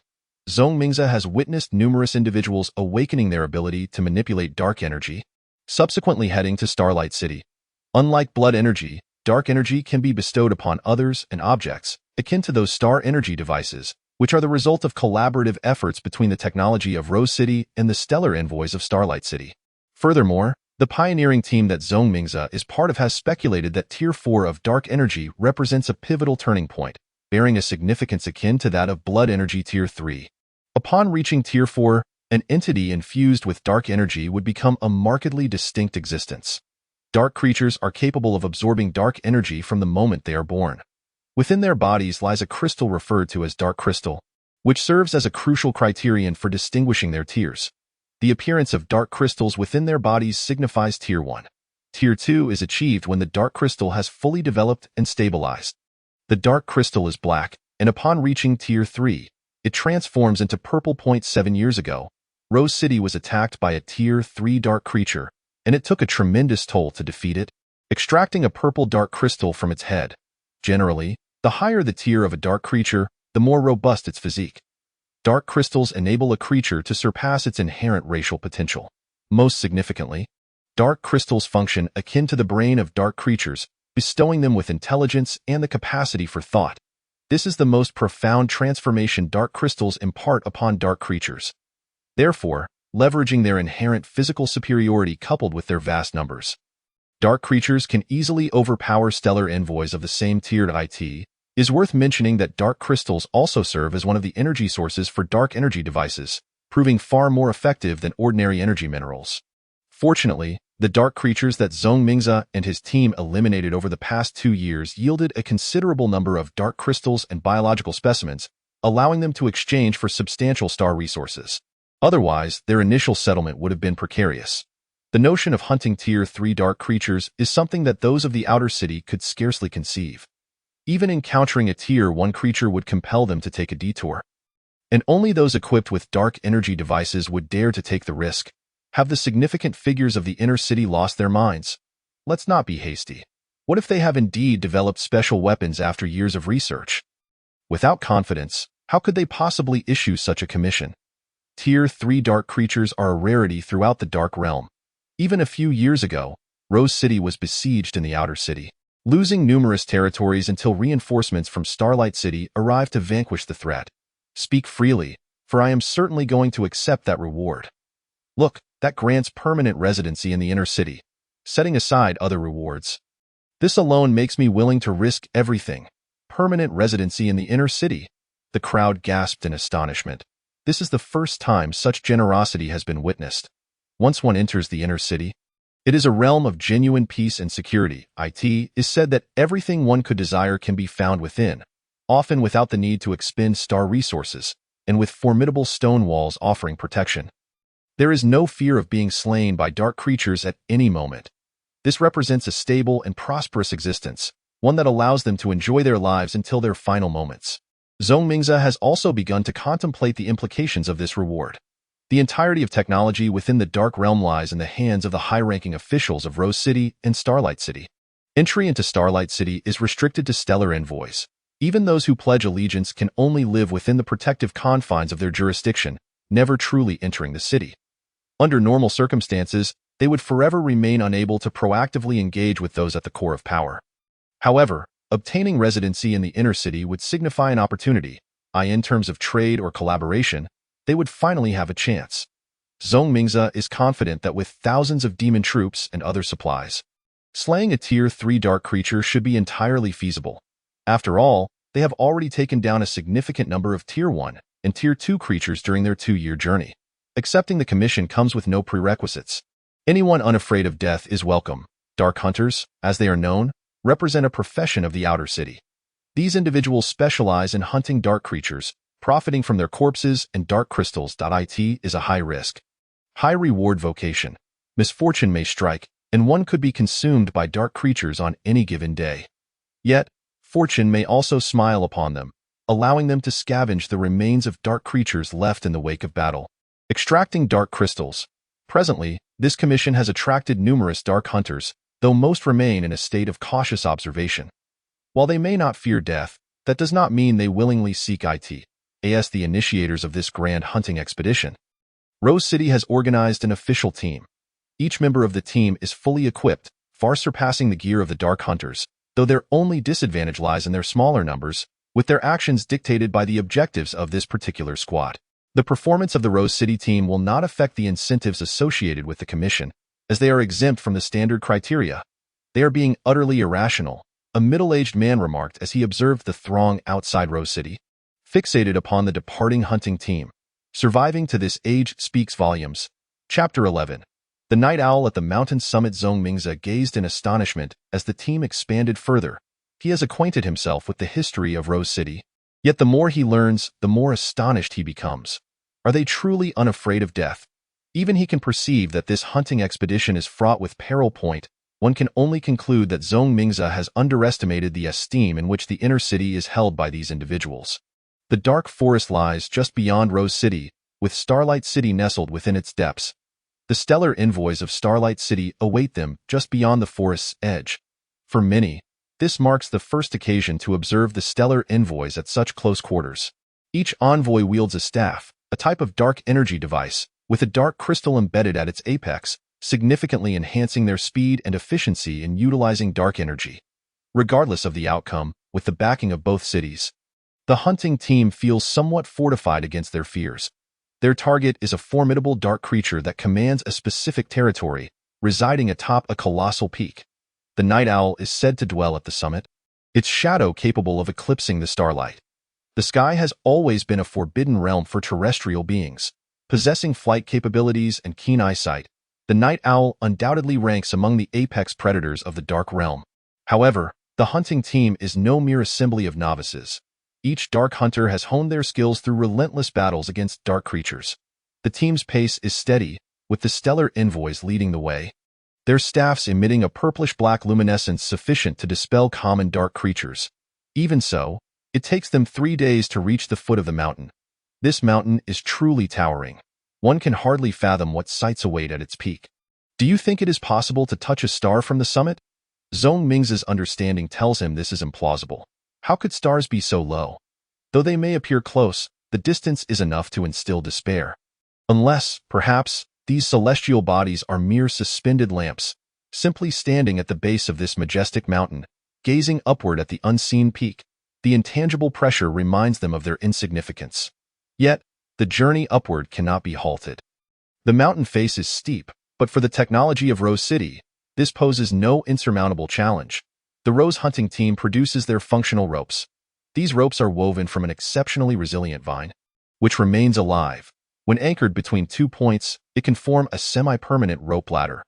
The stellar envoys take the lead, utilizing dark energy to temporarily alter the shape of the mountain face, and thus they begin their ascent with the vine ropes. Every 100 meters, a temporary platform was constructed, allowing for the descent of a vine ladder, which could later be reinforced. The entire operation was meticulously organized, and the nocturnal owls atop the mountain showed no signs of disturbance. This colossal mountain stood as the highest point in the region, demanding considerable time and effort for the ascent. The following day, perhaps it was their ill fortune, as heavy rain began to fall from the heavens, and fierce winds swept through the mountainside, making it difficult for them to maintain their footing, only gradually subsiding by late afternoon. The Rose team and the Star Envoys chose not to halt their progress but pressed on, with the Shadow Hunters compelled to follow suit. Fortunately, those participating in the hunt were all of sufficient strength to continue climbing, while the weaker individuals struggled even to embark on the journey. Thus ensued a period characterized by the continual construction of temporary platforms and the relentless ascent. Their supplies were steadily dwindling, leaving them with mere days to persist. Yet, simultaneously, they successfully reached the summit. The Shadow Hunters finally breathed a sigh of relief. Phew, we've made it. I've been fearing a fall these past few days. But can we truly hunt this third-tier dark creature? Do not speak such doubts. Have faith in the Rose and the starlight, the peak. There was little to behold, save for a vast cave, which was likely the lair of the nocturnal owls, due to the relentless storm. The surroundings were barren, with only a vast expanse of damp ground. Gazing upward, they beheld the dark star. Strangely, it appeared to shine more brightly, though it could have been merely an illusion. However, their objective was not stargazing. After a brief respite to restore their strength and don their gear, the stage was set for an impending battle. Upon entering the cavern, they were met with walls densely encrusted with ore. These were dark energy ores, worth a considerable fortune in star coins. Dark energy minerals are among the crucial sources of energy, serving as a lower-tier substitute for dark crystals. Forget hunting a third-tier creature. Merely extracting these ores would justify their expedition. It must be noted that, despite the adverse weather, it prevented the nocturnal owls from flitting about, confining them to their lair. Indeed, not far within, they spotted a colossal figure lying there. Its body rhythmically rising and falling, as if in slumber. A strategy was revised. They would capture it alive. The Rose hunting team began distributing a type of rope to the Shadow Hunters, with barbed tips designed to easily pierce flesh upon being thrown. The tips were smeared with venom, ensuring that any injured prey would swiftly lose its ability to move. The only drawback was that these ropes had to be exceptionally sturdy, capable of withstanding the struggles and attacks of dark creatures without breaking, which made them quite costly to produce. Although it seemed they were fully prepared, Zhong Mingze harbored some trepidation. Was it truly so simple to capture a third-tier dark creature? Yet, he had never witnessed the aggressiveness of such beings firsthand. Coupled with the enhancements from Rose City, perhaps it was not an impossible endeavor. Moreover, Zhong Mingze had brought along a few demons, who, under the absence of blood-sun exposure in the dark domain, had grown increasingly weakened, yet their abilities should not be underestimated. Thus, it was worth attempting. The winds continued to howl outside, the sound echoing within the cavern, masking their movements. As they approached, the overwhelming pressure became palpable. The nocturnal owl towered at least several dozen meters tall, with a wingspan reaching 100 meters. Their hunting party comprised over 1,000 individuals, yet it was uncertain how many would survive this encounter. The faint purple sheen of its feathers signified its third-tier status. Prepare. Throw. Everyone simultaneously cast their ropes, and immediately, strands of binding ensnared the owl's body, marking the onset of Chapter 12, Rose and Star Envoy. No, something is amiss. Zhong Mingze increasingly sensed that something was wrong. It was all too easy, far too seamless. They hadn't even had to employ the demon's abilities or any backup plans. Merely relying on a few tactics from Rose City had allowed them to subdue the nocturnal owl directly. Yet even this owl seemed suspect to Zhong Mingze. It appeared somewhat weak, not resembling a typical third-tier dark creature, yet still significantly stronger than a second-tier one. Predictably, third-tier dark creatures undergo a transformative process, enabling them to dominate a territory. Could it be that their predictions were flawed? The surrounding shadow hunters, shedding their earlier heaviness, began discussing how they would enjoy themselves upon returning. The nocturnal owl continued to struggle. Though its efforts had noticeably diminished, this process was quite grueling, draining their stamina. They were parched and nearly devoid of the strength to converse. Until, at a certain moment, with a resounding flap, the massive body of the nocturnal owl was pulled down against the ground. "We did it!" Yet, before they could celebrate, an ear-splitting screech echoed from outside the cavern. Everyone turned to see another colossal figure approaching from the cave's entrance. Another nocturnal owl. Instantly, an overwhelming panic spread among the crowd. What is happening? How can there be a second nocturnal owl? To make matters worse, a throng of unfamiliar figures had gathered outside the cave, many of whom were dark creatures. Some of the shadow hunters recognized their identities. They were the orcs from Moro City. What were they doing here? I see now. He is the nocturnal owl, the one from Moro City. Zhong Mingze had heard tales of a notorious murderer from Moro City, known as the Executioner of the Night, referred to as the Nocturnal Owl, and now he truly had one. Although Moro City was not an outright enemy, this encounter was clearly ill-fated. The situation, once in their favor, had reversed the moment these individuals appeared. The opposing side was in perfect condition. While they were nearing exhaustion, I have received word that both cities are conducting a hunting operation, yet I thought you would muster a greater show of force. Yu Ling emerged from among the orcs, casting a scornful glance over the hunting team. I even gathered so many personnel. It seems that one be necessary. However, it's not entirely without merit. Your equipment is rather intriguing. Why Yu Ling raised his hand, and in the next instant, the nocturnal owl, bound by heavy ropes, began to vaporize before their very eyes, transforming into a thick black mist that flowed towards Yu Ling, merging with his form. Subsequently, Yu Ling's stature began to rise, increasingly resembling an orc. He had become the nocturnal owl, the slayer of darkness. Kill them all with Yu Ling's command. The dark creatures and orcs behind him surged forward, and the newly joined nocturnal owl lunged toward the hunting party. The shadow hunters were left with no choice but to confront the onslaught, simultaneously voicing their furious accusations against the Rose hunting team. You said all targets would be set based on your criteria. How could you not foresee the orcs from Moro City arriving? Do the Rose and Star Envoy not formulate plans in advance? This time, neither the Rose hunting team nor the Star Envoy responded. As if tacitly acknowledging the situation, the Shadow Hunters' outrage proved futile. Although the foes approached with overwhelming force, the Shadow Hunters were not inclined to await their doom. All fought tooth and nail, wielding their dark energy tools and ultimate techniques. Alas, under such an insurmountable disparity, they fell one by one, and no one was spared. Curses, invectives, and a torrent of vile language erupted from their lips. The orcs and dark creatures mercilessly cleaved, hacked, and trampled their bodies. Zhong Mingze watched in disbelief as the Star Envoys and hunting team were slaughtered without resistance, their faces devoid of surprise. In that instant, clarity dawned upon him. Turned out there had never been a genuine hunting operation. This was all premeditated. Yet why? He could not fathom why Rose City would orchestrate a death march, a plan that offered no benefit and only served to weaken their own forces. The Shadow Hunters, due to differing allegiances, might perceive this as mere misfortune, being ambushed by the hostile Moro City, but Zhong Mingze could not share that sentiment. In truth, there was little intersection between Moro City and the other two. How could they specifically come to intercept them, and why did Rose City conspire to send a team? They must have had a distinct objective. Yet apart from the nocturnal owl and dark energy minerals, there was nothing else.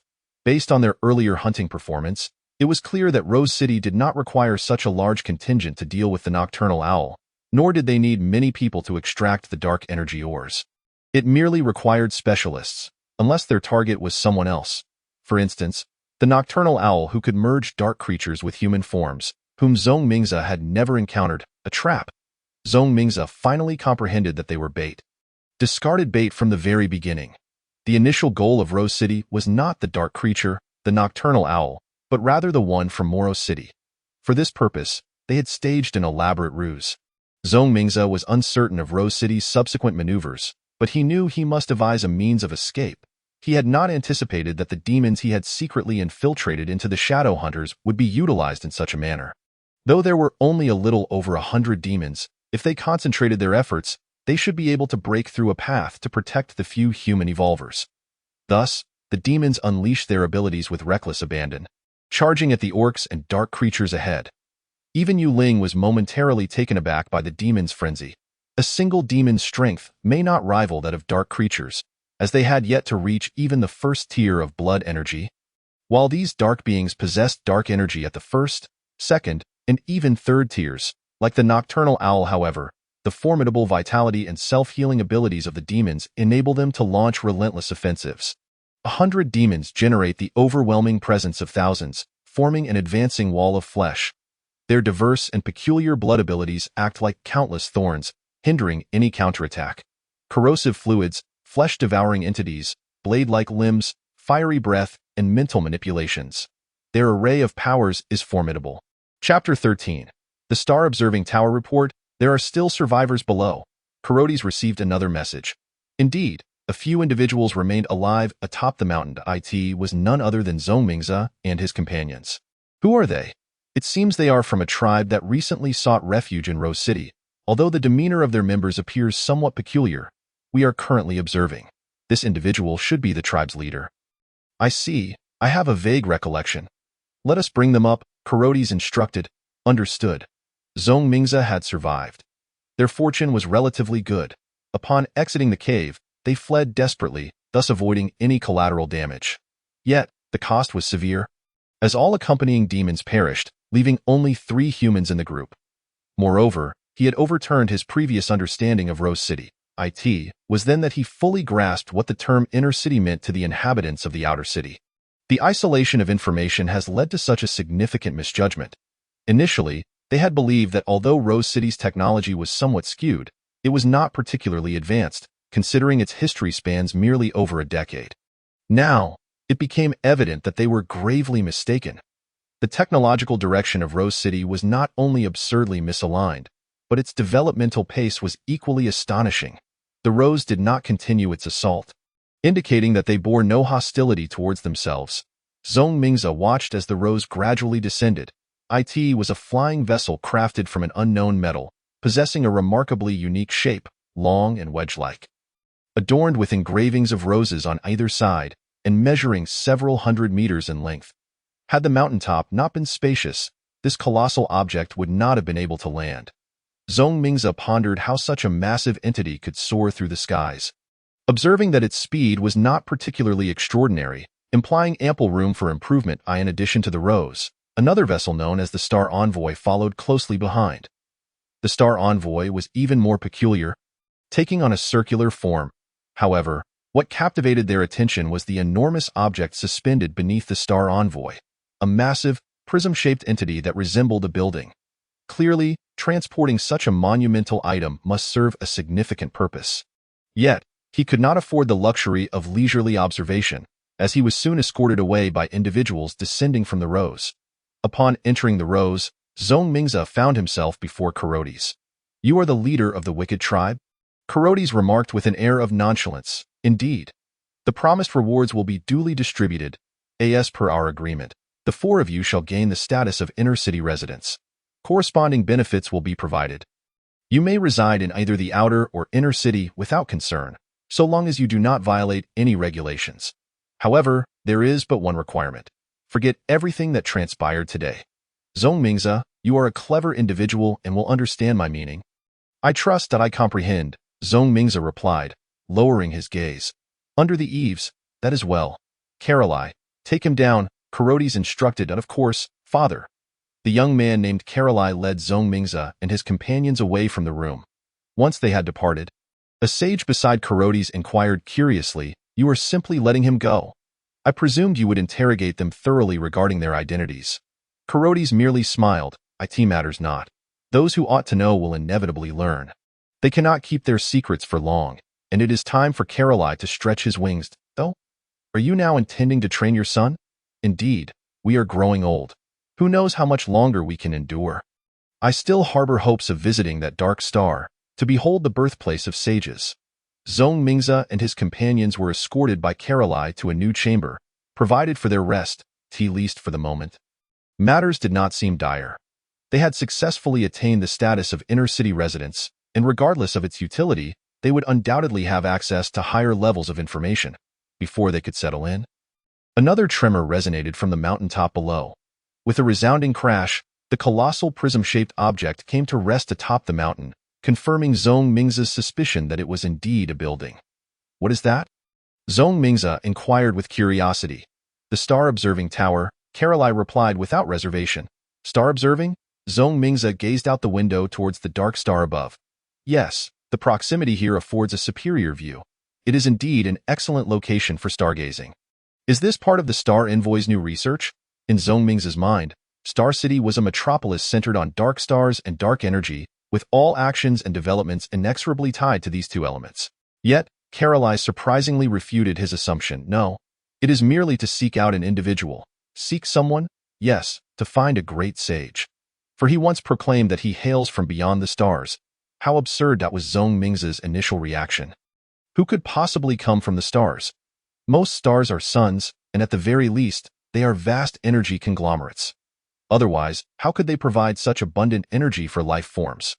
The notion of life existing on such celestial bodies, let alone arriving in the dark domain, seemed preposterous to Zhong Mingze. He suspected that this so-called sage was likely employing some sort of charlatanry. Whether or not he possessed genuine abilities was another matter altogether. Caroline paid no heed to Zhong Mingze's reaction and offered no explanations. Were it not for his father's subtle instruction to disclose certain information to these individuals while keeping an eye on their movements, he would have had little inclination to engage with them. Now, with other matters at hand, Caroline excused himself from the room, leaving Zhong Mingze and his companions in solitude. Zhong Mingze was well aware that he was essentially confined here. Before they returned to Rose City, they had nowhere else to go. However, at the very least, the room still had a window, allowing Zhong Mingze to gaze at the outside world. As the star-observing tower settled into place, the already landed Rose and Star Envoy continued to release more individuals, who methodically began to fortify the structure, transforming it into a complete entity. The scene was bustling, reminiscent of the establishment of a second Star Ring city. The Rose, on which Zhong Mingze and his companions were situated, had fulfilled its designated purpose and was preparing for its return voyage. Chapter 14. Messages at the edge of the swamp. The Rose soared directly into the inner city, and Zhong Mingze once again experienced the immense scale of the towering walls, beneath which the buildings were densely packed. As they crossed the stone walls, the Rose gradually descended, and all unrelated personnel were disembarked, granting Zhong Mingze and his companions their true first entry into the inner city. To their astonishment, Zhong Mingze encountered dark creatures. Indeed, various dark beings roamed the streets, yet their behavior indicated they had been tamed. The architectural style also differed greatly from that of the outer city, displaying bolder designs with remarkable artistry, unconstrained by rigid structures, featuring shapes of all kinds. Zhong Mingze even spotted some houses precariously suspended from the rock face, swaying dangerously. There were no strict regulations here. So long as one did not threaten the order and safety of the inner city, they were free to engage in whatever pursuits they desired. At an unspecified moment, Caroline reappeared beside Zhong Mingze and his companions, startling them with his sudden presence. Caroline spoke, seemingly to himself. The living supplies in the inner city are unlimited. Only when utilizing substantial resources or transporting goods to the outer city is reporting required. The inner city's creativity is robust. Nearly everyone is dedicated to researching new knowledge, rendering the entire inner city a veritable laboratory, albeit new experiments often entail certain risks. The purpose of the high walls is not to fend off external foes, nor to protect the inner city, but rather to isolate potential dangers that might arise within the inner city, preventing any repercussions on the outside. Wait, if that is the case, why construct an inner city at all? Why not simply build a new city outside? After all, the distinction seems negligible. Zhong Mingze could not resist inquiring. Caroline's eyes widened in exasperation. What do you understand? If that were the case, Rose City and Star City would be indistinguishable. Star City operates under the model of an outer city, wherein the tribes that pledge allegiance to them establish their own cities, while Star City's location lies elsewhere, yet they send out envoys to oversee and protect the affiliated cities from harm. The reasons are far more complex than merely a stylistic overlap. After all, Rose City is tied to the lives of millions, and it is inconceivable that they would act out of spite over such trivial matters. The underlying factors are numerous. The technological path taken by Rose City alone determines its divergence from the envoys of Star City. Zhong Mingze chose to sidestep this topic and continued to inquire. Then why have you been trailing us all this time? Since their departure from the Rose, Caroline had been openly following them. I fear that your unfamiliarity with this environment may lead to inadvertent perilous actions. Caroline replied, his expression unwavering. This was clearly a blatant form of surveillance, leaving Zhong Mingze speechless at its obviousness. Yet, the effectiveness was equally undeniable, as they had no justification to dismiss Caroline, leaving them no choice but to allow his presence. However, this is not entirely a negative aspect. At least, Carlyle can be considered half a guide, as he is able to answer virtually any question posed. With this thought in mind, the annoyance dissipated. Zhong Mingze also acquired knowledge pertaining to dark energy devices. It turns out that these items were collaboratively developed by Rose City and Starlight. Rose City is responsible for the research, production, and modification of the devices, while the Star Envoys provide dark energy crystals as the power source. This energy source differs from dark energy ores and regular dark crystals. Although its energy density is not the highest, it possesses the strongest compatibility when utilized in dark energy devices. After a thorough exploration, Zhong Mingze chose not to remain in the inner city, as the outer city was far more suited to him. Upon departing the inner city, Zhong Mingze pondered the significance of his experiences in the Dark Realm, especially in light of the existence of Rose City. They must devise a means to inform humanity back home. Otherwise, an unexpected encounter could lead to significant losses. Judging by the current rate of development, it would not be long before Rose City dominated the Dark Realm, inevitably ushering in a period of bloodshed and turmoil. Yu Ling returned to Moro City, bearing the mark of a defeated individual. In Moro City, he may have been the strongest, yet he was surrounded by many who were even more deranged than he. Yu Ling's return, having suffered defeat, naturally attracted considerable attention in his weakened state. He contemplated leveraging the corpses of his adversaries to ascend. Should he vanquish Yu Ling, he would inherit both his status and resources. Furthermore, within a month of overcoming an opponent, one would generally be safe from excessive trouble. A rare rule in Moro City. Night Owl, you have become feeble. It is time for you to relinquish your position. In response to such words, Yu Ling's only retort was to kill. After dispatching 4 or 5 audacious challengers, Moro City fell silent once more. Yet, Yu Ling's mood remained heavy. Over a decade ago, his life was irrevocably altered by a man. Night Owl was his source of strength. The once diminutive Night Owl had now grown into a colossal beast of several dozen meters. Moreover, during a hunting expedition in recent years, Yu Ling encountered another Night Owl, a third-tier dark biological overlord. According to the feedback from his bloodline, the diminutive Night Owl within him was, astonishingly, the offspring of that creature. Amidst these coincidences, a collaboration was formed between the dark biological entities and the Beastmen. Yu Ling's influence experienced a significant surge for the first time. With the assistance of the dark beings, he effortlessly established his own faction in Moro City, gaining followers. However, Moro City was not solely his domain. Other formidable beastmen stood in opposition. Initially, it was merely a matter of time before he gradually subdued those beastmen. But this particular operation encountered a mishap. He learned from other beastmen about a hunting expedition, with the target being none other than his ally, Night Owl. Thus, Yu Ling resolved to turn the tables, ensnaring them in a cave and seizing their equipment.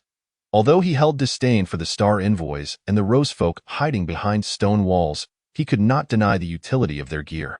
Who could have anticipated that Rose City would orchestrate a grand scheme, catching Yu Ling and his companions completely off guard? Now, Night Owl had sustained injuries. Other dark beings would covet Night Owl's territory, while the beastmen of Moro City sought to usurp Yu Ling's position. This was not a favorable situation. Fortunately, their remaining strength was still sufficient to maintain control. Yet, not all news was grim. Yu Ling's subordinates. Chapter 15. The final encounter with the Sage Swamps.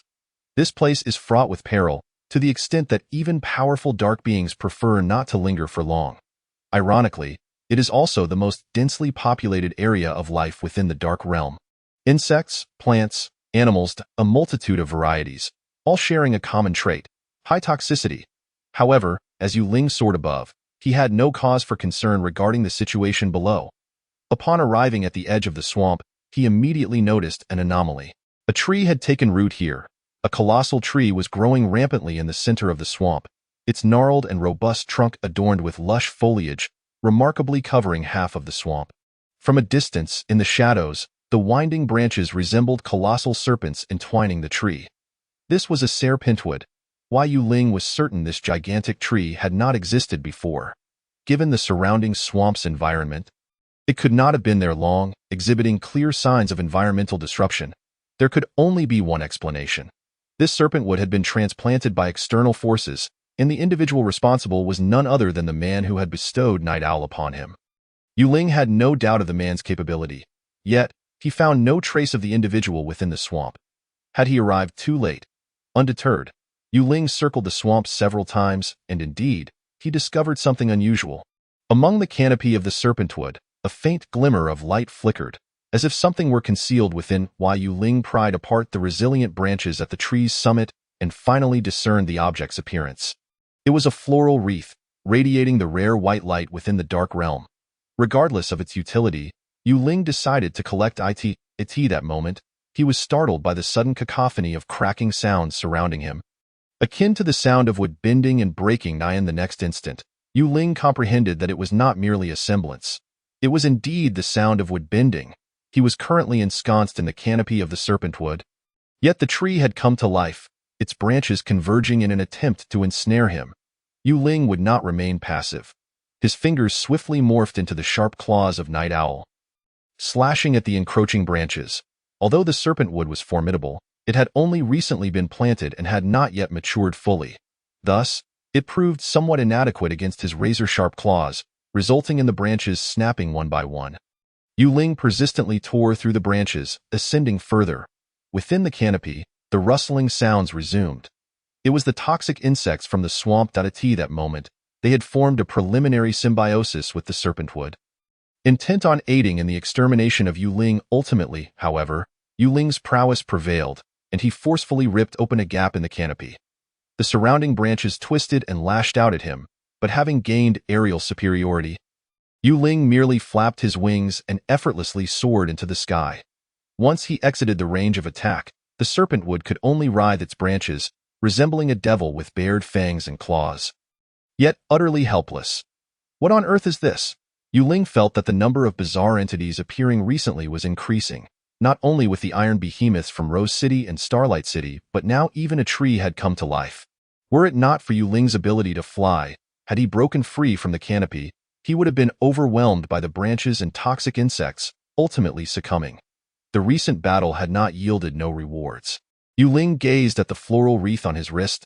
Despite the fierce confrontation, the wreath remained unscathed. This allowed him to examine the item closely. The flowers on the wreath emitted a faint yet enduring radiance. The light diffusing from the petals gradually dimming with distance until it vanished. However, Yu Ling noticed something peculiar about this light. Its emanation was not a fixed circle but rather directed in a specific orientation. Although this direction was faint, it was nearly imperceptible without Yu Ling's keen observation. What could lie along this direction? Yu Ling felt he had grasped a crucial point and believed he might soon uncover the answers he sought. He flew for an extended period, for the first time heading unceasingly towards a particular direction. Approximately a month later, the wreath's glow became indiscernible, and Yu Ling realized he had arrived at his destination. Indeed, he spotted a massive, elongated shadow on the horizon, exceedingly conspicuous, as if it pierced the sky and the earth. As he drew closer, Yu Ling finally beheld the full form of the shadow. It was a colossal vine that reached skyward. This was the first time Yu Ling had encountered such a mythical plant, its diameter likely exceeding the length of Moro City. The height of this vine was beyond estimation. Having long since penetrated the dark clouds, seemingly aiming to reach the dark stars above, at the base of the enormous vine, Yu Ling also recognized the figure he had met over a decade ago. Forever etched in his memory, you took the wreath from the serpentwood and followed the glow to arrive here. Xi's expression was somewhat peculiar. He had not anticipated such a circumstance. The location she occupied was quite concealed.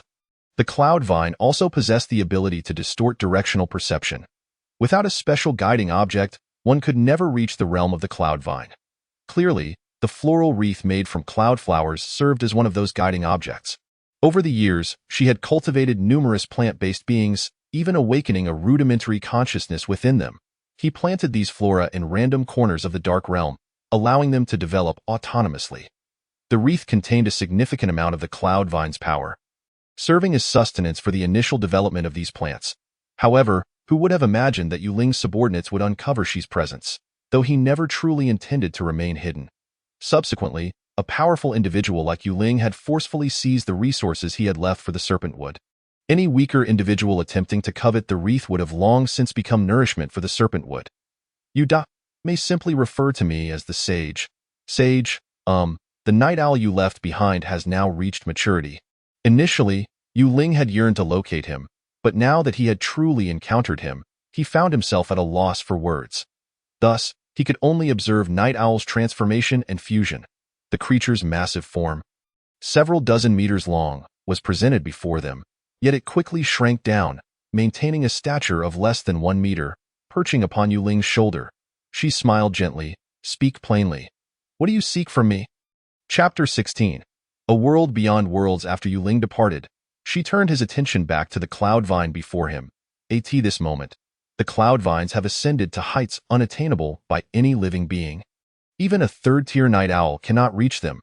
Eventually, the cloud vines made contact with the rift. Its branches thus bifurcated, one part traversing the rift while the other continued its ascent until it reached the dark star. Upon passing through the rift, she arrived in a new realm, the world beyond worlds. She once again experienced the profound sensation of awe. Although the environment was harsh, it posed no issue for Shi. Surrounding him was an expanse of darkness, silence, and emptiness, yet it was a distinct experience compared to the dark domain. The sky was adorned with countless stars, 2 of which stood out most prominently. One was the sun, and the other was Earth. A hum resonated around him, and she realized that a great presence was about to descend. Ultimately, a nebulous, yet not entirely solid, purplish mist appeared beside Shi. How is it? Shenlin inquired. It is astonishing. I feel as though I have grasped even more knowledge. However, I am curious. What are those 2 celestial bodies? Shenlin elucidated. One is called the sun, akin to our blood sun, while the other is the birthplace of humanity. So humanity originated from here. She was struck with sudden clarity. Having finished his inquiries, she proceeded to report on his research over the years, detailing every aspect. That is all. The development of the dark domain has entered a steady trajectory. Multiple evolutionary paths have begun to intertwine, and eventually, the most perfect path will emerge. Yet she hesitated. Yet these beings known as humans have started to intersect with Rose City. And those demons are also restless. How should I manage them? Shenlin replied. There is no need to concern yourself with the demons. They have no ties to the dark domain. As for the humans, if they truly wish to meddle in everything, let Rose City subdue them. Subsequently, the humans can be dealt with by Ziria, as Earth is indeed a favorable place. Once the dark domain stabilizes, you will commence establishing stepping stones here. The universe is but the true beginning. Indeed, she responded with a nod. Have you attained the 4th tier? Perhaps due to initially starting at a high point, Shenlin had never delved into the lower tier advancements. He now sensed a subtle difference in Shi. To be more precise, he observed that Shi's soul had taken on a humanoid form. Previously, the souls of all beings were mere streams of light, differing only in color, but now Shenlin saw Shi's soul had indeed assumed a human shape. Yes, I have preliminarily researched the direction of the 4th tier and discovered it is related to the soul. I have tentatively attempted to resonate with the soul using dark energy. The 4th tier divinization is related to the soul, transcending the limitations of matter, existing through the soul. Yet Shenlin remained uncertain about his own state. He possessed neither body nor soul. It seemed this question would remain unanswered for the time being, awaiting Shi's elevation in the divinization stage. But since a direction had been established, he did not mind extending further assistance. Shenlin shaped Shi's soul, which, although initially humanoid, was still indistinct and distorted, into a form identical to Shi's. In that instant, as the shape solidified, clarity flooded Shi's mind, and an unprecedented sense of enlightenment surged within him. At that moment, he felt as though he could comprehend the truth of the world. After a long while, he regained his senses, and the mist beside him had vanished. He had just undergone a magnificent miracle. "It is time to work," she sighed, turning back into the rift. The universe once again fell into tranquility. Just moments ago, the star observation tower had detected yet another energy explosion from the dark star. This phenomenon occurred periodically, repeating at intervals. The diameter of the dark star had once again expanded, estimated at 3.15. The distance variation was 0.021, remaining within the normal fluctuation range. At such times, the star envoys within the observation tower were the busiest. Unlike the envoys, the mechanical enthusiasts of Rose City showed little interest in the changes of a single star. They were present solely because both parties temporarily shared another common goal: to ascend the stars. The personnel of Rose City were responsible for transforming the Star Envoy ship, thoroughly converting it into a space fortress, while the envoys observed the fluctuations of the Dark Star, devising reasonable routes and plans.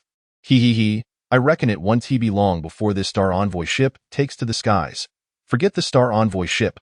Once I finish the modifications, I'll elevate the entire observation tower and Star Ring City into the heavens.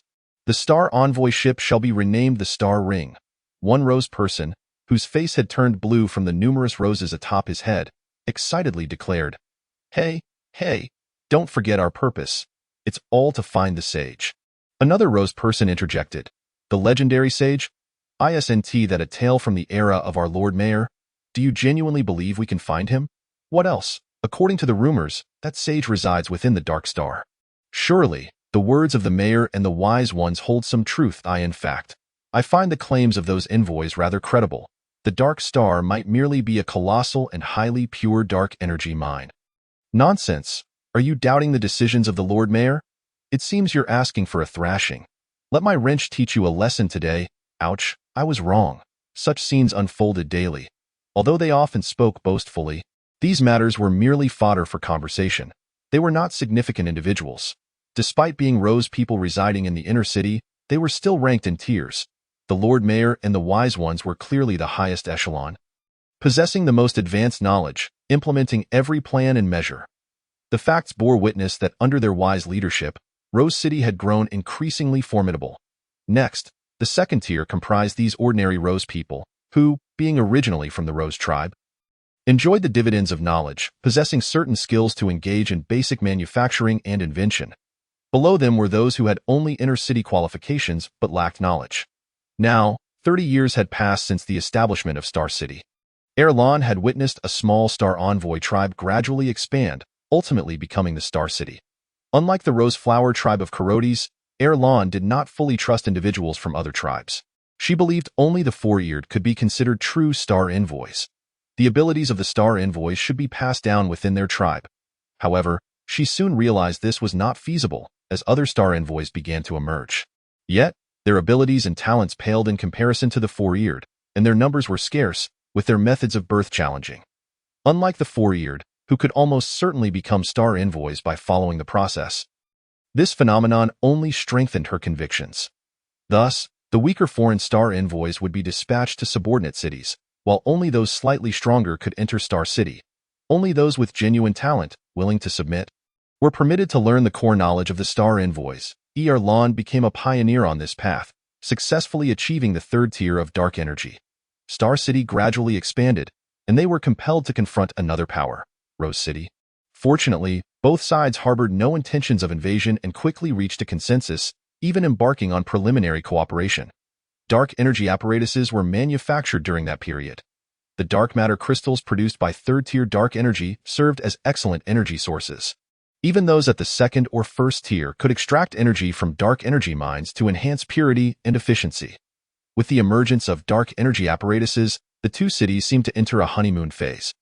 With various collaborations flourishing, the unique powers of the Star Envoys, combined with the technology of Rose City, caused their development speed to skyrocket. This culminated in their crowning achievements, the Rose Ship and the Star Envoy Ship. The Rose Ship was a pure war machine, while the Star Envoy Ship focused on functionality. The Star Envoy Ship transported the observation tower to the mountaintop, where Star Ring City was established. They researched the possibility of ascending the stars. Erlan sensed that approaching the Dark Star might yield something profoundly significant, perhaps even take her a step further, akin to how the sage's gaze had altered the course of her life decades ago. Sage. Erlan whispered the name. She did not know the true form of this individual, who was merely an unnamed figure in the dark domain. Yet, upon closer examination, she found that every significant event was intertwined with his shadow. The sage had become one of the most enigmatic legends in the dark domain. Anyone of stature had heard of him. It was rumored that the sage was the embodiment of the dark star, possessing all the powers and knowledge of the world, with everyone yearning to find him, even if it was just to catch a glimpse at last. They now had this opportunity. The dark star might hold their answers. How long until the star ring is completed? Erlan inquired of her subordinates. It will take a while. The technology to carry the star ring is quite complex, and the power issues are still under study. What about the Star Envoy ship? The Star Envoy ship has been modified and is ready for launch, but its supply facilities do not support long-distance travel. Erlan gazed at the dark star above, hoping to discern the answers she sought from it. Unfortunately, the dark star exhibited no changes. Resolute, Erlan declared, "There is no time left. The peak has dropped to its lowest. This is the best moment to approach. I must go." After nearly 10 years of stargazing to seize this opportunity, relinquishing it now would mean an uncertain wait for the next. Yet her body succumbs to the ravages of aging. Without reaching the 4th tier, dark energy cannot prolong her life. After becoming a citizen of the inner city, Zhong Mingze returned to the outer city. This act instantly elevated him to a prominent figure within Rose City. However, it also constrained his movements, as he found himself under an elusive form of surveillance, rendering it difficult to plan his activities. This state persisted for 2 to 3 years before gradually receding, allowing Zhong Mingze to find an opportunity to send his subordinates back with information gathered from the shadow domain, as well as various materials such as dark energy apparatus, dark energy mines, and dark crystals. The returning squad encountered no difficulties, possibly due to the technological assistance from Rose City. Despite being a small group, they suffered no casualties along the way and returned unimpeded to the blood zone. Upon basking in the sanguine rays, they were overwhelmed by a profound sense of discomfort, their vision nearly obscured. Having lingered in the shadow domain for an extended period, they were gradually being assimilated, taking nearly a month to fully recuperate. The shadow domain. This new information successfully piqued their interest. Originally, the pioneering expedition was scheduled to occur in 10-year intervals, but more than half that time had elapsed. And they had assumed those teams had failed, even preparing candidates for a second wave. Who could have anticipated that after years of silence, such a significant development would emerge?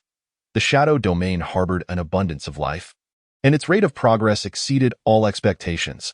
This revelation shattered their preconceptions, as the data regarding the shadow domain suggested it was unsuitable for the emergence of life. Is this what you refer to as the shadow domain? The dark energy apparatuses are truly remarkable artifacts. Upon research and analysis, they discovered that the technological level of these items was not particularly advanced, with some even deemed rudimentary. However, when used in conjunction with dark energy mines, they exhibited unexpectedly potent effects, simple structures endowed with complex capabilities, a phenomenon that transcended their understanding. Let us disregard the shadow domain. At this moment, Yang Tianxi, who had remained silent until now, spoke up. Over the years, Yang Tianxi had essentially gained his freedom, his ability to control demons having been disseminated, allowing him to become a true free man. Although only his brain and heart were his own, others had pieced together a new body for him using various demon forms, and he could directly control this body. Yet, this method of control felt akin to operating a machine rather than utilizing his own flesh, leaving him with a lingering sense of discomfort. Nevertheless, Yang Tianxi was not overly concerned. For once he attained the 2nd tier of blood energy, he could naturally reconstruct a new body. His brain's divinization had reached approximately 74. Our primary objective is to venture to the new continent. Other matters need not complicate our efforts. Our demon control system has matured, rendering any additional technology unnecessary. Once we reach the new continent, humanity will naturally thrive anew. Chapter 18. The second era of confusion. Humanity harbors a deep sentimental attachment to their homeland. Unless absolutely necessary, they are reluctant to depart, let alone perish in an unfamiliar place. Yang Tianxi smiled bitterly in anger, yet his solitary perspective could not represent the choices of all humanity. Preposterous. As long as we proceed methodically in our exploration, we are bound to succeed. Why must we involve ourselves in the development of the shadow domain? You underestimate a civilization too greatly. Even primitive beings deserve our utmost effort. Others, however, remained unfazed. We do not underestimate them. Moreover, we are not their enemies. We merely need to understand the knowledge of this technology. Furthermore, we could exchange equivalent knowledge with them. Yang Tianxi found himself at a loss for words. He finally comprehended. The shadow spirits had remained inactive, merely residing within their territory without expanding. Thus, without the shadow spirits' checks and balances, humanity's development progressed too smoothly, encountering virtually no obstacles. Decades had dulled their sense of crisis, fostering their own opinions, and they no longer relied on Yang Tianxi as they once did. After a prolonged silence, Yang Tianxi finally declared, "Then let me venture into the shadow domain." Oh, his surprise! No one objected. The base had long since stabilized and developed cyclically. Yang Tianxi's role there had diminished, with inquiries regarding new research challenges being the only reason for his occasional engagement. So it was decided. Just provide me with a batch of demons. No other evolvers are necessary. With that, Yang Tianxi departed without looking back. This would be his final assistance to humanity. After his departure, it was some time before anyone spoke. Can he truly succeed? Of course. Yang Tianxi has lived for many decades. His knowledge and capabilities far surpass ours. They had to concede that if he were to enter the shadow domain, he would indeed be the one with the highest likelihood of success, minimizing potential losses for humanity. But to send him alone is far too risky. The margin for error is too slim. Then let him take a first-tier demon with him. First tier? Isn't that one we only recently produced? There are only 2 experimental subjects, and they are not yet fully researched. There may be hidden dangers. Should we really send one with him? Yang Tianxi is approaching the 2nd tier. He can undoubtedly control a first-tier demon. Have you forgotten he was once a researcher? Such minor errors would not occur with him, and besides, a first-tier demon's power is not formidable. Even if it went out of control, it could be easily managed.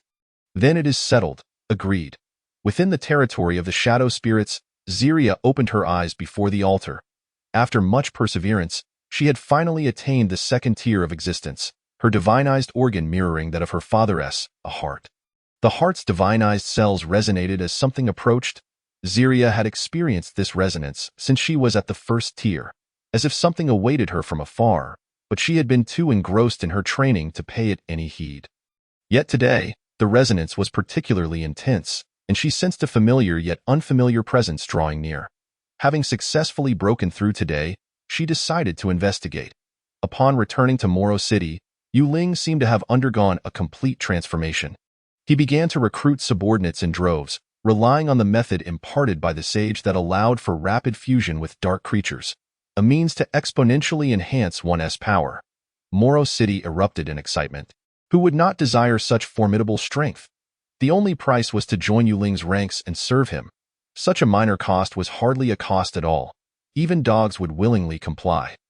Yu Ling's influence surged, decisively overshadowing other factions in Moro City, leading a multitude of beastmen to pledge allegiance to him. Yu Ling became the uncrowned king of Moro City. Simultaneously, he assisted the 3rd-tier Old Night Owl in expanding its territory. Other 3rd-tier dark creature overlords either submitted to him, becoming bound by his mark, or faced death at his hands, with their dark crystals extracted. Dark crystals were a valuable asset, a hard currency within the shadow domain. If ranked by purity, a comparison could be made. Ordinary dark energy mines had an energy value of 1. 1st-tier dark creature dark crystals ranged from 1 to 5, while 2nd-tier crystals spanned from 5 to 50. Beyond that were the artificially produced dark energy crystals Yu Ling had seized from the Star Envoys, superior to ordinary 2nd-tier dark crystals, yet still possessing an upper limit. The highest purity Yu Ling had encountered was around 200. He had a few 3rd-tier dark crystals, obtained from slain recalcitrant dark creatures, boasting an energy value of 500 in high quality. Though they were exceedingly rare, to Yu Ling's astonishment, his violet blue crystal could also harness dark energy. With an astonishing purity of approximately 5,000, the more refined the dark crystal, the greater the reserve and efficiency of dark energy utilization. However, Yu Ling was reluctant to use such a precious item carelessly. He was more inclined to safeguard it, ultimately crafting it into a pendant that he wore. With ongoing purges, the territory of Moro City expanded significantly, continually absorbing dark creatures and beastmen, thereby augmenting their strength. This process continued for over a decade. During these years, many events transpired. Morrow City successfully expanded, Rose City engaged in research and transformation, and Starlight City prepared for a leap to the stars. None had the energy to instigate trouble. The Shadow Domain enjoyed a rare period of tranquility, yet such peace was destined not to last. With the acquisition of corresponding power, the impending chaos became foreseeable. Thus, in the first era of confusion, 3 major cities were established. Now, the second era of confusion within the Shadow Domain has commenced. Chapter 19. The Uprising of Rose City within the Tavern of Rose City. The atmosphere remained as lively as ever. Are there any lucrative commissions lately? None. Just those that involve gathering materials for the Lords of Rose. I heard the star envoys at the Stargazing Tower seem to have made a new discovery. Oh please, it's been over a decade. Every year they claim to have new findings, but does it ever lead to anything substantial? No. This time I assure you it's different. I got this information from a friend in the inner city. It's guaranteed. Come closer, and I'll only share it with you. Today, Zhong Mingze was absent from the tavern. Unlike his usual routine, he had received word that subsequent reinforcements had arrived, potentially during this time. Thus, he had been waiting in the outer city daily, as he had become a well-known figure there. The clan leader has gained so many followers. When will he surpass the Rose Dark Hunters to become the foremost dark hunting group? A city guard jested. The Rose Dark Hunters were the most formidable dark hunting group in Rose City. However, that title was merely a code name and bore no relation to the inner city of Rose.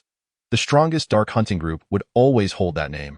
Zhong Mingze's dark hunting group ranks among the top 5 in the outer city, yet it pales in comparison to those long-standing, venerable factions that have been established for decades. You have been observing the city gates for over 20 years. Have you not? And yet, there has been no change. That may not necessarily be the case. If Lord Zhong were to exert his influence, we might just be reassigned to the inner city gates. Ha ha ha! Laughter echoed around them. Zhong Mingze dismissed the banter of the city guards. Just as he believed it would be another uneventful day, a sudden uproar erupted in the distance. The ground beneath them trembled slightly. What is happening? The conversations outside ceased, and all eyes turned towards the dark forest in the distance.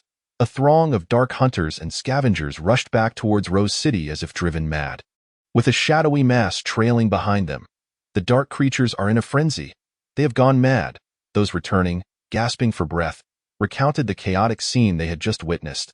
They had been going about their usual routines, gathering plants or hunting dark creatures, just as they had for the past decade. But suddenly, the dark beings in the forest had gone berserk, surging towards them. They swore they had never witnessed such chaos. Shadows flitted above and raced below, engulfing their surroundings. They could only flee towards Rose City in a desperate dash. Fortunately, most managed to escape back to the safety of the city, though a small number were swallowed by the dark creatures. The walls of Rose City stood strong enough to withstand the assault of these dark entities. The uprising left the populace in a state of alarm, speculating about what calamity had befallen the forest. Dark creatures typically maintain their territories and do not roam recklessly, let alone during such a tide of chaos. However, unlike the curiosity and chatter of others, Zhong Mingze rubbed his eyes in disbelief, fixing his gaze on a particular figure in the crowd. He recognized that individual, not someone he had met after arriving in Rose City, but someone he had known during his time as a human, and he was quite familiar with him. In fact, in the human forward base, there was hardly anyone who did not know him. It was Yang Tianxi. Yang Tianxi, how did he come to be here? It was precisely this familiarity that left Zhong Mingze astounded. He had requested reinforcements, yet why had only Yang Tianxi arrived? Although there were some demons with him, they would not be of significant aid. Just as Zhong Mingze pondered his next course of action, Yang Tianxi spotted him first. He swiftly pulled Zhong Mingze into a secluded corner. What do you think? We haven't attracted any attention, have we? Indeed. They had gone unnoticed, for the commotion at the city gates had been chaotic, and no one could discern who had entered. Even the demons accompanying Yang Tianxi could easily be explained, as Zhong Mingze's dark hunting group included several demons. Yet the question remained, why was it Yang Tianxi? Reflecting on the earlier scene, Zhong Mingze inquired, did you instigate the uprising of the dark creatures merely to infiltrate the city? Gaining entry to the city should not have been difficult. Given Zhong Mingze's current standing in the outer city, he could have concocted a simple excuse claiming to be a survivor from a previous tribe. Without necessitating such a grand spectacle, If Yang Tianxi possessed the ability to incite the dark creatures uprising, then they had prematurely exposed their trump card. Of course not, Yang Tianxi replied, exasperated. Why would I be so foolish? Such a commotion would only draw more attention. Through his explanation, Zhong Mingze began to grasp the situation. Yang Tianxi had been near Rose City for several days, but had refrained from acting hastily, waiting for an opportunity to blend in. Unexpectedly, the surrounding plants and trees had abruptly come to life, attacking him while swarms of venomous insects crawled across the ground. The dark creatures, in essence, were no different from them. They were simply fleeing for their lives. This indicated that something significant had occurred in the dark forest, triggering the mutation of the plants. Zhong Mingze, having spent many years there, was witnessing such marvels for the first time. Plants in the dark realm were typically harmless. Such an event could not remain concealed from Rose City, and an investigation would surely be dispatched. But why were you the only one? Zhong Mingze voiced his greatest concern. Yang Tianxi did not respond directly, merely stating, because I alone am sufficient. Zhong Mingze was momentarily speechless. Yet, Yang Tianxi's subsequent words were even more startling. I wish to meet the Lord of Rose City. What, are you out of your mind? Zhong Mingze could not contain himself, momentarily disregarding his respect for the elder. They had come here, treading cautiously to avoid revealing their identities, fearful of inciting hostility. Do you realize how long you have been lurking here? Are you aware of Rose City's stance towards outside forces from the Dark Realm? Zhong Mingze recalled. Rose City is likely aware that there are other beings beyond the Dark Realm, yet they have shown no signs of expansion. This was reasonable. One must first secure their own territory before considering external conquests. Then it stands to reason. We are not their adversaries. Rather, we are allies who can assist them. We can certainly collaborate. Think about it. How long have you been hiding here? Chapter 20. Trust no one. Double-check everything. We cannot afford any mistakes. The Star Envoy ship was in its final stages of preparation. The workaholics of Rose City had transformed it into a capable vessel, and the envoys had meticulously planned the optimal route. Should we notify Rose City? Erlin shook her head. No need. Carotez is always cautious. He will never agree to our mission until the star ring is fully repaired. However, I cannot afford to wait any longer. Let us inform them 3 days after we depart. Erlin personally boarded the Star Envoy ship as it ascended. Her lifespan was dwindling, for dark energy does not grant longevity. Over 30 years had already ushered her into her twilight years. She did not wish to miss this wave of dark star energy. Who knows when the next opportunity would arise? There were no cheers, nor was there much attention. The Star Envoy ship simply ascended into the tranquility. The altitude increased steadily, rendering the nearby tallest mountain progressively smaller. Everyone aboard the Star Envoy ship harbored different thoughts, gazing at the receding land below. This journey was entirely unknown. They could rely solely on themselves. A vast quantity of dark energy ores and dark crystals had been converted into the ship's propulsion. The Star Envoy ship accelerated, soon surpassing the limits achievable by ordinary biological forms. The hull emitted a thunderous roar, yet due to the restraining devices added by Rose City, the occupants only felt some jolting. Without significant discomfort, the acceleration consumed most of the day before finally stabilizing. What lay ahead was a tedious and lengthy wait. Erlin gazed up at the dark star above, noticing it seemed to shine brighter and grow larger. They were advancing closer to the dark star. Erlin felt a rare surge of excitement, beginning to daydream about what wonders might exist upon the dark star. In her view, the sages held a starkly different significance than Carotez's. Carotez revered the sages, believing them to be embodiments of the dark star that brought knowledge and order to the world. Erlin could not agree. She viewed the sages as another form of envoy, possessing far superior mastery over dark energy than themselves. She believed they should continually explore the unknown, striving for self-reliance rather than over-reliance on others. Regardless of the perspective, the ultimate breakthrough point remained the dark star. And they both agreed on the desire to find the sages. Thus, a collaboration was formed between Rose City and Starlight City. Time passed slowly, each second stretching interminably, making the process particularly agonizing for those aboard the Star Envoy ship. The endeavor turned out to be more complex than Yang Tianxi had anticipated, taking several days to navigate, but ultimately, the outcome was favorable. He successfully entered the inner city and secured a meeting with the Lord of the city. Under Caro Leal's guidance, he entered the grandest structure at the heart of the inner city, the epicenter of power and authority in Rose City. The Tower of Sages. At last, Yang Tianci came face to face with the Lord of Rose City, Caro Tez. When Caro Tez's aged form appeared before him, Yang Tianci was taken aback. He suddenly recalled that the Dark Realm was not the same as the Blood Sun District. Even those who had undergone dark energy deification did not experience an increase in lifespan, especially since Rose City did not pursue deification as a development direction in that moment. Yang Tianci realized that he might hold additional leverage in negotiations. "Welcome to Rose City, friend from beyond," Caro Tez stated forthrightly. Yang Tianci was not surprised that his identity had been discerned. Had it not been, he would have re-evaluated Rose City's capabilities. "Lord of the city, I will be direct. I believe we can cooperate. Then let us discuss the terms of this cooperation." The ensuing conversation progressed smoothly, as Caro Tez did not reject the idea of collaboration. They settled on several details, ultimately confirming the terms. Yang Tianci was to provide knowledge of both humans and demons to assist Rose City in its research and development, thereby enhancing their strength. In return, Rose City was to allocate a portion of its territory for the Dark Spirit Clan, within reasonable limits. Neither party presented additional conditions. The essence of their collaboration was thus straightforward. After Yang Tianci's departure, Caro Leal could not help but inquire, "Are we truly going to cooperate with them? Rose City is already sufficiently powerful and could unify the Dark Realm without their assistance." "Of course we need to," Caro Tez countered. "Leal, what is your perspective on Yang Tianci?" "Ah, a knowledgeable and astute individual. Indeed, he is clever, and more importantly, I perceive an undeniable ambition within him. This collaboration is inevitable. Even if we were to rebuff him, he would seek alternative means. I have merely laid these matters bare, which is preferable to his clandestine machinations." As he spoke, Carotes gazed earnestly at Caroline.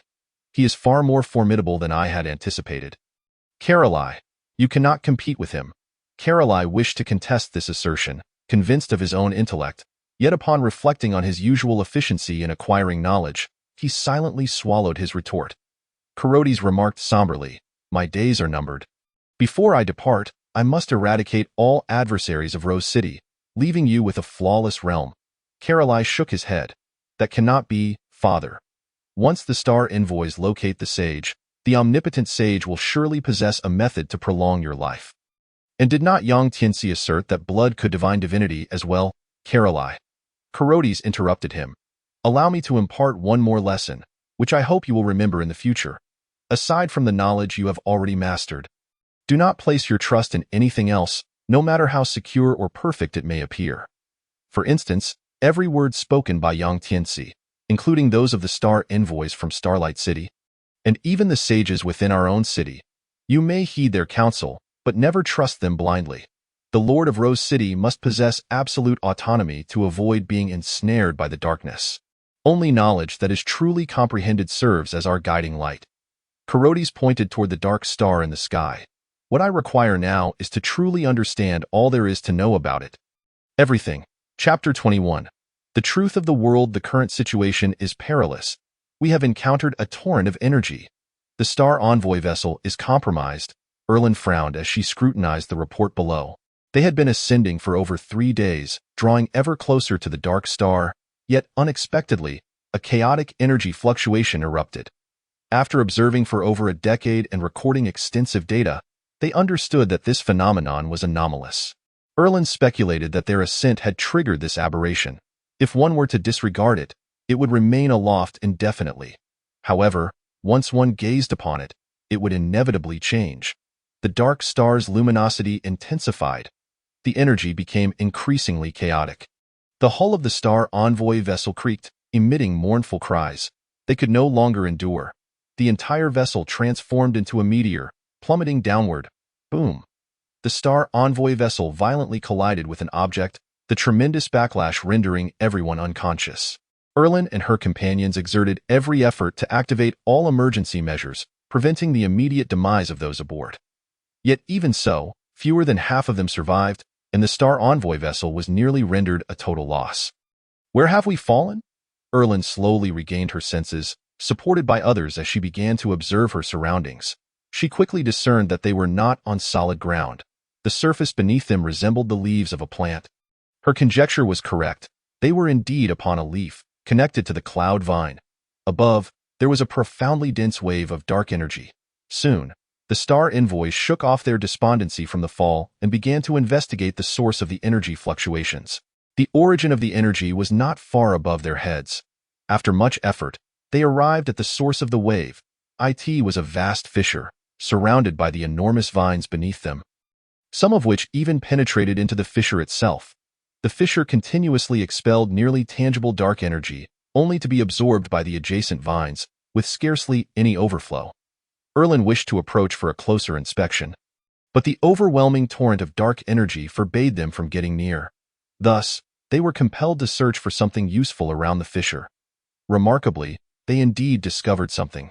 On an adjacent leaf of the vine, they found a simple small hut, constructed from slender strands of the vine. Inside the hut, Erlen uncovered a verdant stone tablet inscribed with 13 phrases. 1. When I traversed the fissure, the reflection of the greatest and most perfect work of truth appeared in my eyes. It conveyed profound insights, and I thus gained invaluable knowledge, comprehending the secret of the world's birth. 2. The true word is not false, never devoid of substance, and will inevitably bring forth the truth, as above, so below. Thus can the miracle of the One be achieved. 4. All things are derived from the One, created through differentiation from the 1.5. Blood-yang is the father, the dark star the mother, conceived from the void, and born from the cosmos. 6. All supreme spirits of the world shall converge here, their power greatest beneath the dark veil. 7. Distinguish the real from the illusory, refine the essence from the coarse, and proceed with caution. 8. Ascend from the earth to the heavens, and descend from the heavens to the earth, obtaining the might of both realms. 9. Thus can one attain the glory of the world, dispelling darkness and ignorance. 10. This is the power of all powers, capable of shattering the unyielding. 11. The world is thus created.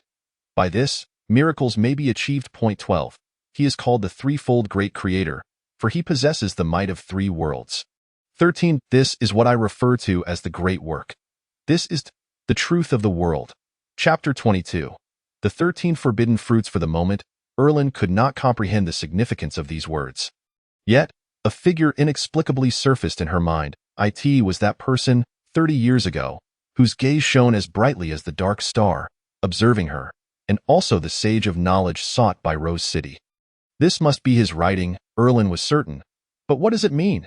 Now, Erlen had grasped the most mysterious and vital knowledge in the world, yet she could not decipher its meaning. Each character was familiar to her individually, yet when combined, they formed an incomprehensible script. However, she did not linger in confusion for long, for a new anomaly occurred. The dark star emitted a second violent fluctuation, standing upon the leaf of the cloud vine. Erlen observed with greater clarity. She noticed that shadows had appeared on the dark star, as though something were obscuring its surface. Perhaps it was unobservable from other vantage points, but Erlen could see that it was indeed the tendrils of the cloud vine. This towering cloud vine had somehow clung to the dark star. Thump, thump, thump. Erlen felt the vine beneath her regain unimaginable vitality. Its surface began to undulate rhythmically, as if it had come to life. This colossal plant, rooted in the dark realm, was now greedily absorbing the energy of the dark star, and the energy from a single fissure was insufficient to satiate it. The dark star, which was originally a massive energy core, was now being treated as sustenance. From the apex of the cloud vine, luminous streams could be seen flowing down its interior.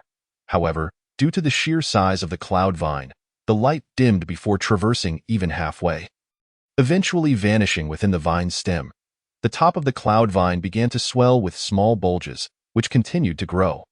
Glorious fruits, radiating dazzling light, were forming upon the stem and leaves of this world-reaching vine. 1, 2, 3. There were as many as 13 luminous points. The luminosity of the dark star diminished by more than half, giving rise to these 13 forbidden fruits. Erlen immediately recognized the significance of these fruits. The 13 forbidden fruits grew sequentially from top to bottom, and not far from the fissure, one fruit was teetering precariously, on the verge of falling. Quickly, pluck it before it drops, before the fruit could plummet. They seized the opportunity and successfully harvested it. Shortly after they did, the other 12 fruits simultaneously fell from the vine, cascading like meteors with brilliant tails, landing throughout the dark realm. Erlen scrutinized the forbidden fruit before her. The forbidden fruit resembled a living amethyst, with purple-blue light swirling within, yet its overall size was modest, only taller than a person. Yet Erlen could sense the immense energy contained within, vast as the ocean. With it, we may yet have a chance, Erlen murmured. The phenomenon of the cloud vine was sufficiently grand that anyone with eyes in the dark realm could observe it. Countless individuals rushed to seize the 12 forbidden fruits. The first fell into a fissure in the ground, descending into the depths. Many sought to venture below in search, yet none ever returned. The second landed in a swamp, ensnared by the massive serpentwood at the swamp's center. Dark creatures were drawn to fight for it, but they were hindered by the swamp's treacherous environment, becoming ensnared within. Numerous venomous snakes and insects emerged from the mire, tearing at the flesh of the dark creatures, while branches from the serpentwood's canopy descended like great pythons, ensnaring the bodies of the attacking beings and dragging them into the treetops. Before long, the surface of the swamp was littered with corpses, accompanied only by the sounds of insects. The third fell atop a mountain peak, precisely where the Star Envoy vessel had ascended, the location of the newly established Star Ring City. Over the years, Yuling had significantly bolstered the strength of Moro City by amalgamating dark creatures, seizing the opportunity to launch an assault. Star Ring City mounted a valiant defense, suffering numerous casualties, yet fortunately, at a critical moment, support from Rose City arrived, assisting in repelling Yuling. Though substantial equipment and armaments were lost, the forbidden fruits had been safeguarded. The fourth fruit was launched far beyond reach, vanishing into another corner of the Shadow Realm. After a prolonged search, no one could locate it, and they were compelled to abandon their pursuit. The fifth fruit descended upon the plains, igniting a fierce contest. Rose City, Moro City, Starlight City, and the dark creatures each dispatched considerable forces to partake in the fray. Upon entering the battle, the dark creatures suffered the loss of half their numbers, becoming the first to be eliminated. Meanwhile, Moro City, under the command of Yuling, had significantly strengthened its might by seizing a plethora of equipment from Star Ring City, managing to engage in a back-and-forth struggle against the alliance of Rose City and Starlight City. This was partly due to Rose City refraining from deploying the formidable Rose vessel. Nevertheless, the demons within the city were activated, including several first-tier demons brought by Yang Tian Ci, showcasing their formidable prowess. This confrontation endured for nearly 2 days, with the forbidden fruit changing hands multiple times before ultimately being seized by a first-tier demon. However, on their return, they were ambushed by a third-tier night owl from Moro City, resulting in a cataclysmic clash of powers that shattered the forbidden fruit. The explosive force swept across half the battlefield, leaving devastation in its wake, and the fruit was reduced to mere fragments. Upon making contact with the ground, these fragments gradually melted away, ultimately disappearing without a trace. Thus, the final outcome was that no one claimed the fruit. Meanwhile, the Rose vessel, dispatched to another front, reaped substantial rewards, as the main battlefield was embroiled in conflict, allowing it to secure 2 forbidden fruits in a mere day. The 8th fruit landed within the territory of a lion-like dark creature. Yet the dark forces of Moro City were equally formidable, having long since suppressed and weakened the original dark creatures of the Shadow Realm. Thus, even though the lion exerted every effort to conceal itself, burying itself several meters underground, it was still detected by aerial reconnaissance from dark creatures. The subsequent events unfolded simply. Yuling led the forces of Moro City directly to the lion's domain, compelling it to willingly surrender the forbidden fruit.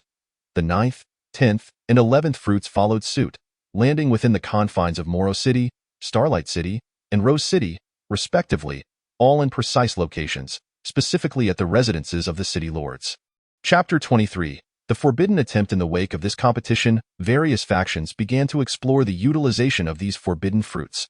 Rose City manufactured numerous starships, yet the Rose vessel remained the mightiest among them. Once again, they opted to enhance it further using the forbidden fruits, while simultaneously developing even more potent offensive capabilities. Despite Rose City acquiring 4 forbidden fruits during this contest, an atmosphere of despair loomed within the inner city. This was due to the impending demise of Karateth, the lord who had led Rose City for decades, now nearing the end of his life. Lying on his deathbed, he imparted his final instructions to Carolier. Remember, these 4 forbidden fruits must remain in our possession, and we must not allow anyone else to taint them. Ultimately, Karateth passed away, and the entire Rose City fell into mourning. On this day, Carolier frantically sought out the last surviving sage. I must save him. The sage shook his head, stating, life and death are irreversible. No. Yang Tianci has said that blood can divine the divine, granting immortality. Don't think I'm ignorant. You secretly brought back the corpse of that first-tier demon from the plains battlefield. Where are its divine cells? Coupled with what you call the omnipotent forbidden fruit, why can't we save him? The sage fell silent, for this was still experimental, devoid of any guarantees, and the consequences were entirely unknown. Let us give it a try.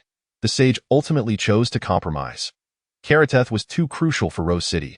Carolier was not yet capable of bearing the banner, and they could not afford to part with each other's leadership. The remaining star mages of Starlight City reconstructed the Star Ring City atop the mountain, simultaneously discovering that the forbidden fruits could also serve as energy sources, leading to the birth of the Star Ring Vessel. Like the Star Mage Vessel, the Star Ring Vessel was not designed for combat. Its concept revolved around achieving absolute speed. With a powerful energy source, this objective became more attainable. The last remaining forbidden fruit was transformed into a stargazing device. Affixed to the Star Ring Vessel, it was said that this device could illuminate the necessary direction amidst darkness. Clearly, they had not abandoned their initial aspirations. The Star Mages invested months of effort before finally utilizing the stargazing device to pinpoint a location. The readings indicated that the Erlin people resided at that very spot. The Star Ring Vessel set sail, as a vessel purely focused on speed. It boasted various acceleration mechanisms. When necessary, it could even harness dark energy to forcibly distort space, enabling traversal between 2 points, albeit at a substantial cost. Merely half a day's journey brought them to the designated coordinates, yet the sight before them was unexpected, for the area was utterly barren. Resembling any ordinary corner of the Shadow Realm. Not so. The stargazing device is reacting. The device began to spin vigorously, ripples emerging on its spherical surface, transmitting through the air and distorting the surrounding space. In the next moment, a colossal entity materialized before them. Is this the World Vine? The Star Mages exclaimed, confirming that their coordinates were indeed accurate. Based on their position, the Erlin people should be situated above this World Vine. Coincidentally, amidst a surge of energetic fluctuations, the Star Ring Vessel ascended. This ascent took a bit longer, and after a full day, they finally caught sight of the Star Mage Vessel. What brings you here? Erlin expressed surprise. They were short-handed, and both restoration and research were progressing too slowly, leaving her troubled about how to resolve the situation. No need to worry now. The Star Ring Vessel can handle everything. Simultaneously, Yuling from Moro City was also delving into the forbidden fruits. Unlike the scientific research methods employed by Rose City, his approach was far more aggressive, directly absorbing the power contained within the forbidden fruits. The old Night Owl had perished, leaving him with only another Night Owl that had accompanied him for decades. He and the Night Owl ruled over the majority of the Orc and Dark Creature factions. The Sage's method for merging dark creatures with humanoids hinged on his power as a catalyst. Thus Yuling was unconcerned about rebellion among his subordinates. Consequently, he conceived a mad idea. Dark creatures possess dark crystals, which are their organs for storing and releasing dark energy, but what if they were to replace the dark crystals with the forbidden fruits? Moreover, could forbidden fruits be implanted within the human body? As this notion took root, Yuling became increasingly convinced of its feasibility. If merely absorbing a fraction of the power could yield such strength, what would happen if he swallowed an entire forbidden fruit? He could scarcely fathom the magnitude of such power.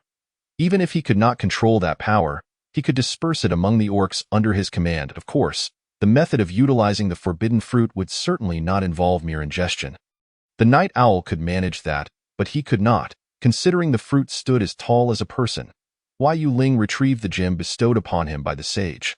He had fully digested the information contained within, and now needed to use it as a medium to absorb all the power from the forbidden fruit. Thus, he placed the forbidden fruit at the center of the city, summoning all the orcs and dark creatures of Moro City. Standing atop a platform, Yuling proclaimed, "Now is the moment of our evolution." The surrounding orcs cheered fervently, unconcerned with the dangers, craving only power. A fervent yet perilous ascension ritual commenced. The Night Owl was the first to consume the forbidden fruit.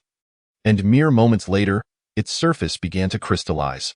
Pure purple crystals formed upon its exterior, swiftly encasing it entirely, transforming it into a purple crystal egg. The giant egg surface continuously crystallized, expanding in size until it reached approximately 100 meters, at which point it ceased growth. More crystals condensed instantaneously, only to melt and evaporate, dispersing as purple mist into the surroundings. Sensing that the night owl within the egg was not in danger, Yuling proceeded to place the gem atop the forbidden fruit. Why Yuling was, in truth, quite weak. He was merely an ordinary person, having gained strength solely through the fusion with dark creatures. The other orcs were similarly disadvantaged. Their physical forms were relatively feeble compared to the dark creatures. The condensed power of the forbidden fruit made contact with Chapter 24. Transmitting the divine will crack, after an indeterminate period, accompanied by a shattering sound echoing within his mind. Yuling's consciousness abruptly returned. At this moment, the fog enveloping Moro City had nearly dissipated. All the orcs and dark creatures within the city gradually regained their awareness. Crack, crack. The purple crystalline giant egg emitted sharp sounds as the night owl emerged from its shell. Yuling then realized that everything had transformed. The ground and buildings within the city had turned into purple crystals. Even the flesh of living beings mirrored this change, whether it was the night owl, Yuling himself, or the dark creatures and orcs below. Portions of their bodies had completely crystallized, while others remained flesh and blood. The juxtaposition of these two forms appeared quite incongruous. Yet, undeniably, they had grown stronger. The crystallized bodies exhibited no discomfort. Controlling them felt no different from ordinary flesh, and they even surpassed in terms of defensive capabilities. After adapting to his new form, Yuling conceived a new idea. Perhaps others were unaware of the origins of the forbidden fruits, but he had witnessed the cloud silk vine firsthand. Thus he had known the reason the moment the Shadow Star underwent its transformation. Yunrongting must have undergone tremendous changes, compelling him to return and take a look. Moreover, his body has been transformed, and his mind is clearer than ever, ensuring he will not lose his way this time. Yuling has brought forth all his might. The entire army of Moro City is mobilized, and not just Moro City, Iron Rose City. Carlo-Lyle learned that the Star Ring had stealthily departed, just as the Star Messenger had done before. Leaving without a word, the alliance between the two factions has gradually begun to fray. However, since the Star Ring was indeed established with the involvement of Rose City, it had long been discreetly equipped with positioning coordinates, allowing for its every move to be monitored. He understood that the Star Messengers were not fools. They must have had some ulterior motive for their sudden departure. Carlo-Lyle promptly issued orders, mobilizing the majority of their forces to pursue. Thus, the three most powerful factions in the Shadow Domain are coincidentally about to converge once more. Erlin and his companions are preparing for their second celestial expedition. This time, their preparations are more complete. The Star Messenger and the Star Ring have been linked together, forming a colossal starship with a double-ring structure. Each ring is powered by a forbidden fruit, creating a self-sustaining system capable of absorbing dark energy from the air. Enhanced by a stargazing instrument as an auxiliary. It can be said to be opulent to the extreme, with the only drawback being its lack of offensive capabilities. Yet, misfortunes often outweigh the good. The army of Moro City has already located the true form of Yunrongting, and Yuling suddenly senses the essence of the forbidden fruits. There are 3 of them. He realizes that this journey has not been in vain. Following the upheaval, flight has resumed its normal state, with countless troops soaring upwards. At last, Yuling spots the Star Ring. Eliminate them and seize the forbidden fruits. The battle is about to erupt, and the momentum is overwhelmingly one-sided. The Star Messengers are wholly unable to withstand the onslaught of Moro City's forces, retreating behind a shield that can only delay the inevitable breach. Waves of dark creatures attack in succession. Even if the energy within the forbidden fruits is sufficient, the material of the Star Ring itself is straining under the load, slowly beginning to crumble. After 2 days of such expenditure, a turning point arises. The starship fleet from Rose City has arrived. The Star Ring is overjoyed. Reinforcements have finally arrived. However, in the next moment, those starships commence indiscriminate fire, causing massive casualties among the dark creatures, yet simultaneously increasing the damage sustained by the Star Ring. Continue firing, Lord City Master. Must we keep attacking like this? At this point, the relationship between Rose City and the Star Messengers is irreparably severed. Utilize the light of annihilation. They haven't had the chance to react. Carlo-Lyle orders once more, resolutely determined to resolve everything at any cost. The Light of Annihilation is the most potent offensive technique developed by Rose City, capable of unleashing the full force contained within a forbidden fruit in a brief period, delivering a cataclysmic strike. However, due to the exorbitant cost of consumption, they have never had the opportunity to conduct experiments. The projected data merely guarantees that it can be deployed, while the consequences post-deployment remain entirely unknown. One thing is certain. No living being can survive such an attack. Yes. His subordinates gulp nervously, trembling as they respond. The Rose ship begins to charge. Such a level of attack is not easily launched, as extracting energy from the forbidden fruit requires considerable effort. A massive and oppressive energy fluctuation spreads outward, resonating with all present. Have they lost their minds? Erling cries out. Just from the fluctuations, he can surmise the magnitude of the impending strike. The star ring cannot endure this assault. There's no time to prepare. We must retreat directly into the rift. At this moment, they can afford to consider nothing else. Evading this attack is paramount. The forbidden fruits on either side of the double ring begin to output power, ruthlessly straining the star ring's capacity. The charging time is not lengthy, merely a matter of seconds, before a blinding violet-blue beam erupts from the cannon of the Rose ship. The beam expands with distance, reaching a diameter of several thousand meters. There is no sound of explosion, no other noise, just a fleeting flash as the area before them is instantaneously obliterated.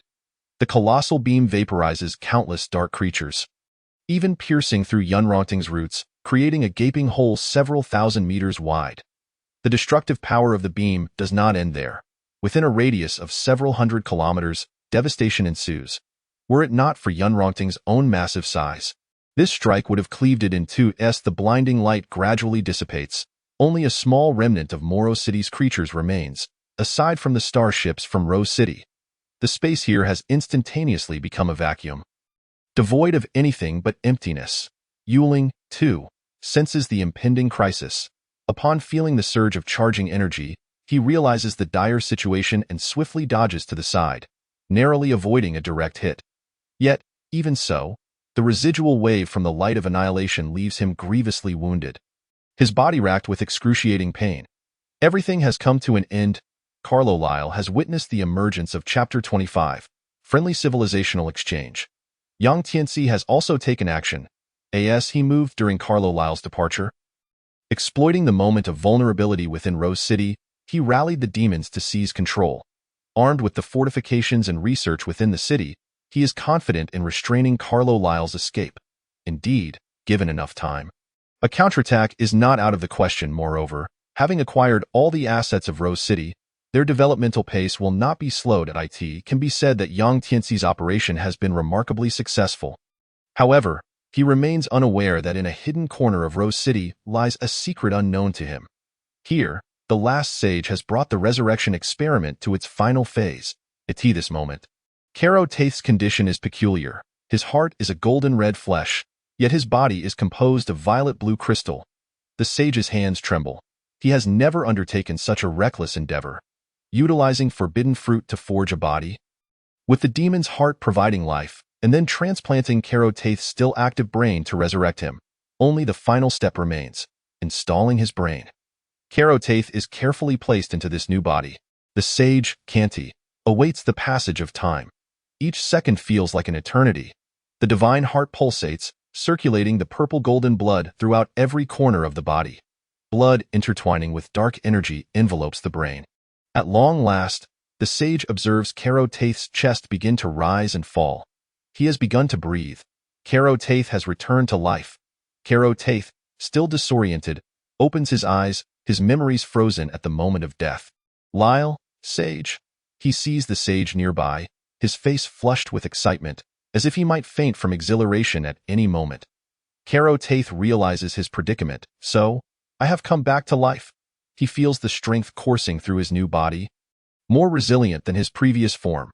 Lord City Master, Rose City is now under Yang Tianxi's control. Our situation is perilous. The sage exclaims anxiously. No need to fret. Karo Taith replies calmly, Alas, I did not anticipate that Lyle would still fall short of him. According to my plan, there should not have been such a significant error, but the emergence of forbidden fruit was too unexpected, disrupting everything. However, since I have been resurrected, he has already failed. Carlisle returned to Rose City, only to find it transformed. Yang Tianxi had completely sealed off the city. Carlisle attempted a direct assault, but the starships, having suffered significant damage, were utterly incapable, resulting in several being shot down by Rose City's dark energy cannons. And even he himself was captured. Yang Tianxi, I knew you were no good. Carlisle spat in anger. Yang Tianxi did not flinch, allowing the spittle to land upon him. With a sigh, he replied, I do not wish for this either.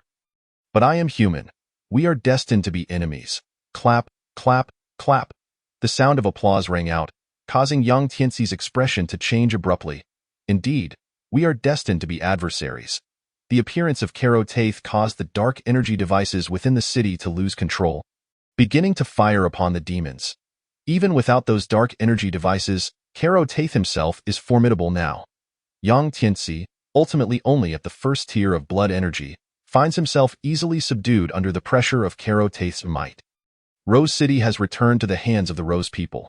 Following this, the scene of the Shadow Domain's transition unfolds. The entire Shadow Domain transforms into a dark star, appearing not far from Earth. They are all astounded by this spectacle. The myriad stars in the sky are breathtaking, akin to a miracle. Caro Taith. Suddenly, a strange yet familiar voice resonates from afar. Caro Taith turns in delight. Sage, is it truly you? The sage nods. You. Caro Taith has a plethora of questions, yet finds himself at a loss for words. How did you come to be here?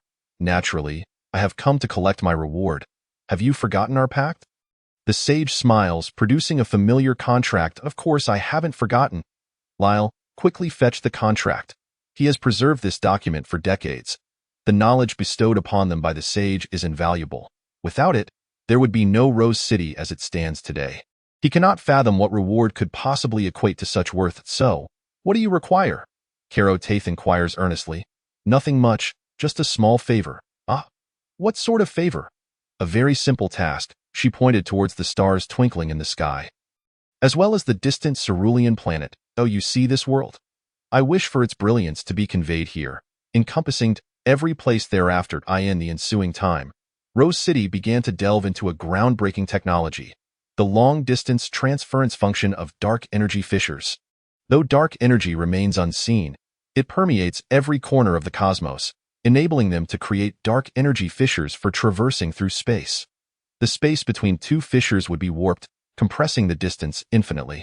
Furthermore, as these fissures are merely a result of spatial folding, they can even exceed the constraints of light speed in terms of movement. Thus, Earth once again faced an apocalyptic calamity, and this transpired within the span of a single day. Numerous Rose starships materialized above human settlements, unleashing countless dark energy bombardments. Through research and modification, these pure dark energy cannons could annihilate matter at its fundamental composition, though the corresponding energy expenditure would significantly escalate. To scour the entirety of Earth's surface would undoubtedly result in catastrophic losses, rendering it a futile endeavor. Yet, their primary aim was never to obliterate humanity, but rather to seize their technology and knowledge. Presently, various survivor bases fortuitously gathered the remnants of humanity, albeit not in overwhelming numbers. Targeting only the critical locations would suffice. The highest command center was obliterated, leaving the ordinary populace unscathed in the face of crisis. Humanity began to resist, yet their assaults bore little fruit. Even if inadvertently struck, an array of dark energy contrivances could mitigate the damage to the greatest extent. Aside from the deities incessantly extolled by those demons, they could conceive of no other possibilities. Deities had never truly descended upon the world. Even during the previous chaos, they remained mere spectators, emotionlessly observing this realm. Hence, humanity dared to develop recklessly, conveniently dismissing the so-called demonic faith. However, now, a genuine divine manifestation unfolded before their eyes, ruthlessly shattering their final illusions. There was no escaping reality. Yet, it seemed this deity was rather indifferent towards us. Someone remarked, "Are we not still here, now that the perilous dark domain has vanished? Does it not make our journey to the new continent easier? Is that not a blessing?" In the blood-red world, all humans experienced a momentary daze, only to find themselves in an unfamiliar yet oddly familiar place. Upon closer inspection, was this not Earth? The warm sunlight overhead had disappeared, obscured instead by a colossal shadow, reminiscent of an eclipse. Yet upon further scrutiny, it was not the moon, but an alien planet. The sky was filled with hovering starships, while above, violet-blue beams of light cascaded down. Though they had returned to Earth, these individuals were frontline personnel and naturally recognized these starships as artifacts from the Dark Domain. Yang Tianxi. They thought of this individual immediately. After entering the Dark Domain, Yang Tianxi had fallen silent. They initially presumed he was lurking like the previous team. However, not long ago, they received news regarding Yang Tianxi. Rose City was on the brink of being captured. Reinforcements were urgently needed. At that moment, they felt a mix of shock and joy, astonished by Yang Tianxi's prowess. Without a large-scale battle, he had seemingly achieved success. Yet, observing the current state of affairs, there was no sign of triumph. His homeland had been laid waste. Yang Tianxi, you treacherous fiend. You are a demon. We should have known from the moment you transformed into a monster. Monster, you deserve to perish. It is you who attracted these foes. They hurled insults, their despair unrestrained. In truth, they ought to direct their ire towards the Dark Domain or the deities, and they harbored such thoughts. However, they lacked the courage, thus Yang Tianxi became their enemy. See, you wish to save them. Yet those being saved may not share your sentiments, said Carotes. Nevertheless, we owe you some gratitude. Without your knowledge, we would not have been able to preemptively counter humanity's weaponry, nor would we have seized control so effortlessly. Yang Tianxi hung his head in silence. Perhaps at that moment, his spirit had already perished. After a lengthy pause, he finally inquired, human civilization, how will you handle it? Handle? No, no, no, we are friends. Rose City shall establish cooperation with human civilization, fostering amicable exchanges, and you, Yang Tianxi, will serve as our esteemed ambassador for friendly communication. After all, we wish to avoid complications. Yang Tianxi quietly asked, is there a distinction? Carotes chuckled as he lifted Yang Tianxi. Brushing the dust from his clothes, whether there is a distinction now depends on you. Will it be a cordial exchange or outright annihilation? Yang Tianxi remained silent, but Carotes had already gleaned his answer. With a few hearty laughs, he commanded, bring forth accommodations for our ambassador to rest. Lyle, you may discuss the details of our cooperation. The following day, all starships above Earth vanished. Concurrently, human media issued a statement, claiming that yesterday's assault stemmed from an extraterrestrial wandering civilization's discovery of Earth. Fortunately, the passing Rose civilization detected anomalous energy fluctuations and intervened to repel the extraterrestrial threat, to ensure that such wandering civilizations would not return. Human civilization resolved to forge a friendly alliance with the Rose civilization. In the video, Yang Tianxi and Carotes shook hands amicably. The internet erupted with enthusiastic comments, welcoming the new extraterrestrial visitors to Earth. The Rose civilization visited human military bases and other research facilities to engage in dialogue, while several starships were dispatched. Through these exchanges, high-ranking officials and numerous scientific researchers from humanity were invited to Darkstar for friendly discussions. Thus, the apocalypse passed with a sense of serene nonchalance. Under guidance, people gradually returned to their normal lives. Months later, the friendly ambassador met his demise when a starship was inadvertently struck by a space meteor, eliciting widespread mourning across the internet. In the ensuing days, Rose City dispatched even more starships, and various small devices began circulating within human civilization. Consequently, humanity embraced several new trends. The cultures of both parties began to intertwine. People discovered that while Rose beings and subhumans bore different appearances from humans, they were not difficult to accept. Indeed, some beastmen were quite beloved by many. Those dark creatures, as seen in videos, bore similarities to Earth's tigers and lions. Though somewhat grotesque in appearance, they proved to be docile in the hands of the Rose beings. Gradually, society came to terms with this new reality, and many began to yearn for Darkstar. All seemed well, yet, amidst the joy of some, others were gripped with sorrow. The emergence of Darkstar and the ensuing anomalies incited fury within Zilia, for she realized that her trust in Yang Tianxi had led to failure. Indeed, she should never have placed her faith in that human, or perhaps she was merely too naive, having entrusted all her hopes to another. This brought her to reminisce about that imposing figure, whose eyes seemed to hold dominion over all. Zilia gazed upwards at Blood's sun, as if seeking a glimmer of light within. Father, What would you have done? From the moment Dark Star breached reality, Shun Lin discerned the complete connection between the blood-red world and the real cosmos. It was precisely where the cloud ribbons had once thrived, rendering the previous fissures inconsequential. Upon its arrival in the cosmos, the dark domain transformed into a spherical entity, with the original cloud ribbons standing upon its surface, their roots sprawling throughout Dark Star. Yet, this protrusion seemed rather conspicuous. The entire Dark Star resembled a lollipop, albeit with a slightly thicker and shorter stick.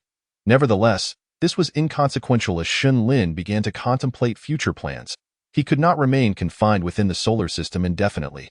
The expansion rate of the blood-red barrier had long surpassed the speed of light, and it continued to accelerate. Although only a brief period had passed on Earth, the barrier's reach had already multiplied beyond the original confines of the solar system. However, this distance was trivial in the grand cosmos, and Shun Lin had yet to discover any signs of life within the region. It is worth mentioning that the star ring, where Erlan and the others resided, had not been directly incinerated by the incineration light.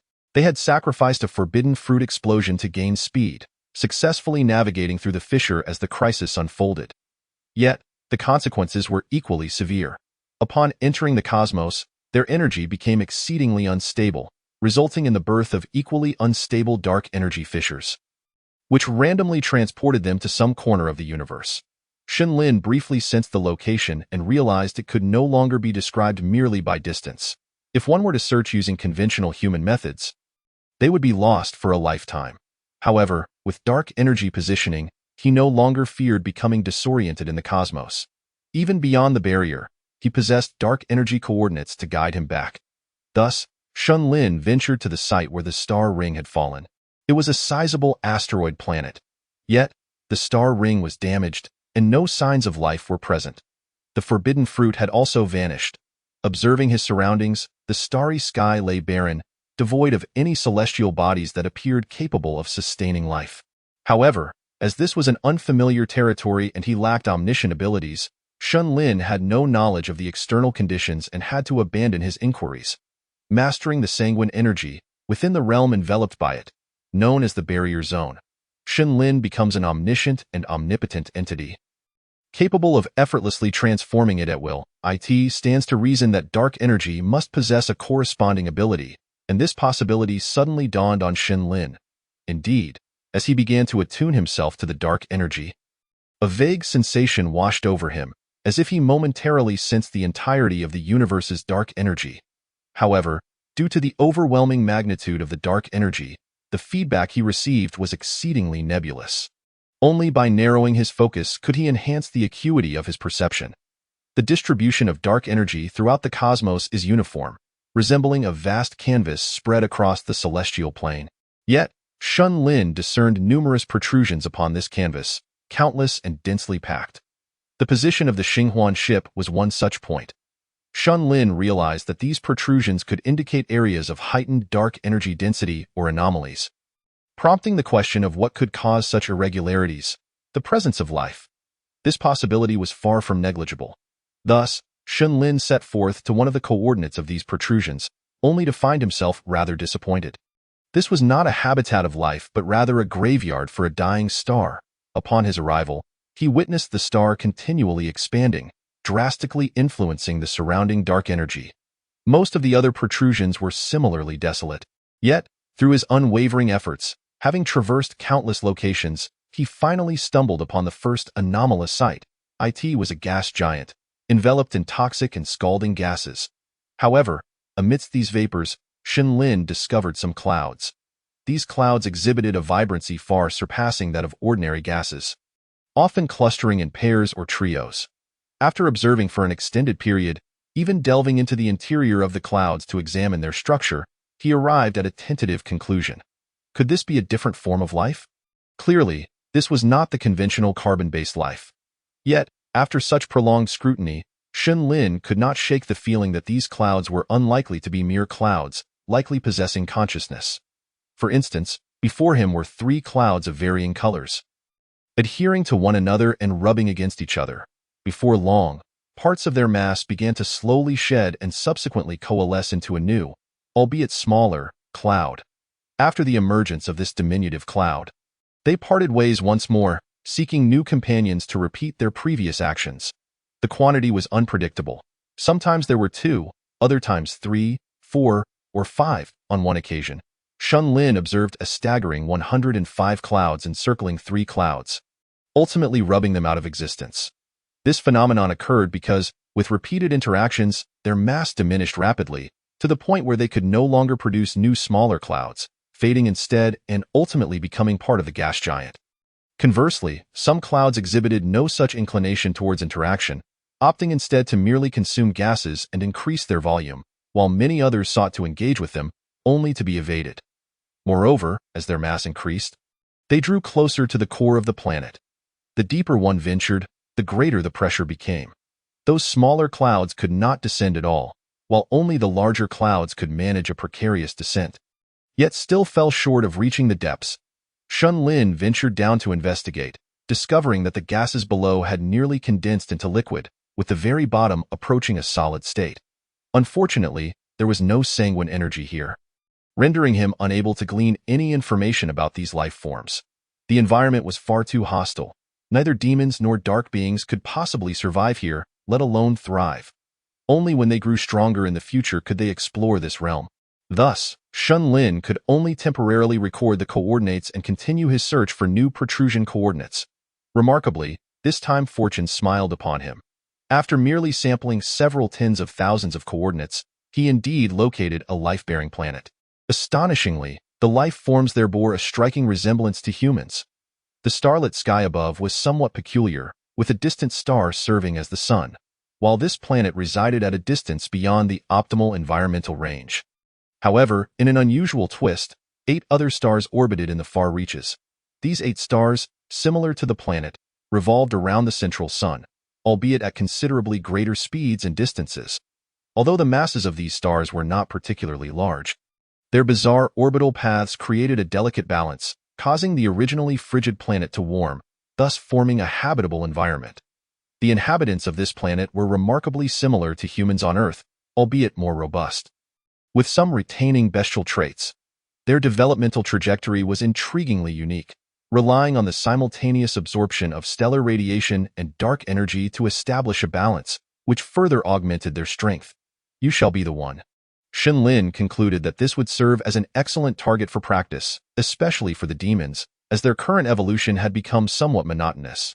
Chapter 28. The busy sage. The sage, she resumed his bustling activities. Upon learning of Shun Lin's leap plan, he became increasingly exhilarated. The divine being had entrusted him with such a pivotal task. Was this not a testament to their trust? I shall heed your guidance. The sage, she declared, bowing his head. From this moment forth, she had assumed the role of the highest authority for this operation. However, before proceeding, he needed to inform the others. Otherwise, by the time the leap was completed, they might still be unaware of what had transpired. First on his mind was the Dark Star.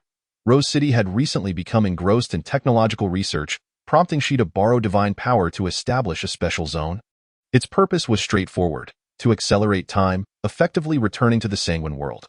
However, due to limitations in his abilities, he could only adjust the ratio to 1 day equating to 1 year. Nevertheless, it appeared that Rose City had encountered a technological bottleneck, struggling to break through, likely requiring considerable time. Fortunately, they had ample time at their disposal. Are we really heading to a new area? Kurodes inquired, perplexed. But we have yet to fully assimilate the knowledge of humanity. Isn't that too hasty? Worry not. This time, the main force will not be you, but the demons, the sage, she clarified. Demons? Those beings from beyond the dark domain. Kurodes was only aware that there were numerous regions outside the dark domain. But due to unresolved issues within the dark domain itself, he had no energy to concern himself with the outside world and had subsequently ventured directly into the cosmos, thus losing contact with the demons. Indeed, this time we merely need to provide external assistance. The plan was not particularly complex. It involved directly casting the demons onto that planet, as the number of demons was steadily increasing, rendering them virtually impossible to eradicate. Meanwhile, the Dark Star would observe and document from the rear, offering support when necessary. However, you may also dispatch your own personnel to accompany them. And those humans can be included as well. After all, you have already gained control over them, haven't you? Their genes are quite commendable and serve as excellent recording material. The only prerequisite is that they must maintain unwavering faith, she continued. Although he was already aware that some humans had been injected with evolution serums and were under the control of Xillia, she remained indifferent. Whether controlled by demons or the Dark Star, they were all subjects of the divine, and there was no distinction. Humans were the most ordinary and commonplace life forms in the universe. Devoid of any notable traits, unlike demons who inherently lean towards sanguine energy, or dark beings who instinctively gravitated towards dark energy. Yet, their lack of distinguishing features was precisely their strength. They could evolve in any direction. And their rich yet concealed emotions made them excellent candidates for espionage. Rest assured, we will equip them with recording devices. There will be no issues, Kurodes assured. The deployment on the Dark Star's end concluded swiftly, and the focus shifted to the demons. She chose to approach the Dark Spirit clan, which had long since established itself as the ruler of the Blood region, dominating all other demons. Previously, humans had covertly controlled sanguine energy demons, either abducting them or capturing lesser demons for cultivation. The Dark Spirit clan had been developing independently for several decades, and given that the number of demons controlled by humans was negligible in comparison to the total, they had paid little attention to humans, as long as they did not interfere with their affairs. Furthermore, now that humans had become essentially non-existent, armed with the experiences left behind by Zilwei before his demise, they had avoided many pitfalls. In just a few decades, the Dark Spirit clan had accumulated several thousand first-tier members, including Xillia, with 3 individuals having even reached the second tier. Xillia was indifferent to everything else. Her sole desire was to continually elevate her divine transformation until she reached the 3rd tier, to witness the culmination of this evolutionary journey and fulfill her father's long-cherished wish. Once she attained the 3rd tier, with absolute power at her disposal, no problem would remain insurmountable. At that point, she would be free to pursue any ambition. Every day, she engaged in prayers and sacrifices. As the High Priestess, she could not neglect her faith. Although she had never encountered the divine, she had gleaned knowledge of their might from her father's words. Now, as she embarked on her divine transformation, she regarded this with even greater significance. The more powerful she became, the more she could appreciate the vast and magnificent forces of the sanguine sun and the world itself. On this day, she conducted her sacrifices as usual. Such rituals were no longer accessible to just any priest. The standards for becoming a priest had evolved. Previously, one merely needed to awaken sanguine energy to become a priest of the Dark Spirit clan. But now, with the clan's growing strength, even those who had begun their divine transformation might not qualify. Currently, if a member of the Dark Spirit clan could not even awaken sanguine energy, they were essentially indistinguishable from lesser demons. Times had changed. Moreover, those permitted to participate in the daily sacrifices were selected from among the most formidable 12 priests of the vast Dark Spirit clan.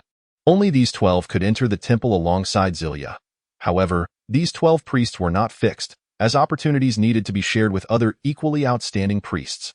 However, it is undeniable that anyone who has entered the temple to partake in the sacrificial rites is certainly not an ordinary priest. As for those who wish to participate in the rituals, they must resolve their affairs outside the temple. The ceremonies continue as usual, albeit less fervently than before.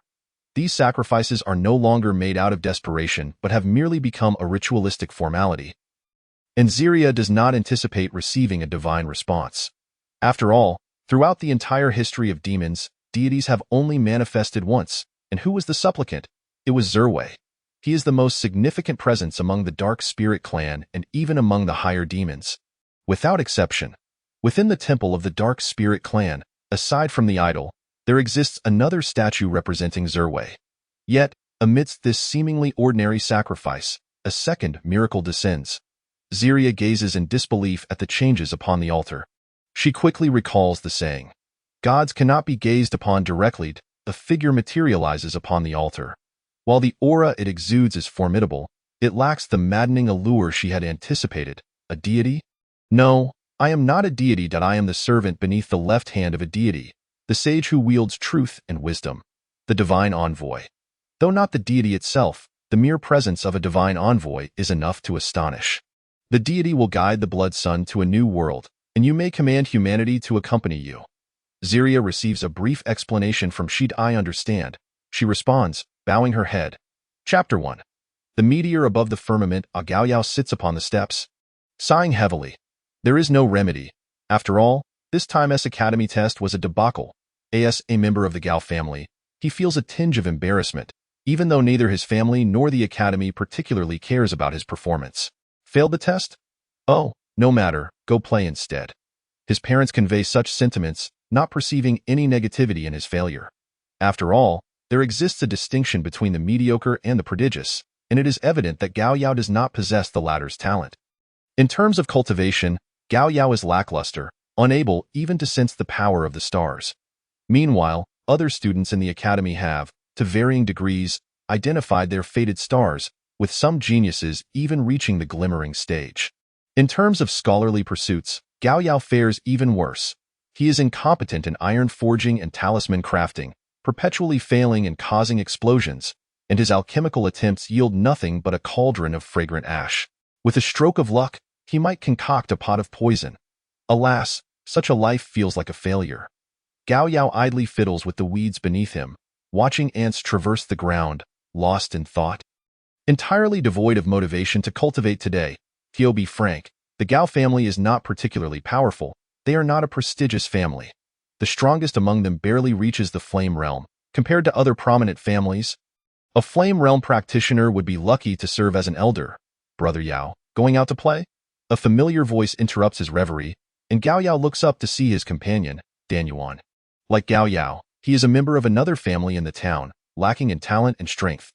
Yet, compared to Gao Yao, Dan Yuan is somewhat more accomplished, having already reached the glimmering stage.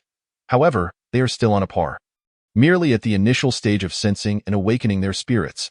Interestingly, both of their families are engaged in commerce, frequently interacting in trade. Dan Yuan and Gao Yao are quite good friends, primarily due to their similar experiences, allowing them to easily converse about their shared ineptitude. What is there to sigh about, Brother Yao? It's just a test. For us, realms aren't of much significance. We won't encounter any danger as long as we can protect ourselves.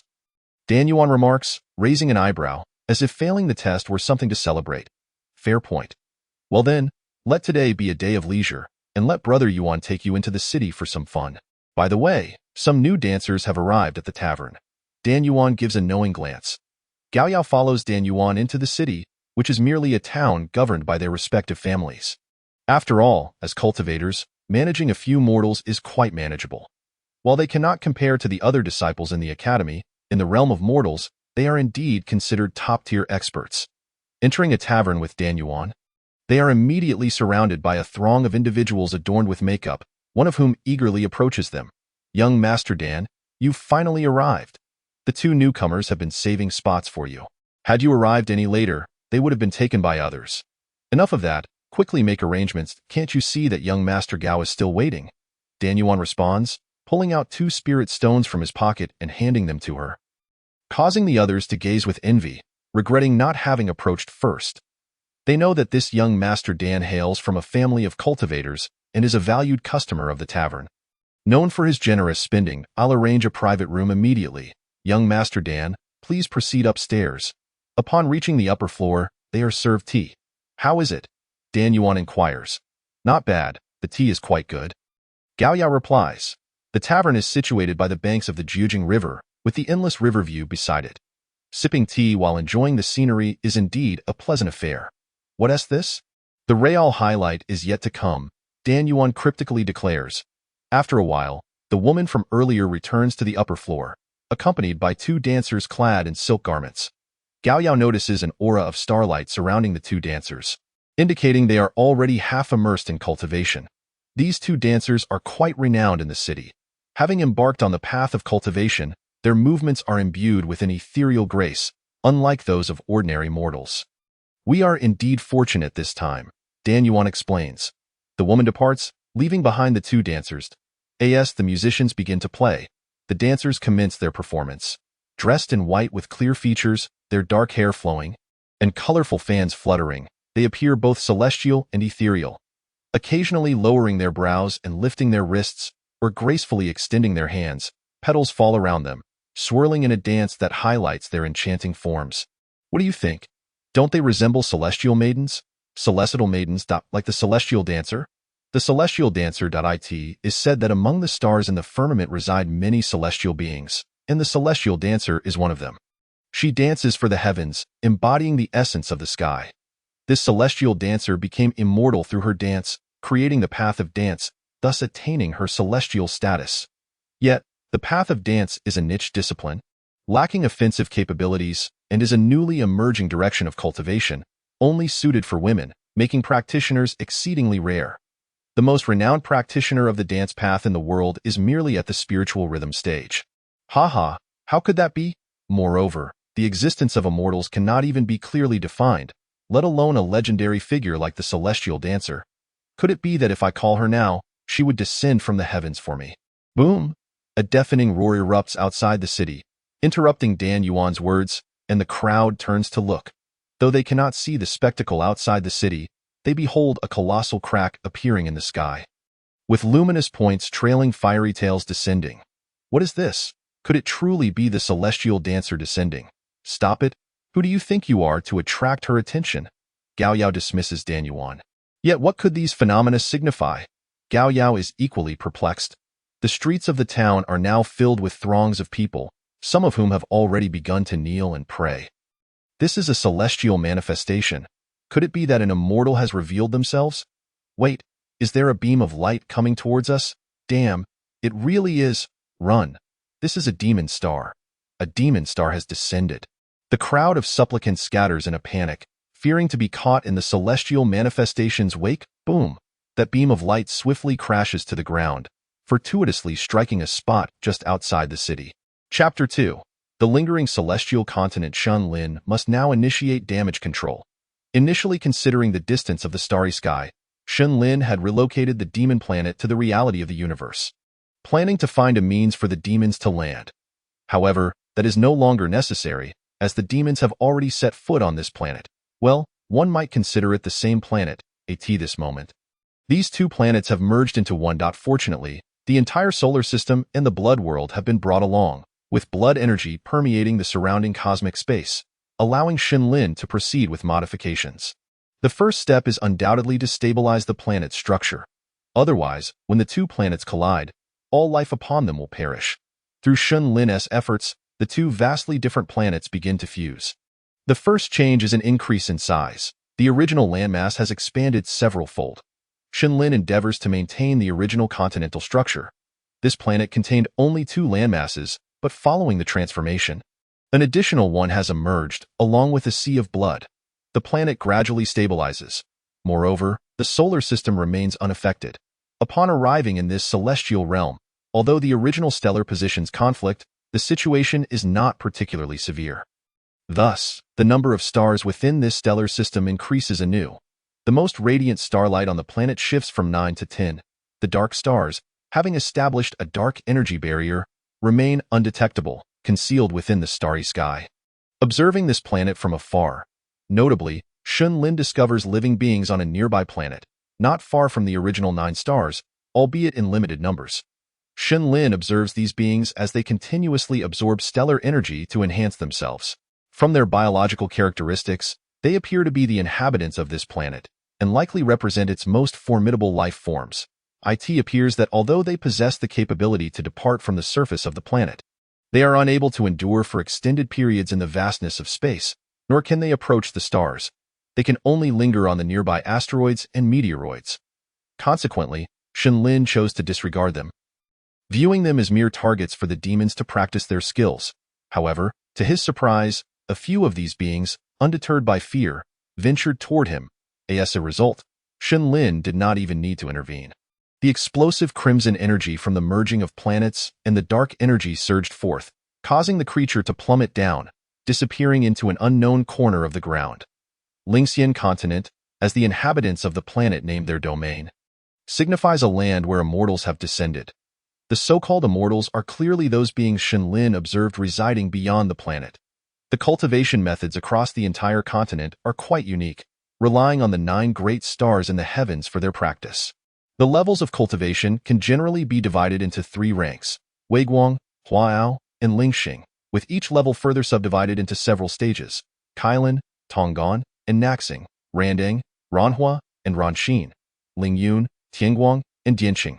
Kylin, the initial stage, serves as a preliminary selection method, signifying the need to sense the stars. If one cannot even perceive the stars, then there is no point in pursuing cultivation. Tonggon involves establishing a connection with the stars, enabling one to harness a portion of their power. Only upon reaching this stage does one truly embark on the path of cultivation. Naxing is similar, as it entails constructing a microcosmic projection of a star within oneself using stellar energy, thus reinforcing one's strength. Collectively, these three stages are referred to as Weiguang, indicating that one has qualified to emit light and possesses the capability to cultivate. The subsequent stages, Randang and Ranhua, pertain to enhancing the stars within the body, leading to Randang, which serves as a critical juncture. If one is content with their current strength, that is well and good. However, should one wish to continue advancing, they must confront a calamity. During this calamity, one must gaze directly at the stars and confront their own heart. Failure to endure this trial may result in being crushed by the immense power of the stars.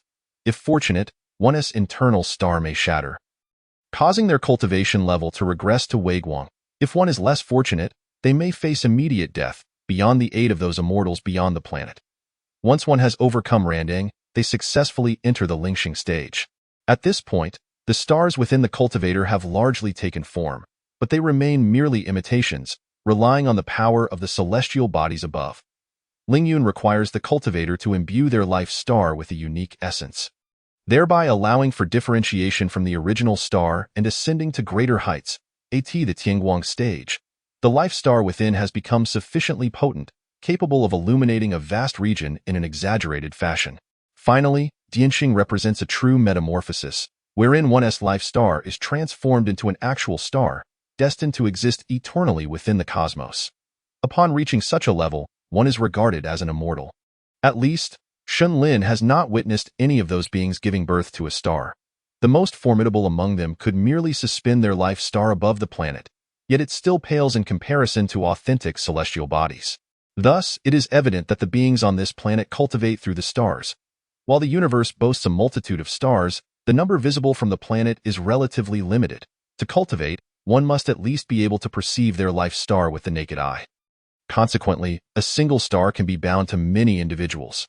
Among these, the 9 great stars undoubtedly take precedence, being the closest and brightest, thus wielding the most significant influence and being the easiest to sense. However, the simultaneous perception by numerous individuals leads to an issue of uneven distribution. Those lacking talent remain weak, while those with exceptional gifts can advance rapidly. Conversely, although other stars may not shine as brightly, they are fundamentally still stars and share no intrinsic difference from the 9 that hover above. Therefore, many distant stars are also regarded as life stars. While this reduces the number of individuals tied to them, the greater distance weakens their perceptual abilities. Thus, there are both advantages and disadvantages, and only those with exceptional talent can truly thrive. Each star possesses unique abilities, even among the same 9 great stars. Many individuals can manifest different powers. However, it is certain that the general direction of abilities associated with the same star remains similar. For instance, the star closest to the continent, often regarded as the Sun, the Great Sun Star, has a straightforward cultivation direction. It purely enhances physical strength, with the effects becoming increasingly pronounced at higher levels, eventually allowing one to cleave mountains and redirect rivers with sheer physical prowess. This is the overarching direction of human cultivation. However, apart from the humans occupying a portion of the continent, another type of being exists, known as the demons. After observing, Shun Lin concluded that the demons' cultivation methods were not significantly different. They too relied on the blood-red energy from the blood sun for their practice. Yet, ordinary stellar energy pales in comparison to blood-red energy. The mere fact that blood-red energy can conjure matter from nothing is sufficient to overshadow its counterpart. Not to mention that it also has the capacity to divine the cells. Nevertheless, Shun Lin's purpose in coming here was certainly not to engage with the cultivation framework of the Lingxian continent. The current proximity of both parties serves merely to acclimatize the demons to the realities of the cosmic expanse, preparing them for future conflicts. If they can extract valuable experiences from this planet, all the better. From the outset, this planet was destined for destruction. The universe is vast and replete with mysteries. Even Shun Lin cannot predict what cosmic wonders he may encounter, and a minor mishap could conceivably eradicate the entire Blood Sun civilization. Thus, Shen Lin remains patient, for time is always abundant for him. As the demon star descends, chaos ensues across the realm. The demonic domain emerges, and the celestial demons run rampant. Rumors spread incessantly. Gao Yao and the others took some time to recover from their shock. Shortly thereafter, a team was dispatched from the city to investigate. Let us join them, Dan Yuan suggested to Gao Yao that it would be a shame to miss such a grand spectacle. Who could resist the urge to witness what had fallen? The meteoric light had struck a relatively open area outside the city, kicking up clouds of dust. Fortunately, it had not directly impacted the city, thus minimizing casualties. Upon reaching the site, they discovered only a large crater on the ground and a solitary stone. This stone, reflecting a silvery white sheen, bore a resemblance to both iron and jade, yet its precise material was indeterminate. Gao Yao and the others dared not approach too closely, wary of any unforeseen circumstances. After a careful observation yielded no immediate threats, a formidable figure of the Huayao realm approached to investigate. The individual circled the meteorite several times, with no findings to report. Subsequently, they tentatively tapped the surface of the meteorite. With a crack, a fissure appeared on the meteorite's surface. Everyone was bewildered as to why it had suddenly fractured. It had fallen intact, yet now, a mere touch caused it to splinter. The crack swiftly expanded, and an intensely blinding light burst forth from the crevice. Gao Yao hurriedly shielded his eyes. Even with his eyes covered, he could perceive an overwhelming brightness before him, accompanied by a stinging and burning sensation on the surface of his body. The radiance rapidly spread, and after a while, it finally began to wane. As Gao Yao regained his composure, he looked again to see a shadow materializing from the ethereal light. Was this a living being? Gao Yao locked eyes with the luminous figure, which seemed to sense his gaze and turned to face him. Thump! Gao Yao's heart skipped a beat, cold sweat trickling down his forehead, rendering him nearly incapable of thought. His vision gradually blurred into nothingness, and his mind began to disperse. Gao Yao, are you all right? Dan Yuan's voice pierced through, jolting Gao Yao back to reality. Upon surveying his surroundings, he noticed others around him also staggering to their feet. Though many had fainted, particularly the Huayao realm cultivator closest to the meteorite, who had collapsed in A-shaped manner, visibly struggling for breath. The brilliance emanating from the shadow had dissipated, revealing its true form. The oppressive atmosphere surrounding them vanished, allowing Gao Yao to finally breathe freely, clutching his chest and gasping for in that fleeting moment of eye contact with the ethereal figure. He had glimpsed countless scenes and innumerable stars in the cosmos. A wave of fear washing over him. The power radiating from this being was utterly terrifying. Gao Yao struggled to fathom its realm. He boldly speculated that it was an immortal. No, it must be a celestial beast. Now that the being had revealed its true form, they could finally observe it. This was no mere human. The figure emerging from the fragments was unmistakably a beast. The demon beast had a white exterior, topped with a single horn and supported by 6 hooves. From the earlier circumstances, it seemed that the meteorite had indeed served as the egg that had hatched it. Yet, this demon beast showed no signs of awakening. If not for the slight rise and fall of its body, one might mistake it for a statue. A demon beast? How could it be a demon beast? Dan Yuan questioned, perplexed. They were situated quite a distance from any demon beasts. As the border's demon suppression pass was guarded by formidable beings of the Lingxing realm, making it impossible for a demon beast to simply wander in. Is this not a celestial demon star falling from the heavens? How could it be such a celestial demon star? Gao Yao replied, exasperated. A celestial demon star in the literal sense. A demon beast transformed into a meteor? Generally, celestial demon stars are merely excuses concocted prior to significant events. After all, celestial demon stars cannot speak, and the celestial records of the human race do not even acknowledge the existence of such a star. Perhaps the demon race has won, but to predict human affairs using the stars of the demon race feels rather presumptuous. Gao Yao had little desire to engage in conversation. His head throbbed painfully, and his vision remained blurry and disoriented. All he wanted was to return home swiftly, although it is a monstrous beast.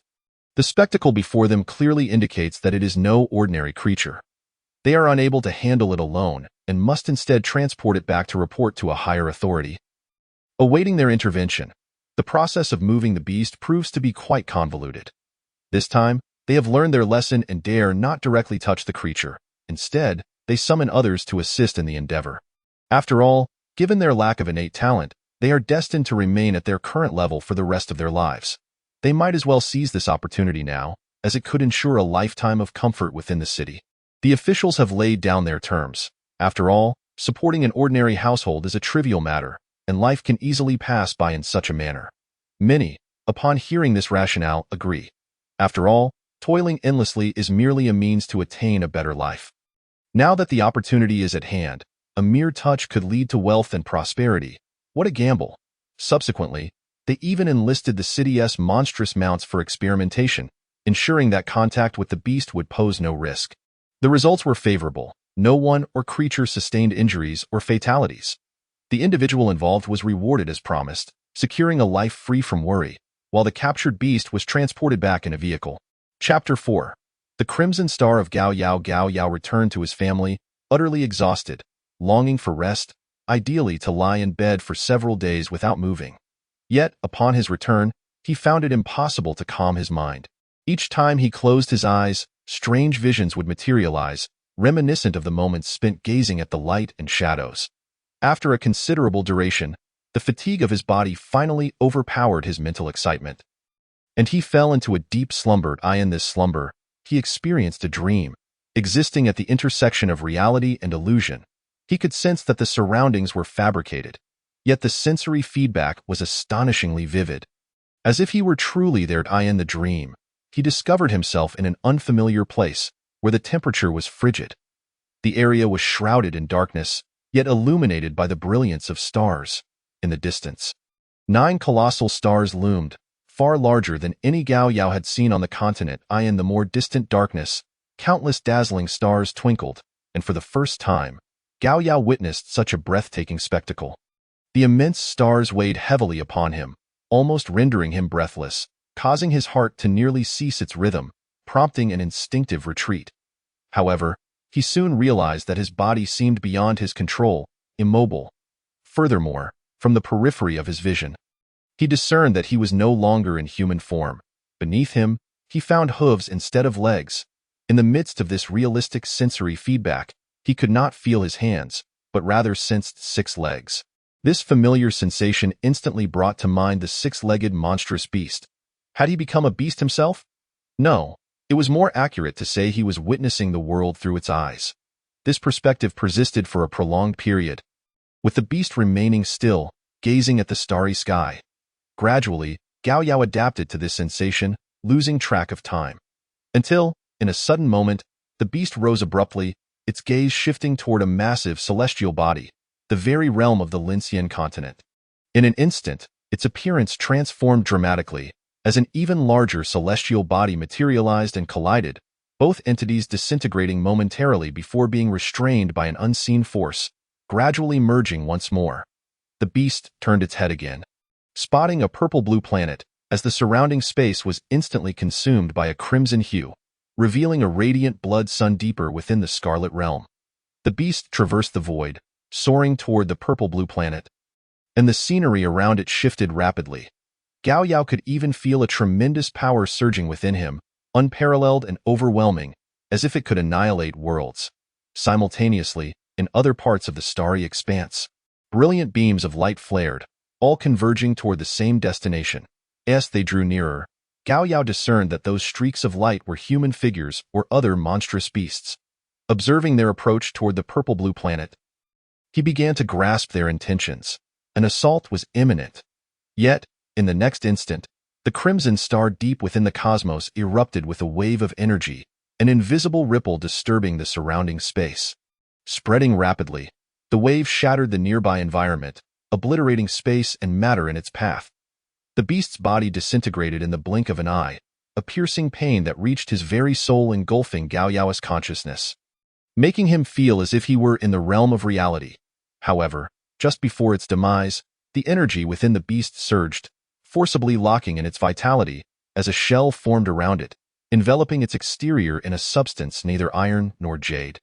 Plummeting toward the planet, the blood sun, after another surge, fell silent, failing to exhibit any further anomalies. Otherwise, their lives would have been forfeit. The surrounding scenery began to fade into illusion, gradually concealed within the void. Yet, Gao Yao remained captivated by the Crimson Star. He was uncertain of his current state and could not articulate this experience, yet he undeniably felt a connection to the Crimson Star. He could sense the immense power residing within it, a strength that seemed to be omnipotent. Yet, it ultimately vanished. Before the beast fell, everything in his vision returned to normal. The starry sky remained tranquil, as if nothing had changed. Gao Yao suddenly awoke, his eyes fluttering open to find himself still in his room, his clothes drenched in sweat. Had that been a dream? Gao Yao attempted to recollect the experience, but his mind only grasped vague images, akin to the dreams he usually experienced, devoid of any details. The most vivid memory from the dream, without a doubt, was that of the Crimson Star. Wait. As Gao Yao recalled the Crimson Star, the sensation of connection returned, awakening the spirit. This thought struck him immediately, establishing a connection with the star and opening the path to birth a spiritual star. Had he not succeeded? Though it was an entirely unfamiliar star, and from his previous hazy recollections, it did not seem auspicious. Yet, this feeling was extremely vague. Gao Yao could only perceive the faint existence of the Crimson Star, but could not discern any specific details. One must understand that establishing a connection with other stars typically involves clarity regarding the star's capabilities and its approximate position in the cosmos. However, Gao Yao found himself unable to achieve this. He had awakened the spirit, but to no avail. Nevertheless, Gao Yao did not abandon hope. Instead, he began to once more attune himself to the Crimson Star. Attempting to harness its power, he held little expectation, as practitioners who awaken their spirits generally delve deeper into understanding their fateful star. For the more thoroughly one comprehends, the greater the likelihood of the star responding when one seeks to draw upon its power.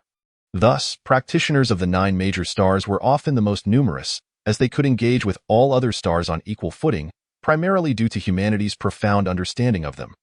Conversely, binding to a new star carries immense uncertainty. Regardless of the abilities one might obtain, the complete lack of familiarity with the new star necessitates starting from scratch in comprehension. What are the odds of receiving a response? Gao Yao currently found himself in such a predicament, possessing only one piece of information about his fateful star. It was red. Yet, in the next moment, Gao Yao was filled with uncontainable joy, for the Crimson Star had indeed responded. In an inexplicable manner, threads of crimson energy began to merge into Gao Yao's being, swirling within him. Gao Yao swiftly reached the stage of sensory resonance, even feeling that with a slight adjustment, he could. Chapter 59. Restoration Section 1. The previous manuscript has been revised, but the back-end chapters require 3 consecutive days of updates for modifications. Therefore, this chapter and the next serve to fulfill the update requirements. If all goes as planned, I will replace the earlier chapters with new ones tomorrow, and I will subsequently delete these filler chapters. The truth of that year lies below. It is now time for their actions. Below is a research facility. The old Wang's voice was hoarse as he spoke. After so many years, it was evident that he had learned quite a bit. Dai Li then took over the conversation. Our objective for this operation is a particular item within this research facility. As for the reason, Dai Li offered no further explanation. The others understood without asking, as those present were well aware of the rules that governed their presence here. The research facility was of considerable scale. Structurally, it resembled a fortress, forcibly constructed underground. No one knew how this 6-decade-old subterranean structure was built. This underground research facility consisted of 5 levels, and they intended to enter through the main entrance on the top floor. The only access point. The entrance was not far from the construction site, and the upper area had been cordoned off with metal sheeting. Let us proceed. The sooner we retrieve that item, the sooner we can return. Zhao Longfei, filled with youthful vigor, showed no fear of supernatural matters, leading the way with his gun at the ready. Sun Shanghao and Dai Li followed closely behind, remaining vigilant for any dangers, while foreign bodyguards Qiao Di and Jiez remained glued to Dai Li's side. Their sole responsibility this time was to protect Dai Li, disregarding everything else. Due to communication barriers, the group could only overlook the two, especially since the skills possessed by those present were largely inherited, leading to an instinctive disregard for the foreigner's brute strength and gunplay. Wang Shonyan, frail and elderly, could not wield a weapon, stooping as he followed behind them, only speaking up when issues arose. Liu Li and Wang Bing took on the rear guard. As they were the least specialized among those present, Zhong Changming silently trailed behind Lu Li, burdened with a large pack. The entrance to the passage was not particularly spacious, and the depths were shrouded in darkness. However, Dai Li had already scouted the initial stretch of the path, ensuring it was safe for their descent. The staircase leading down has collapsed significantly, transforming into a slope. However, overall, it remains intact. Following the descent along the staircase, they successfully reached the first floor of the Research Institute.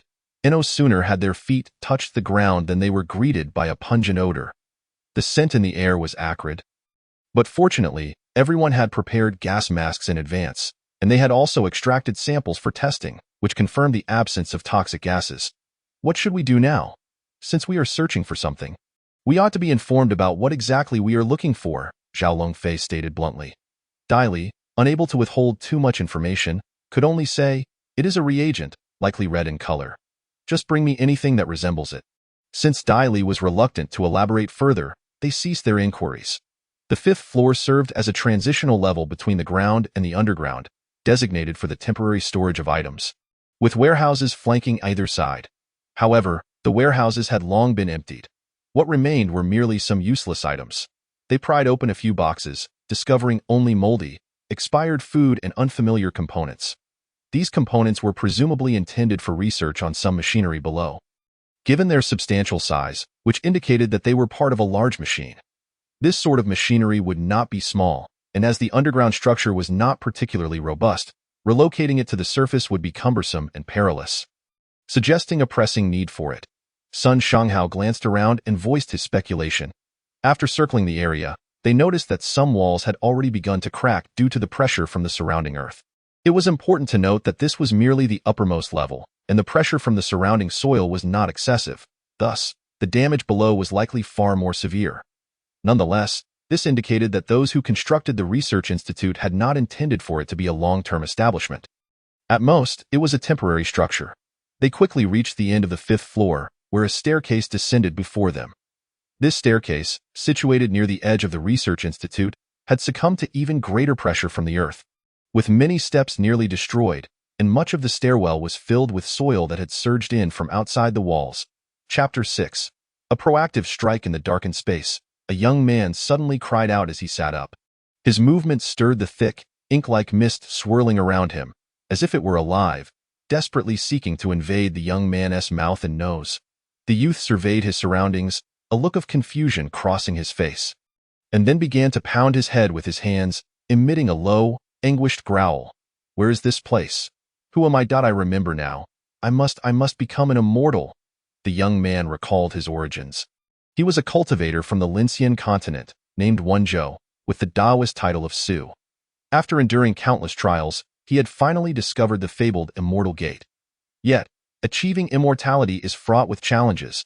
Although he had crossed the threshold of the Immortal Gate, the subsequent tribulation of Thunder was insurmountable, leading to his demise in the final trial of the Heart's demons. Just as his true spirit was on the verge of dissipating after death, he was drawn into the Immortal Gate. Following that, he found himself in this place. Regrettably, his true spirit had been damaged, his cultivation lost, and his foundational training shattered, making recovery impossible. More importantly, without cultivation, his sea of consciousness could not accommodate the vast memories, leading to the loss of most trivial recollections under the protective measures of his body. Unless he could become an immortal, as long as he achieved immortality, he would possess true omnipotence. Had the trial of Heart's demons come to an end? Yet, he had not yet attained immortality. At this moment, he had reverted to being a mere mortal. Wenzhou pushed aside the black mist, seeking to uncover the secrets of this space. But the mist was so dense it felt almost viscous, making it impossible to disperse. As he cleared a portion away, more black mist surged forth, relentlessly trying to invade Wenzhou's 7 orifices, yet he felt no discomfort. He continued to walk, but could only see an endless expanse of mist, until a shadow appeared. It was a figure entirely composed of black mist. "Who are you?" Wenzhou shouted. "I am Wenzhou." The misty apparition's lips stirred, and although no sound emerged, Wenzhou distinctly heard its words. "Impossible, you are not me." Wenzhou shook his head. "You are the Heart's demon. You must be the Heart's demon." I am in the trial of Heart's demons. No wonder he had turned into a mortal. However, to Wonjo's surprise, the shadow countered his assertion. No, you are the Heart's demon. Wonjo scoffed. There's no need to waste your breath. The trial of Heart's demons requires unwavering resolve. I will not be swayed by you. The shadow did not retort this time. Instead, it began to laugh. Its mouth, formed from swirling mist, opened wide as if in hearty laughter, and astonishingly, Wonjo actually heard the sound this time. Ha ha ha! A mere Heart's demon seeks to deceive me, as the shadow laughed. The surrounding black mist gradually dissipated, revealing a face identical to Wonjo's. The figure sneered and said, "Look at your own state, you vile creature. I can vanquish you with a single hand." Wonjo lowered his head, realizing that, unbeknownst to him, his body had been enveloped by the black mist, which had already covered him. Wonjo drew his sword and slashed at the apparition. But he was only a mortal now, and how could he possibly contend with an opponent of such profound cultivation? Impossible. This cannot be, Wonjo cried inwardly. The trial of Heart's demons tests the heart. The disparity in cultivation should not matter, and it was inconceivable that he would face a situation beyond his ability to combat. Yet the reality was stark. Confronted with the formidable sword light, Wonjo could only watch as his body was cleaved in two, ultimately dissolving into the black mist. In the fleeting moments of consciousness, he seemed to catch a glimpse of the figure stepping through a golden door. As if it had truly attained immortality. Wonjo, awaken. Who is calling me? Wonjo's hazy consciousness gradually returned, a suffocating sensation compelling him to awaken. He abruptly sat up, only to find himself in an unfamiliar place once again. Simultaneously, a torrent of strange information flooded into his mind. He was a transmigrator. This was Blue Star, and it was now the information age, filled with knowledge of modern society. Get out of my sea of consciousness. Wonjo instantly realized that the trial of Heart's demons had not yet concluded. It was still attempting to erode his cognition. It was even forcefully injecting vast amounts of information, blurring his original memories. Transmigrator, this is merely an illusion crafted by the Heart's demon. Wonjo opened his eyes to find himself in a hospital room, facing a man who, according to the information in his mind, was a friend. Crack, a horrifying sound of bones shattering echoed, and Wonjo did not hesitate to twist the man's neck. The sensation of blood flowing feeling all too real. Yet Wonjo was unfazed, if the illusion were not real. How could it deceive a cultivator with extensive knowledge? Wonjo's strategy was straightforward. Eliminate all beings within the illusion, and the illusion would naturally collapse. He seized a fruit knife and began to slaughter all the humans before him. Although Wonjo had lost his cultivation and bore injuries, his combat skills remained top tier. Against these mortals, he was capable of delivering lethal strikes with every blow. As for how long it would take to eliminate everyone, Wonjo was unconcerned. He had all the patience in the world. Unfortunately, progress was slow, and soon official support armed with firearms arrived to take him down. However, this time, Wonjo felt no fear, for he had grasped many of the patterns of the trial of Heart's demons. As long as his heart remained steadfast, the trial could do nothing to him, and he would not perish. It was said that some senior cultivators had traversed 3,000 lifetimes in the trial of Heart's demons before achieving immortality. He believed he was not far from that. Wonjo braced himself to face the next illusion. Surely, the previous dark mist space had also been an illusion, albeit a rather rudimentary one. The shadow had attempted to disguise itself as him, which was utterly ridiculous. The failure of one illusion meant little. He could fail countless times, but only. Chapter 7. Sierra, proceed to investigate. The Sierra lineage has now become the de facto leader of the dark spirits.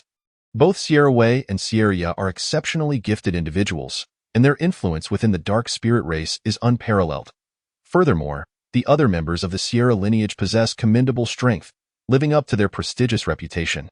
As Sierra Ya busied herself with breakthroughs, exploring the path to the third tier, the task of investigating the external regions naturally fell to other members of the clan. This task was deemed significant, and thus it was entrusted to the Sierra lineage members themselves. Sierra Nua was one of them. He was also an apprentice of Sierra Ya, having successfully entered the first tier of divine transformation and participated in the sacrificial ceremony. The exploratory mission did not require a large team. When necessary, capturing a few demons along the way would suffice, a larger target would complicate matters, so it was more efficient to divide into smaller teams. Before departing, Sierra Nuwa gathered a few companions, and they were not demons. Sierra addressed him, Nuwa. These are the vassal species of the Dark Star civilization under the command of the Divine Envoy. They are humans. Humans? Sierra Nuwa had heard of humans. During the war between the Dark Spirits and the Demon Alliance, it was this race that had stealthily assassinated the then leader of the Demon Alliance and subsequently vanished. The Dark Spirit clan regards this matter with disdain. They have never taken the Demon Alliance to heart. Had it not been for the emergence of the Blood Clan, they could have dismantled the opposing alliance without incurring significant costs. Those so-called awakening potions appear to them as nothing more than inferior versions of the abilities possessed by the Dark Spirit clan, heavily restricted and far less convenient than direct control. Subsequently, the humans exhibited no notable activity, only stealthily capturing a few demons, which the Dark Spirit clan chose to ignore.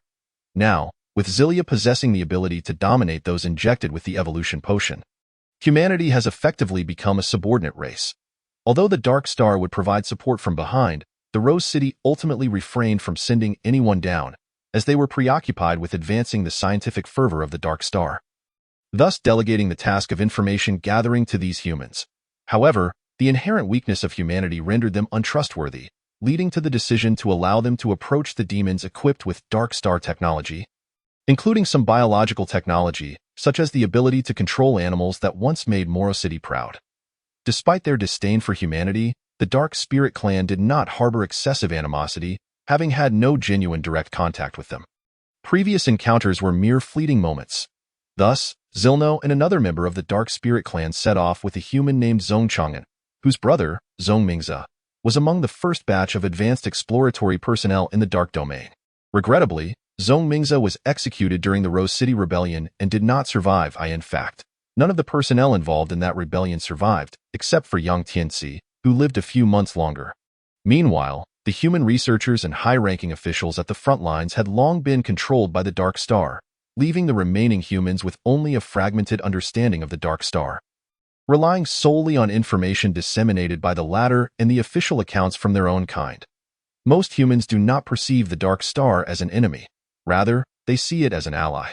This perception is corroborated by the fact that human lives have indeed improved significantly as the barriers between various nations have dissolved, giving way to a federative system for regulation. Future historical records will only document that in the year 20XX, humanity and the Dark Star civilization forged a cordial alliance, officially establishing a federative system and entering the interstellar era, marking this year as the 0 year of the star calendar. Zong Chang'an is one among them. Filled with admiration for the technology of the Dark Star, and thus he joined the exploratory team, enticed by the opportunity to be injected with the evolution potion. Meanwhile, the demon territories continue to expand, enveloping the outer new continents with the highly aggressive crimson energy. The area is vast, and it will take time to traverse, yet Zilno does not feel lonely on this journey. Accompanying him is a dark spirit named Zilwei. Zilwei is the daughter of Xillia, who hopes she will grow to become a great demon like her father, hence the name. The outer regions have largely been infiltrated by lesser demons and other creatures, many of which they have never encountered before, likely unique species of the new continent. After several weeks of advancing in their chosen direction and documenting their observations, they eventually came upon a group of humans. It was evident that these humans were distinct from the creatures within the blood domain, and at that moment, they were engaged in the hunt of a monster. The monster resembled a serpent, rearing its upper body while possessing 2 additional arms. This creature had evolved directly from a worm after surpassing the lesser demon stage. However, due to its low combat prowess, its population was limited to the fringes of the blood domain. Fortuitously pushed to the edge of the Lincian continent and the blood domain by the convergence of weeks, this creature's body is soft, capable of morphing into any shape, while its arms can transform into ropes to bind its prey. Its resilient exterior allows it to withstand considerable attacks. The blades wielded by the humans merely grazed its body, failing to inflict any substantial damage. It was a textbook case of retaliation, with the monster swiftly ensnaring 2 of the humans, while the remaining members scattered in panic, only to be quickly pursued by the creature.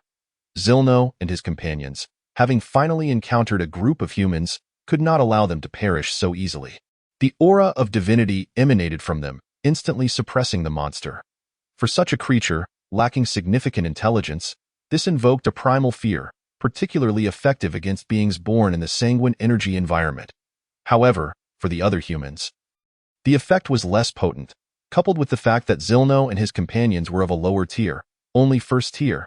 The humans merely sensed a wave of oppressive force. Were they saved? The surviving humans thought they might have encountered a powerful being of a higher realm. Yet before they could revel in their fortune, they beheld the approaching figures of Zilno and his companions. Demons. Zilno and their appearance were somewhat dissimilar to that of normal humans. Though humanoid, they bore purple horns, and their skin was a striking crimson. It was not implausible for them to be mistaken for demons, as the appearance of demonic beasts varies greatly, and upon arriving in the spirit star realm, initial transformations might retain certain characteristics, only gradually adapting to fully control their forms. Zilno did not deny the assumption, as they were not foolish enough to reveal their identity, in this coerced cooperation. They gleaned a rough understanding of the world's structure. It seemed that there were indeed numerous powerful beings in this realm.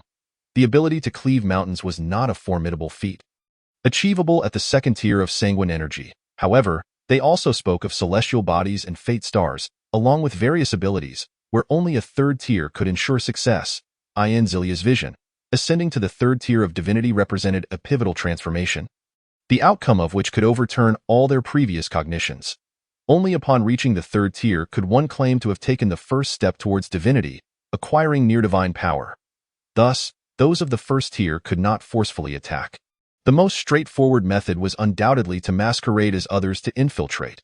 According to the humans, entering the demon suppression pass was not overly complicated. Basic identity information sufficed, as it did not require proof of one being human or themselves, only that they were neither celestial demons nor demonic beasts. The stricter requirement involved communicating one's fate star and demonstrating star power. The fate stars of demons and humans were markedly different, easily discernible, while humans, with their myriad talents, might connect to some obscure celestial body that no one recognized. Most individuals merely recorded the names of their fate stars, as no one could ascertain the nature of one's star power. Moreover, altering one's appearance, physique, or even gender was not uncommon among practitioners, thus leading back to the initial premise. As long as one was not a demonic beast or celestial demon, it sufficed.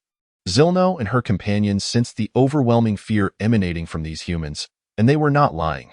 Though it was also possible that they themselves were unaware, they thus accepted the narrative as truth. Thus, it was not too difficult to manage. They merely needed to alter their aura and appearance. The power of celestial bodies. The demons cultivated through sanguine energy, yet sanguine energy is not truly celestial in nature and bears no relation to the so-called power of celestial bodies. What about this?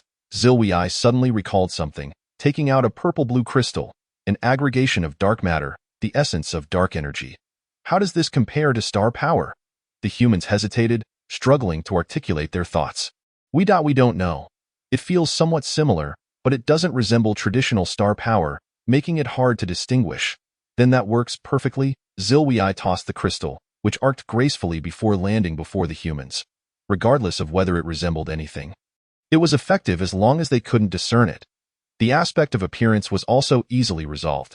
Any being that had undergone divinity would significantly increase their control over themselves during this process. Additionally, with some auxiliary techniques, it was not impossible to deceive others. Zilwei gradually lightened her skin tone, her original blood-red complexion fading to resemble that of a human, while her purple horns vanished, leaving only her hair unchanged. Her appearance morphed to mirror that of the female practitioner before her, yet compared to the disheveled human, Zilno exuded a distinctly more noble aura. Zong Chang'an stood mesmerized, akin to a rural child witnessing the splendor of the city for the first time. He had certainly never encountered anyone whose beauty was so breathtaking, akin to a celestial being, rendering it impossible to divert his gaze. It was not mere physical beauty but a resonance of the soul. Zilno circled her, remarking, "Not bad. Not bad. If this is merely not bad, then no one in the world could be considered beautiful." Zong Chang'an could only attribute this to racial differences in aesthetic appreciation. Subsequently, Zilno altered her appearance as well, though she was not as striking as Zilwei and instead resembled a youth, despite being in her several decades. Confirming that there were no issues, and having completed their task, They felt no qualms about not sparing the humans. From the outset, they had no intention of allowing these individuals to remain, as the fewer who knew, the better. Retaining them posed a risk of unforeseen complications. The humans fervently pleaded for their lives, with the female practitioner imitated by Zilwei directly stating, "Please do not kill me. I am willing to serve you as a loyal servant for eternity. My fate star is the celestial fox star, which inherently draws me close to the demonic. The other humans call me the celestial calamity fox star, but that is nonsense, as there is already a celestial calamity lone star. And it makes no sense to refer to me as the celestial calamity fox star. They sought to exploit my ethereal physique to satiate their primal desires, for the celestial power of the Tianhu star can harmonize with other celestial bodies, rendering them even more potent. As she spoke, she attempted to display her form in a seductive manner, but in the next moment, she realized that her opponent was not a man at all. Thus, the effectiveness of such a tactic was negligible. Moreover, Zhong Chang'an, that cunning individual, was no better than a mere servant, compelling her to resort to another narrative. She began to lament the inhumane treatment she had endured among the human race, professing her heartfelt allegiance to them. Yet, this was not entirely lamentable. After all, as a female demon, her own sufferings would surely be mitigated. Additionally, shape-shifting beasts were immensely powerful, and aligning with them offered advantages over gradual cultivation. It became evident why Zhong Chang'an felt that this woman was somewhat extraordinary, as he found himself subconsciously drawn to her. She was, after all, a fox spirit. And no wonder the recent transformation of Shirwei had captivated his gaze even more intensely. Regrettably, Zhong Chang'an shook his head inwardly. The Dark Spirit clan was not one to be easily allied with. "Tio, serve as my servant." "Very well." To his astonishment, Shirwei readily acquiesced. The female cultivator was equally taken aback by this turn of events. She had felt increasingly awkward as she spoke, convinced that her pleas would yield no consent. Who would have thought Shirwei would accept? She promptly declared her fidelity. "From this moment forth, I shall be your loyal servant. Direct me westward, and I shall never stray east." Shirwei nonchalantly waved her hand and continued, "Now, I assign you your first task. Eliminate them." The female cultivator, hesitant, offered no reply. "What, do you refuse to comply with our commands?" I cannot defeat them." Under the gaze of all present, the female cultivator spoke in a voice barely above a whisper. "Simple. Come here." The supple serpent creature had been feigning death on the ground for some time, too frightened to move. Chapter 9. A unique opportunity. The atmosphere within the Demon Suppression Pass was bustling, as the city had announced a hunting and exploration initiative. Those who could gather useful information, retrieve the corpses of the celestial demons, or even capture them alive, would be rewarded handsomely. Even if one merely circled the area and documented the terrain, they would still receive compensation. Most individuals arriving at the Demon Suppression Pass remained in a state of observation. They were aware that demon races could be tamed as mounts, their flesh consumed or fashioned into tools. Thus, the Demon Suppression Pass was perpetually overcrowded. However, celestial demons were primarily comprised of decayed flesh, neither consumable nor utilitarian. While some ventured forth to explore, most returned empty-handed. Naturally, the Demon Suppression Pass did not wish to witness such occurrences. Ordinary folk were solely concerned with the benefits brought by the celestial demons. While the pass had to consider the overall peril, given the current situation, although celestial demons posed a challenge, they were not exceedingly powerful.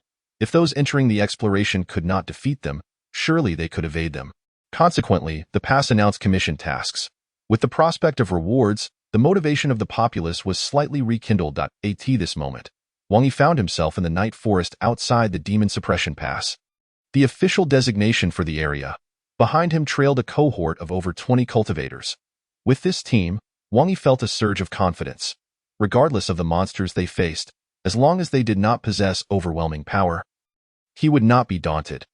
They were in search of monsters, occasionally fending off ambushes, but due to their numerical advantage, they swiftly dealt with the scattered creatures. It appears these celestial demons are not particularly formidable. Their power is lacking, and their intellect is even inferior to that of the demon races. They can be dispatched with minimal effort. Indeed, the city that preceded the Demon Suppression Pass fell victim due to sheer surprise. After all, what defensive forces could the coastal cities muster? It was likely nothing more than a mortal settlement, devoid of cultivators. Perhaps we need not even summon the Sword Immortal. Merely a few teams of cultivators could suffice. Ha ha ha, does that mean we are no different from the Sword Immortal? Their voices rang loud and unabashed, especially as they mentioned the Sword Immortal, inadvertently drawing the attention of another passing team, among whom were many ardent admirers of the Sword Immortal. Nonsense! You slay celestial demons simply because that is all you can manage. The Sword Immortal slays demons because they were the only ones present. Wang Yi and his companions chose to disregard such remarks. Among the human race, there exists a wisdom. Never engage in disputes with the admirers of a formidable individual, particularly one as esteemed as the Sword Immortal. His admirers were numerous, reaching a level of notoriety, and among them were many fervent devotees, often lacking in reason. Furthermore, arguing was futile, as the Sword Immortal was indeed recognized as a paragon of strength.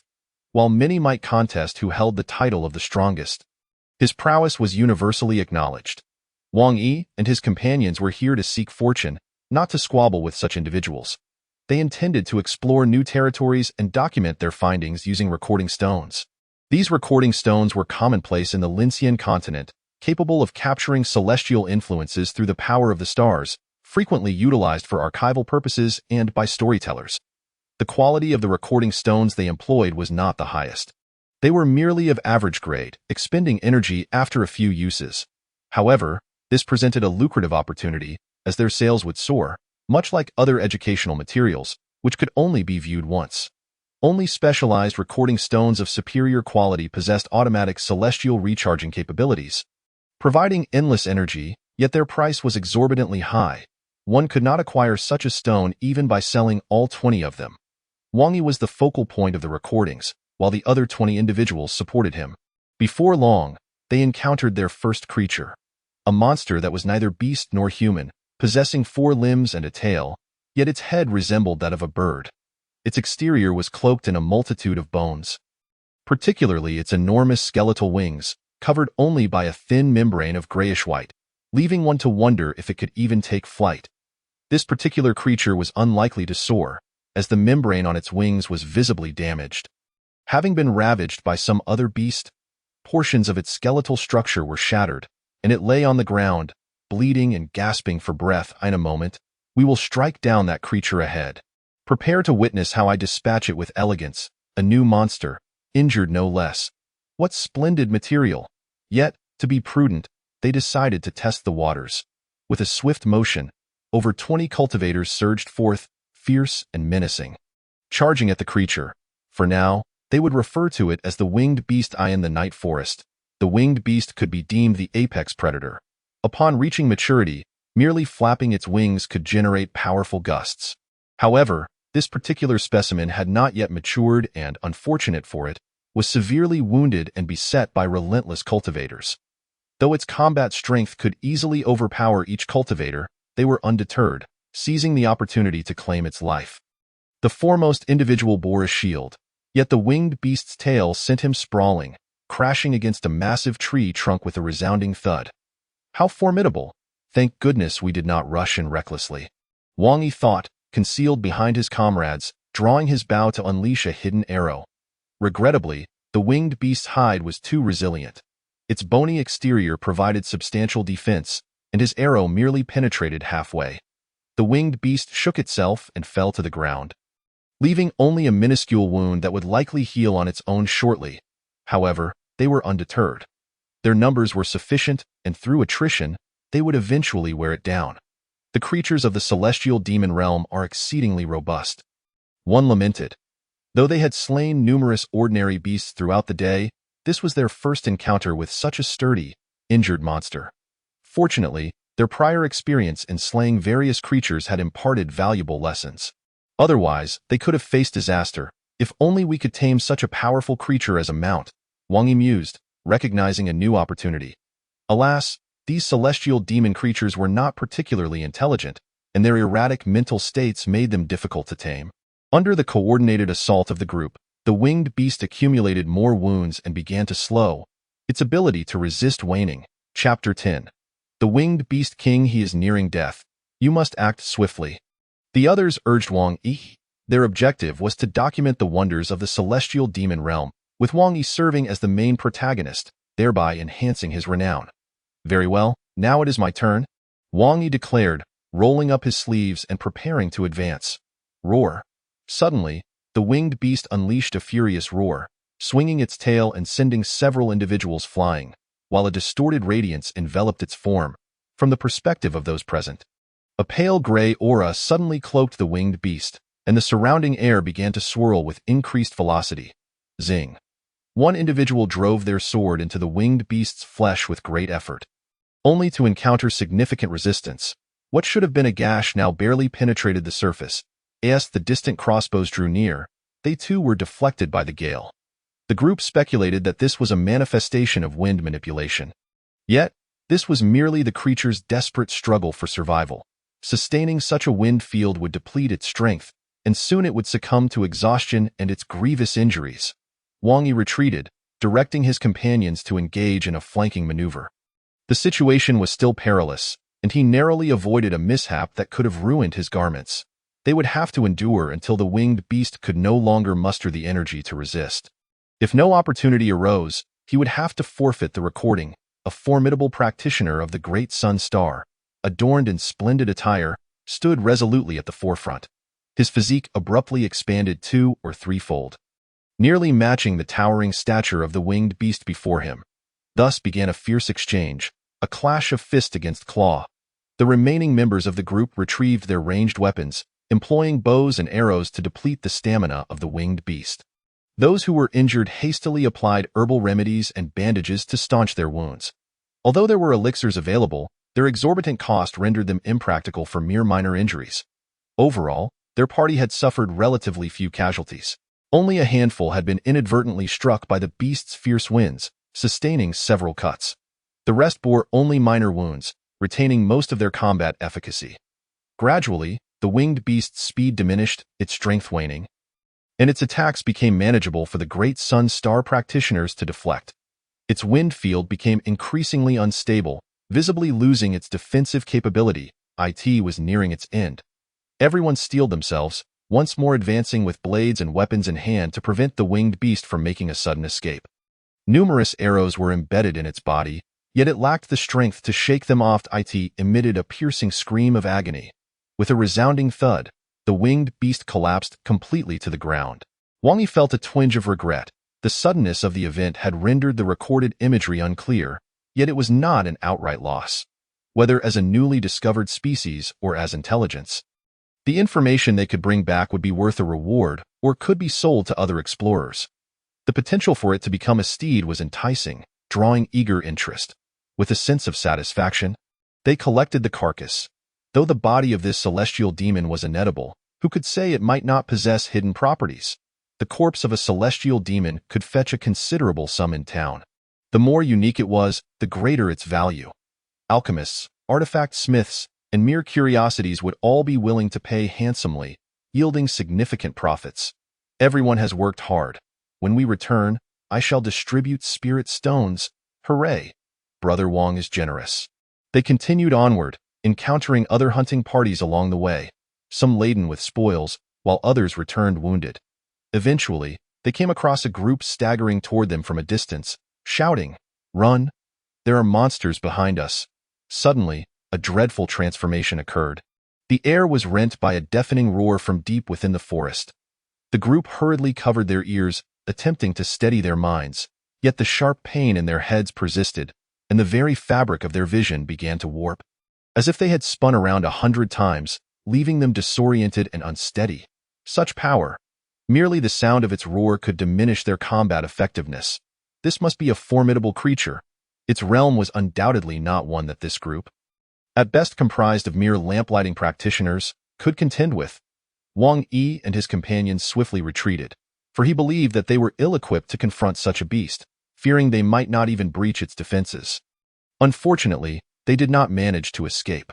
The creature's speed surpassed theirs, and from the depths of the forest emerged a colossal shadow. It resembled the winged beast, yet its size was several times greater, and it bore a pair of immense wings. It was akin to the winged beast, yet with distinct differences. Its body was enveloped by an almost tangible wind field, deflecting all attacks that struck it. What manner of creature is this? Could it be the king of the winged beasts? Someone exclaimed in astonishment. The reality was not far from his conjecture. This was an adult winged beast. Not long ago, the winged beast species had been quite ordinary, not having undergone divine transformation beneath the blood sun, merely becoming physically stronger, one of the most mundane creatures of the blood domain. However, after the migration and environmental changes, this winged beast acquired new abilities, its cognitive processing accelerated. Achieving a normal level of intelligence, it could now harness the power of the wind, significantly enhancing its speed for short durations and infusing its attacks with this wind power. Inflicting substantial damage, it had risen to become the sovereign among winged beasts, vanquishing the strongest of its kind and claiming dominion over this forest. Run. Once surrounded by the commotion, numerous hunting parties gathered. But upon realizing their inability to inflict damage upon the creature, panic ensued. In the face of such a foe, they had no capacity for resistance. Every escape was a victory. Wang Yi's plans shifted from hunting to fleeing the forest. Originally, this matter had little to do with Wang Yi and his companions, yet the winged beast detected a familiar scent. Was that not the essence of its progeny? Since Wang Yi and his group bore this scent, it implied dire straits for its offspring. Although this winged beast had spread its lineage after ascending to kingship, unaware of how many progeny it had, it cared not for their strength. However, such a situation represented a challenge to its status. This was not merely the death of its offspring. It was a slap to its face. The winged beast flapped its wings, the surrounding wind field growing increasingly tumultuous, causing even the stoutest of trees to sway. Chapter 11. The breakthrough of Gao Yao and the powers of the blood-colored star. In that moment, Wang Yi became the target of everyone's ire, with many accusing him of malicious intent, provoking such great trouble that all were at risk of demise. No one noticed that amidst the chaos, Zhong Chang'an, Ziernuo, and Zirwei had successfully infiltrated the demon suppression pass. Due to the imminent approach of the celestial demon and the simultaneous influx of numerous individuals into the city, the guards had not conducted thorough inspections. They merely confirmed their humanity and allowed them entry. Upon successfully entering the city, Zhong Chang'an exhaled a sigh of relief, grateful not to have been discovered. In truth, the assault by the winged beast king was also their handiwork. The winged beast was merely a common creature of the blood domain. Such a coincidence could not possibly occur without external influence. It was well known that the majority of blood domain creatures perished upon entering the real universe, barely surviving, let alone growing stronger. The truth was that the winged beast had undergone transformation. A scheme devised by the One in the Dark Star, which involved enhancing blood domain creatures by integrating dark energy.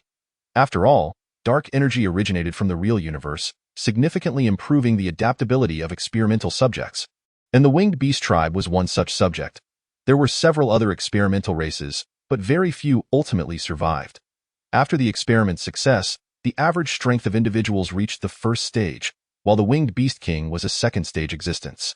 As a product of the Dark Star, Zhong Chang'an, representing humanity's support for demons, had received special permissions, enabling him to easily alter the winged beast king's cognition and command it to lead the creatures of the night forest in a siege, creating chaos. This served as cover for their entry into the city, while simultaneously exhausting the strength of the human race. As for the fate of the winged beast king, was it truly significant? The purpose of the experimental subjects was to serve as tools. After entering the city, Zirwei took Ziernuo to a bustling area filled with crowds, the marketplace. With the impending battle, a multitude of cultivators began reselling weapons, magical artifacts, and supplies. It was Zirwei's first visit to this locale, naturally brimming with curiosity. Zhong Chang'an, aware that he could not resist, had no choice but to accompany them. Yet, he was untroubled by the prospect of their identities being uncovered. After all, the transformation of demons was not merely a matter of donning a mask, but involved actual restructuring of their physical forms. Controlling one's own body was a fundamental ability of divine beings. Thus Zirwei and her companions bore no outward differences from humans.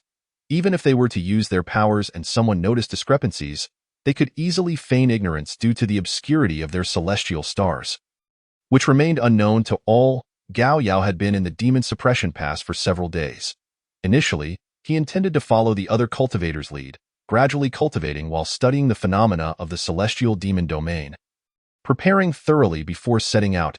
Yet, After only a few days of relative calm, a man named Wang Yi had drawn forth the monsters from the celestial demon domain.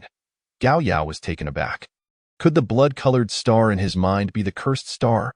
Otherwise, why had nothing but misfortune befallen him during this period?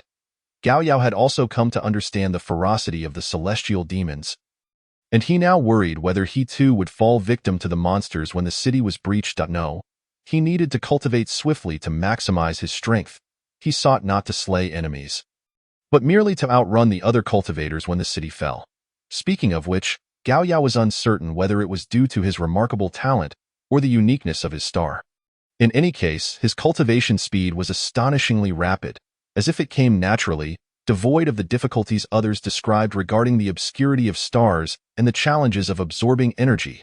In merely 1 day of cultivation, he successfully reached the sensory realm, establishing a formal connection with the star.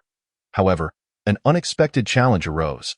Although the blood-colored star in Gao Yao's sea of consciousness seemed to possess boundless energy for him to draw upon, the corresponding pressure he had to endure also multiplied. Each time he cultivated, he feared he might faint or even be overwhelmed by the immense power. He no longer dared to gaze directly at the blood-colored star. Merely focusing on it required immense courage. Lacking any precedence or guidance from seniors, Gao Yao remained ignorant of the star's name or the abilities it might bestow upon him, forcing him to cultivate in solitude. Just yesterday, he achieved yet another breakthrough, successfully entering the star-gathering realm. The process was fraught with peril, as an overwhelming energy surged within him, threatening to annihilate him at any moment. Yet, in the end, Gao Yao managed to coalesce this blood-colored energy into a miniature manifestation of the blood sun. Thus, he officially became a practitioner of the star-gathering realm, capable of harnessing the power of the stars in battle and even summoning the miniature blood-colored star to fight.